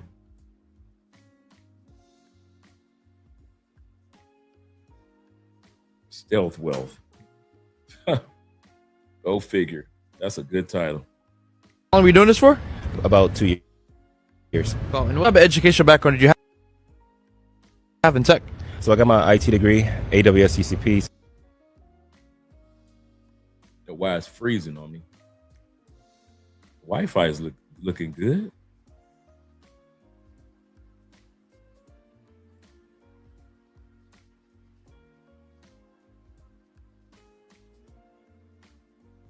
Give me a second.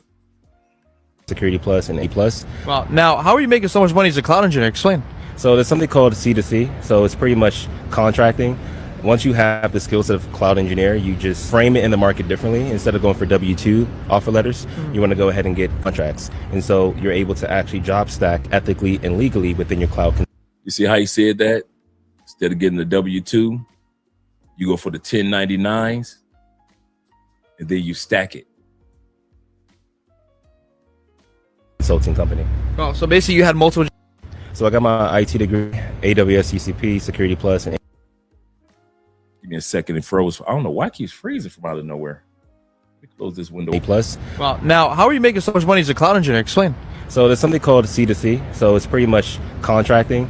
Once you have the skill set of cloud engineer, you just frame it in the market differently. Instead of going for W-2 offer letters, you want to go ahead and get contracts. And so you're able to actually job stack ethically and legally within your cloud consulting company.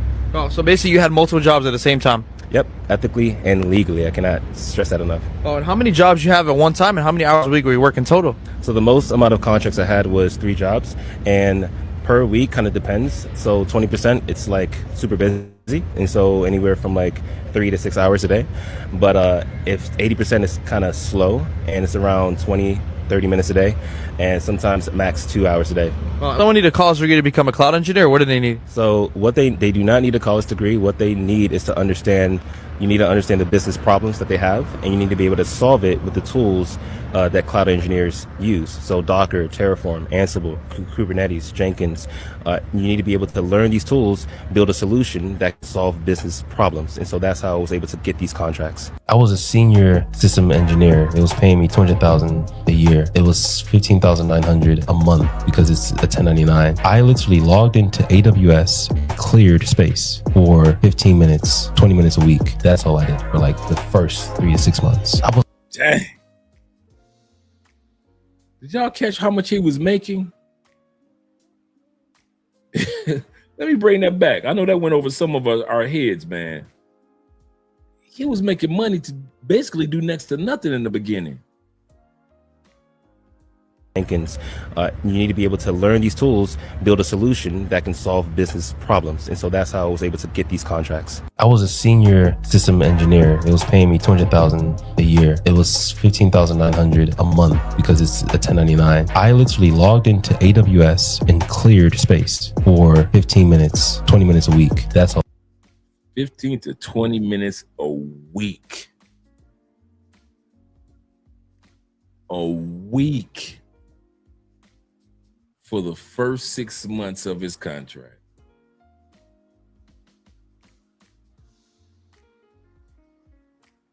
I did for like the first 3 to 6 months. I was like, this don't make any sense because I was an IT technician working like 9-10 hours, making $21 an hour, and it was so stressful. And then now somebody has said this, one of my students, he was like, the more money you make in tech, the less work you do. And I was like, that's what happened with my experience. All right, so tell me your name and what do you do? My name is Ford Pryor, and I'm a software engineer.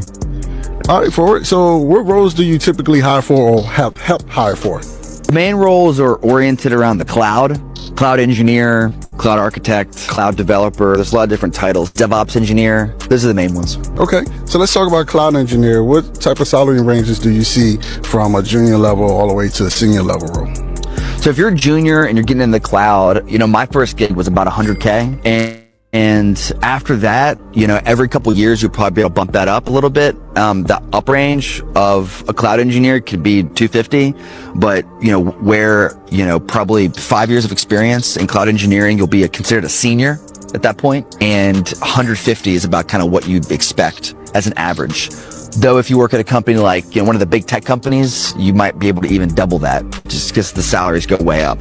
Like at Netflix, for example, if you're a cloud engineer with 5 years of experience. If you're really good and you get that job at Netflix, you might be getting paid $350K. But for your average company, for your average person like myself, I'd say $150K is what I'm looking for 5 to 10 years of experience, and you can bump that up as you go along, up to maybe $250K. Okay, that sounds like great money. Yeah. What advice would you give someone who's trying to land these types of roles? Let's say they're just coming out with no technical background right now. I think one of the biggest things is that, no money's free. And if you're going to be working in one of these positions, yeah, some of the skills feel like just like random things that you do that happen to earn a lot of money. And that's great. But people are going to look for impeccability. Don't forget what he's about to say. This is very important. It's not about the technical skills only. So what he's about to say, guys, he's going to repeat it twice. For those that are in Theo's classes, this is very important what he's about to say. Seriousness and passion for the work. Impeccability, seriousness, and passion for the work.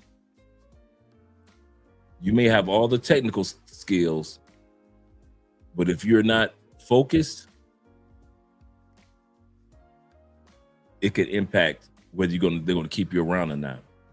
And those are going to be 3 areas where you'll just shine. And there's a lot of people who are in this field who don't exhibit those qualities, and they do okay. But if you're trying to just barge your way in, and establish yourself, impeccability and seriousness and passion are going to just pave the way. So I went from 42K at the bank to 150K plus in cloud. And the real reason still shocks a lot of people. Now, I didn't feel smart enough, all right? At 33, I thought I was old. And I was terrified of failing in front of everybody watching. So I did what most people do. I watched videos. I grabbed like 3 certs, and I told myself I was preparing. But really, I was just stalling. Now, everything for me changed after one brutal interview that exposed every single gap I had. Now, if you want the exact system I followed, comment roadmap, and I got you. But here's what actually worked for me. Number 1, I picked one cloud role. I stopped trying to chase every damn cloud role, and I just picked one. 2, I built projects that matched the job description of the job that I wanted. 3, I documented everything on GitHub and LinkedIn. 4, I showed my journey on video, even when it was ugly and I was scared people was gonna laugh at me. So when those 4 things lined up, and I interviewed for the next role, I didn't even land it. But they created a role for me. That's the power of being undeniable. All you have to do is do the work until they have no choice but to hire you. Level up.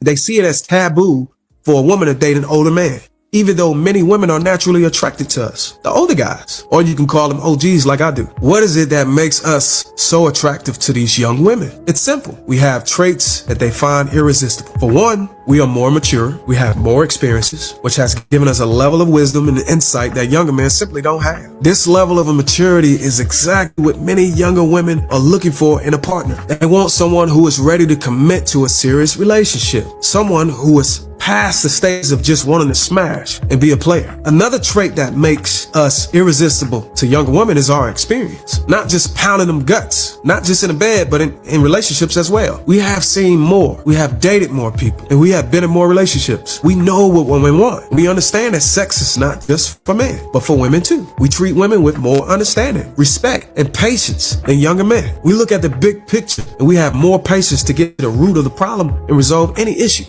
Some women prefer older men because of their daddy issues. These women have had difficult relationships with their fathers, and they're looking for someone who can offer them the mentorship and advice that they probably missed out during their childhood. But don't get it twisted. They want someone who is the opposite of their father, someone who can help them repair their wounds of their past. As older men, we are also more sure about what we want in life. We got our minds made up. We have spent more time working on ourselves, building ourselves up. We have a future planned out. We want someone to share our future with, someone who can slot into our lives and be a part of our plans, someone who can fit into our system. But this level of certainty is something that younger women find incredibly sexy and attractive. You got to show a woman more than sex. But as OGs, we are more financially stable. We are on our purpose. We know how to invest our money in things that will offer a more stable future. And we understand the value of assets like houses, cars. Younger women find this stability incredibly attractive. I'm giving y'all a free game. And it gives them a sense of security that they crave. When these women can't find a man who displays these characteristics, She claims she is single by choice. Y'all see my video. She is single by choice and is working on herself, which for most women is a dangerous situation to be in. When you aren't covered by a man, you'll have to battle the temptation of busting it open during your so-called building myself phase. This building myself up. I'm working on myself. And this is also a dangerous place for a woman to be in because her meaning of building herself isn't aligned with optimizing herself to be a suitable mate, the man she desired, for the man she desired. That's not what she's doing when she says she's building herself. It's not. Ask a woman who's building herself. Ask her, does her building herself involve anything about a man, anything about a relationship, anything about being a wife? It does the complete opposite because she'll prioritize providing her own stability and security that she can't get from a man at the moment, which in turns make her masculine, takes away time from pursuing qualities and traits that make her a suitable wife. She'll swiftly become a career woman. So when it's all said and done, in conclusion, my fellow men, being an older guy has his advantages when it comes to attracting younger women. It's just us. We offer them a safe and secure future, and we treat them with the respect and understanding that they deserve. Can I be real? And some of y'all going to try to cancel me for this, but when can we as a people get past just being flashy? Because as a real estate agent, when I tell you I see the most flashy looking broke people all the time that drive Benzes and got all the jewelry, the flexing and all that, but pull up to an apartment, and there's nothing wrong with an apartment. Hear me on this. If you rent, it is nothing wrong with that. But if you're not even in the mindset of ownership at all, and everything is rented or high payments with high interest rates, we see this all the time, that you have a 25% interest rate on that Benz that you're driving. What are we doing? You need to be on the path of ownership. Real estate. That's my field. Stocks, something. Please, I'm tired of seeing people try to get pre-approved for their home and their credit scores in the 400s and 500s. Damn. Because of all these things that they're trying to flex on. I'm tired of it. My least favorite people in the club are the motherfuckers who come in and they are decked out and be having 10K, 5K, whatever in their pocket, already paid $1,000 or maybe a couple thousand for the section, already spent $1,000, maybe a couple thousand in the club. And then when you ask them to tip their waitress, they get a little shaking in their boots. They get a little weird. And I'm just sitting there like, I already clocked your pockets. Like, normally I believe in staying out of people's pockets, but when you come into my work where I'm trying to make money, and I make money off of you tipping me, oh babes, I already done clocked your pockets tenfold. I done clocked your pockets a couple times. I done clocked every piece of jewelry on you. I done clocked your pockets. I already mentally in my head am calculating your monthly expenses, okay? You come in and you physically have the money, but the mentality is broke. I'd be a little confused. Just a little bit. Just a tad. And honestly, anybody can vouch for that. That goes for like bartenders, dancers, waitresses in actual restaurants, waiters in restaurants, waitresses in nightlife. None of us like y'all. Like, y'all are our absolute least favorite. My favorite people have always been the people that come in and they're not flashy and they look out so hard. Because I've learned this early on working nightlife, and honestly, just anything. People that like do the most to be flashy often do it to overcompensate for the fact that they actually don't have it like that. Or they're new to having it like that and they just want everyone to know, but not necessarily in the ways that actually convey like that you have, you know, that you really got it like that. You know what I mean? Like, so my favorite type of people are the people that come in and they're like so subtle and they're so chill and they take care of everyone around them. I'm just like, you know what? I like you. You go name brand shirt that nobody knows and it's honestly high fashion, but no one knows it because it's not monogrammed. You go New Balances. You go plaid shirt, sweater vest guy that works in finance. That no one is expecting to be the one, but you're the one. The older I get, the less I care about being super rich and flashy. I don't need the house in Beverly Hills anymore or the Lamborghini. I'm cool off that. Give me a nice crib though, ducked off in the forest somewhere where I can have a farm and a horse. I can have a garden for fruits and vegetables. I can have land for my future kids to run around and play games, and I can host events for my friends and family. That's all the validation I need. Maybe a nice little vintage Jeep or a vintage Defender or something like that. Nothing too flashy, but I still am financially free. I still have enough money to travel, help friends and family do the things I need. But I'm ducked off and I'm out the way because who am I trying to impress anymore? I'm good off that. So, married again now. How do you feel about marriage now? Shit. I ain't gonna hold you. I ain't marrying nobody my age. So they would have to be older, Hell, younger, fuck yes. Please give me older? Yes, older. And why older? I ain't gotta deal with the bullshit. You understand? To me, older men are set in their ways, right? And older men come from a time where they took care of their women. I'm not saying, I am not saying that younger men do not do that, right? But older men come from a tradition of respect and everything for their lady. You understand? And today we're going to talk about something that people love to judge, misunderstand, and oversimplify. Why do some Filipinas choose older foreign partners? Is it money? Is it visas? Is it desperation? Or is the truth way more human than people want to admit? I'm not here to defend anyone. I'm not here to attack anyone. And I'm here to explain the reality without bias from Filipino point of view. And I promise you, this conversation is deeper than stereotypes. So let's talk about it.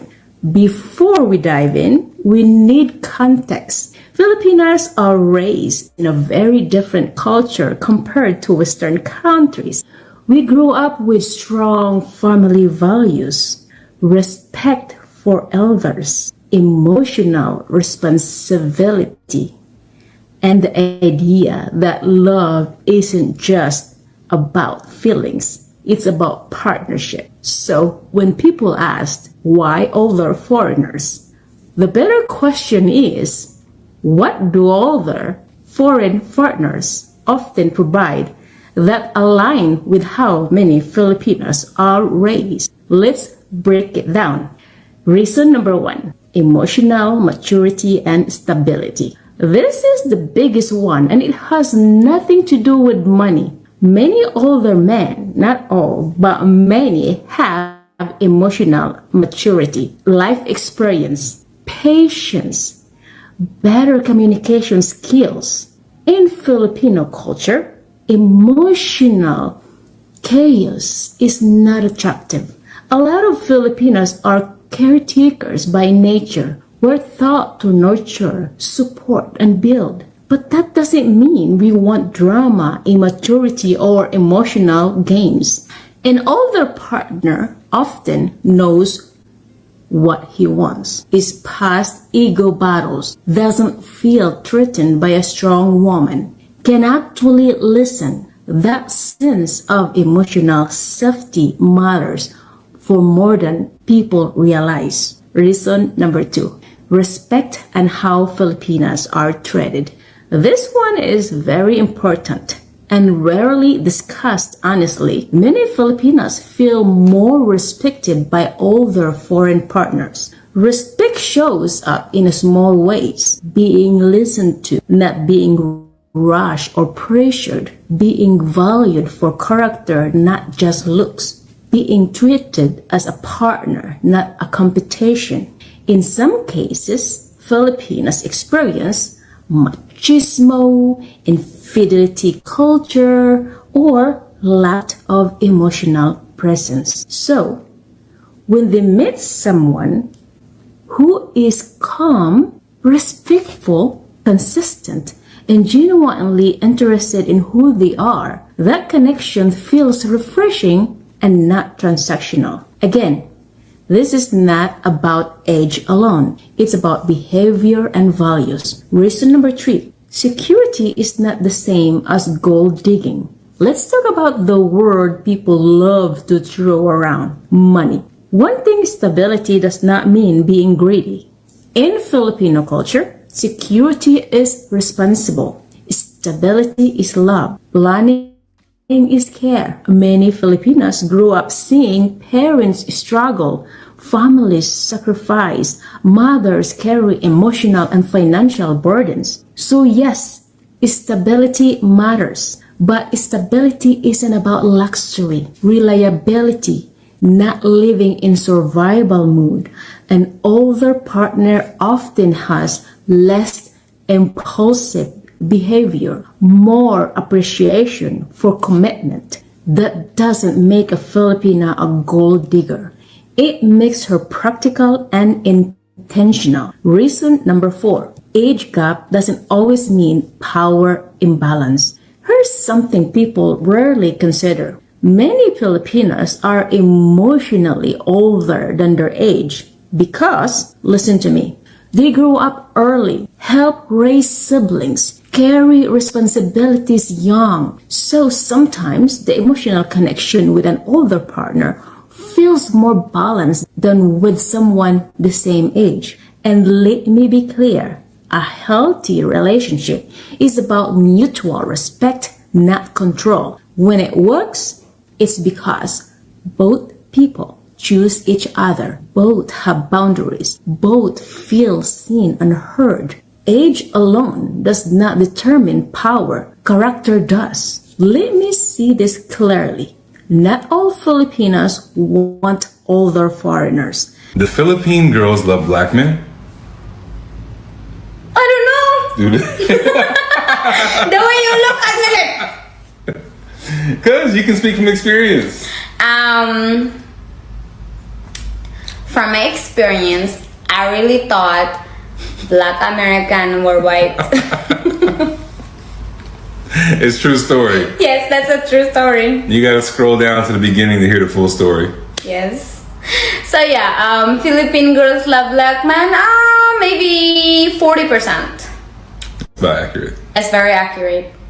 40% of them like black men. Yeah. 60% of them wants white men.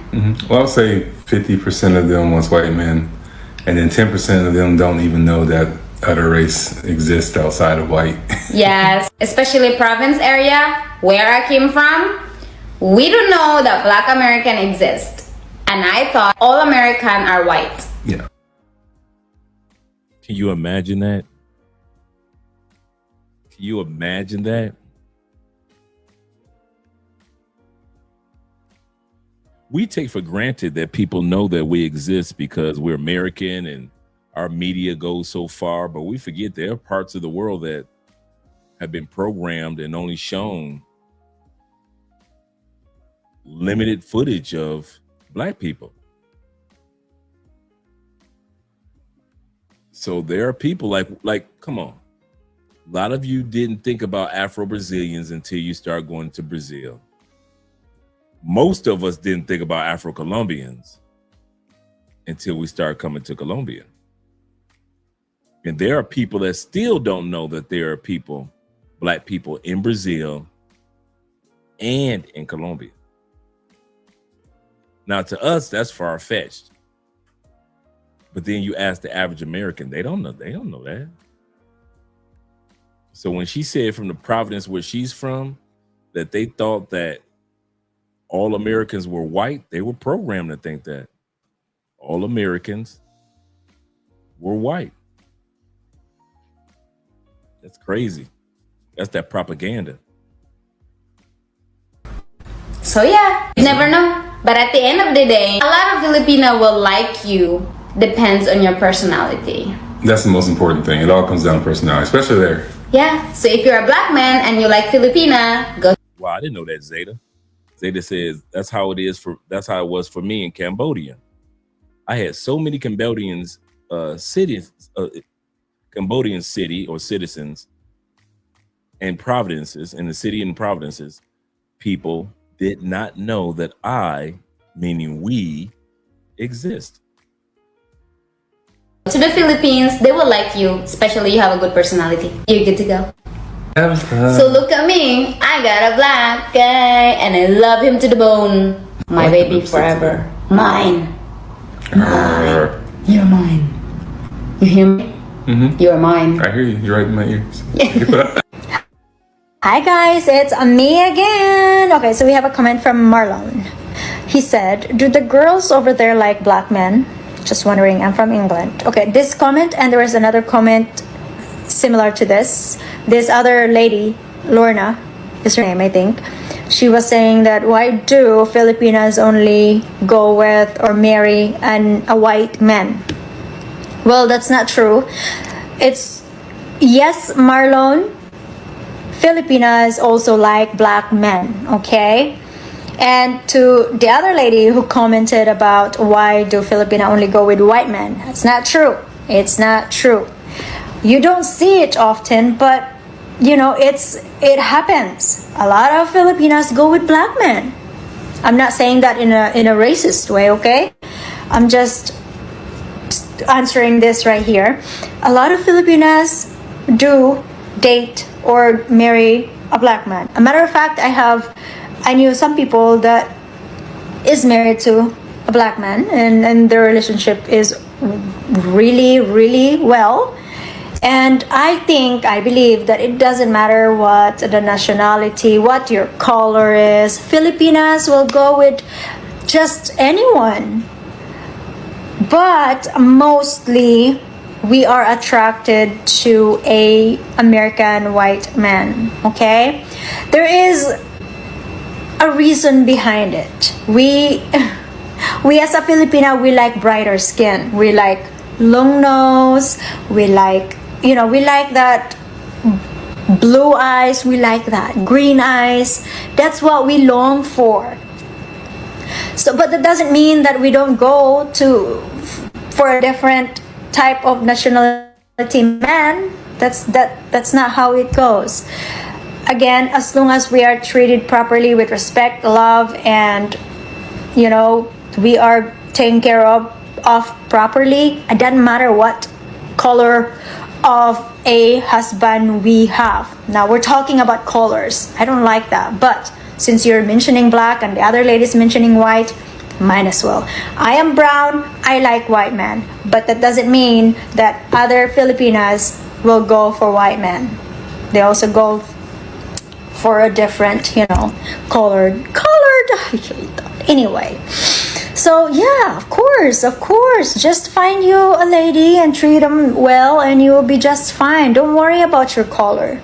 Color is just a color. We are all the same. We are the same creator of this world, So yeah, don't worry about it. Just be you. And don't try to step on anybody's toes. Otherwise, you will not succeed. Why are young women attracted to older men? It goes deeper than you think. It is not because they're broken, gold diggers, or being manipulative. It is because older men activate something that younger men haven't developed yet. Young women bring youth, beauty, curiosity, softness. Older men bring experience, confidence, emotional control, and safety. That pairing has worked for thousands of years because of what? Biology and polarity. A young woman is wired to seek a man who can guide her, protect her, and elevate her. Not control her, but teach her. And this is the part that a lot of people ignore. Older men teach. They teach emotional maturity. They teach communication. They teach discipline and long-term thinking. They can show her calm leadership and what masculine reassurance actually feels like. She grows up faster beside an older man than with somebody who is still becoming himself. And what does he get in return? She brings him back to life. Her softness, her energy wakes up parts of him that he forgot. Her femininity sharpens his masculinity. This isn't a transaction. It is pure polarity and human nature. Younger men are still figuring themselves out, building themselves up emotionally, financially, mentally. They're unsure, inconsistent, and that is normal for their age. But women don't fall for potential. They fall for certainty. Older men know who the hell they are. They know what they want. They know how to show up. They offer so much direction and protection and stability. That's why young women choose older men. They feel safe enough to be feminine, open, and soft again. It is not creepy. It's not new. It's the oldest pairing in human history. And the people who hate it the most are the ones who can't offer what either side actually values. All right. All right. We are at 4 hours and 39 minutes. Shout out to you guys.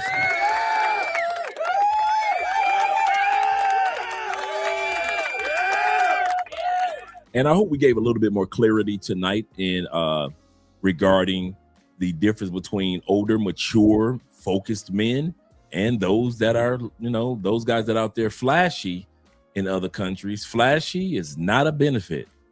It's not benefiting you. It's not even benefiting the people around you.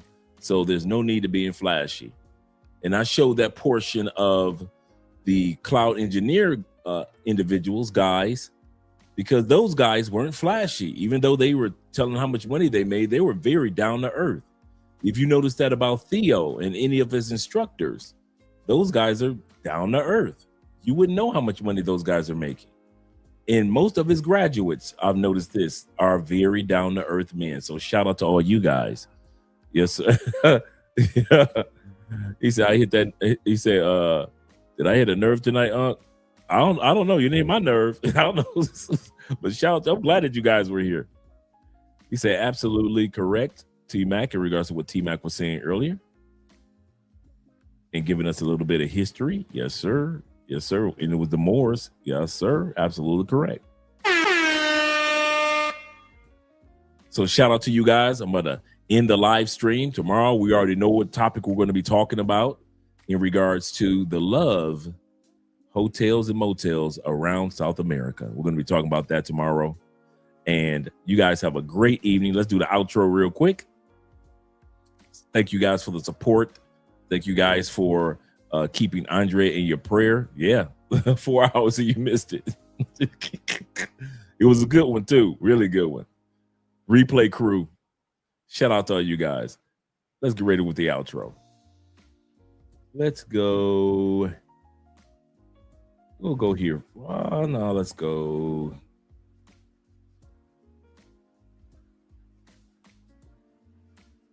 I'm just trying to figure out. Oh, let's go classic.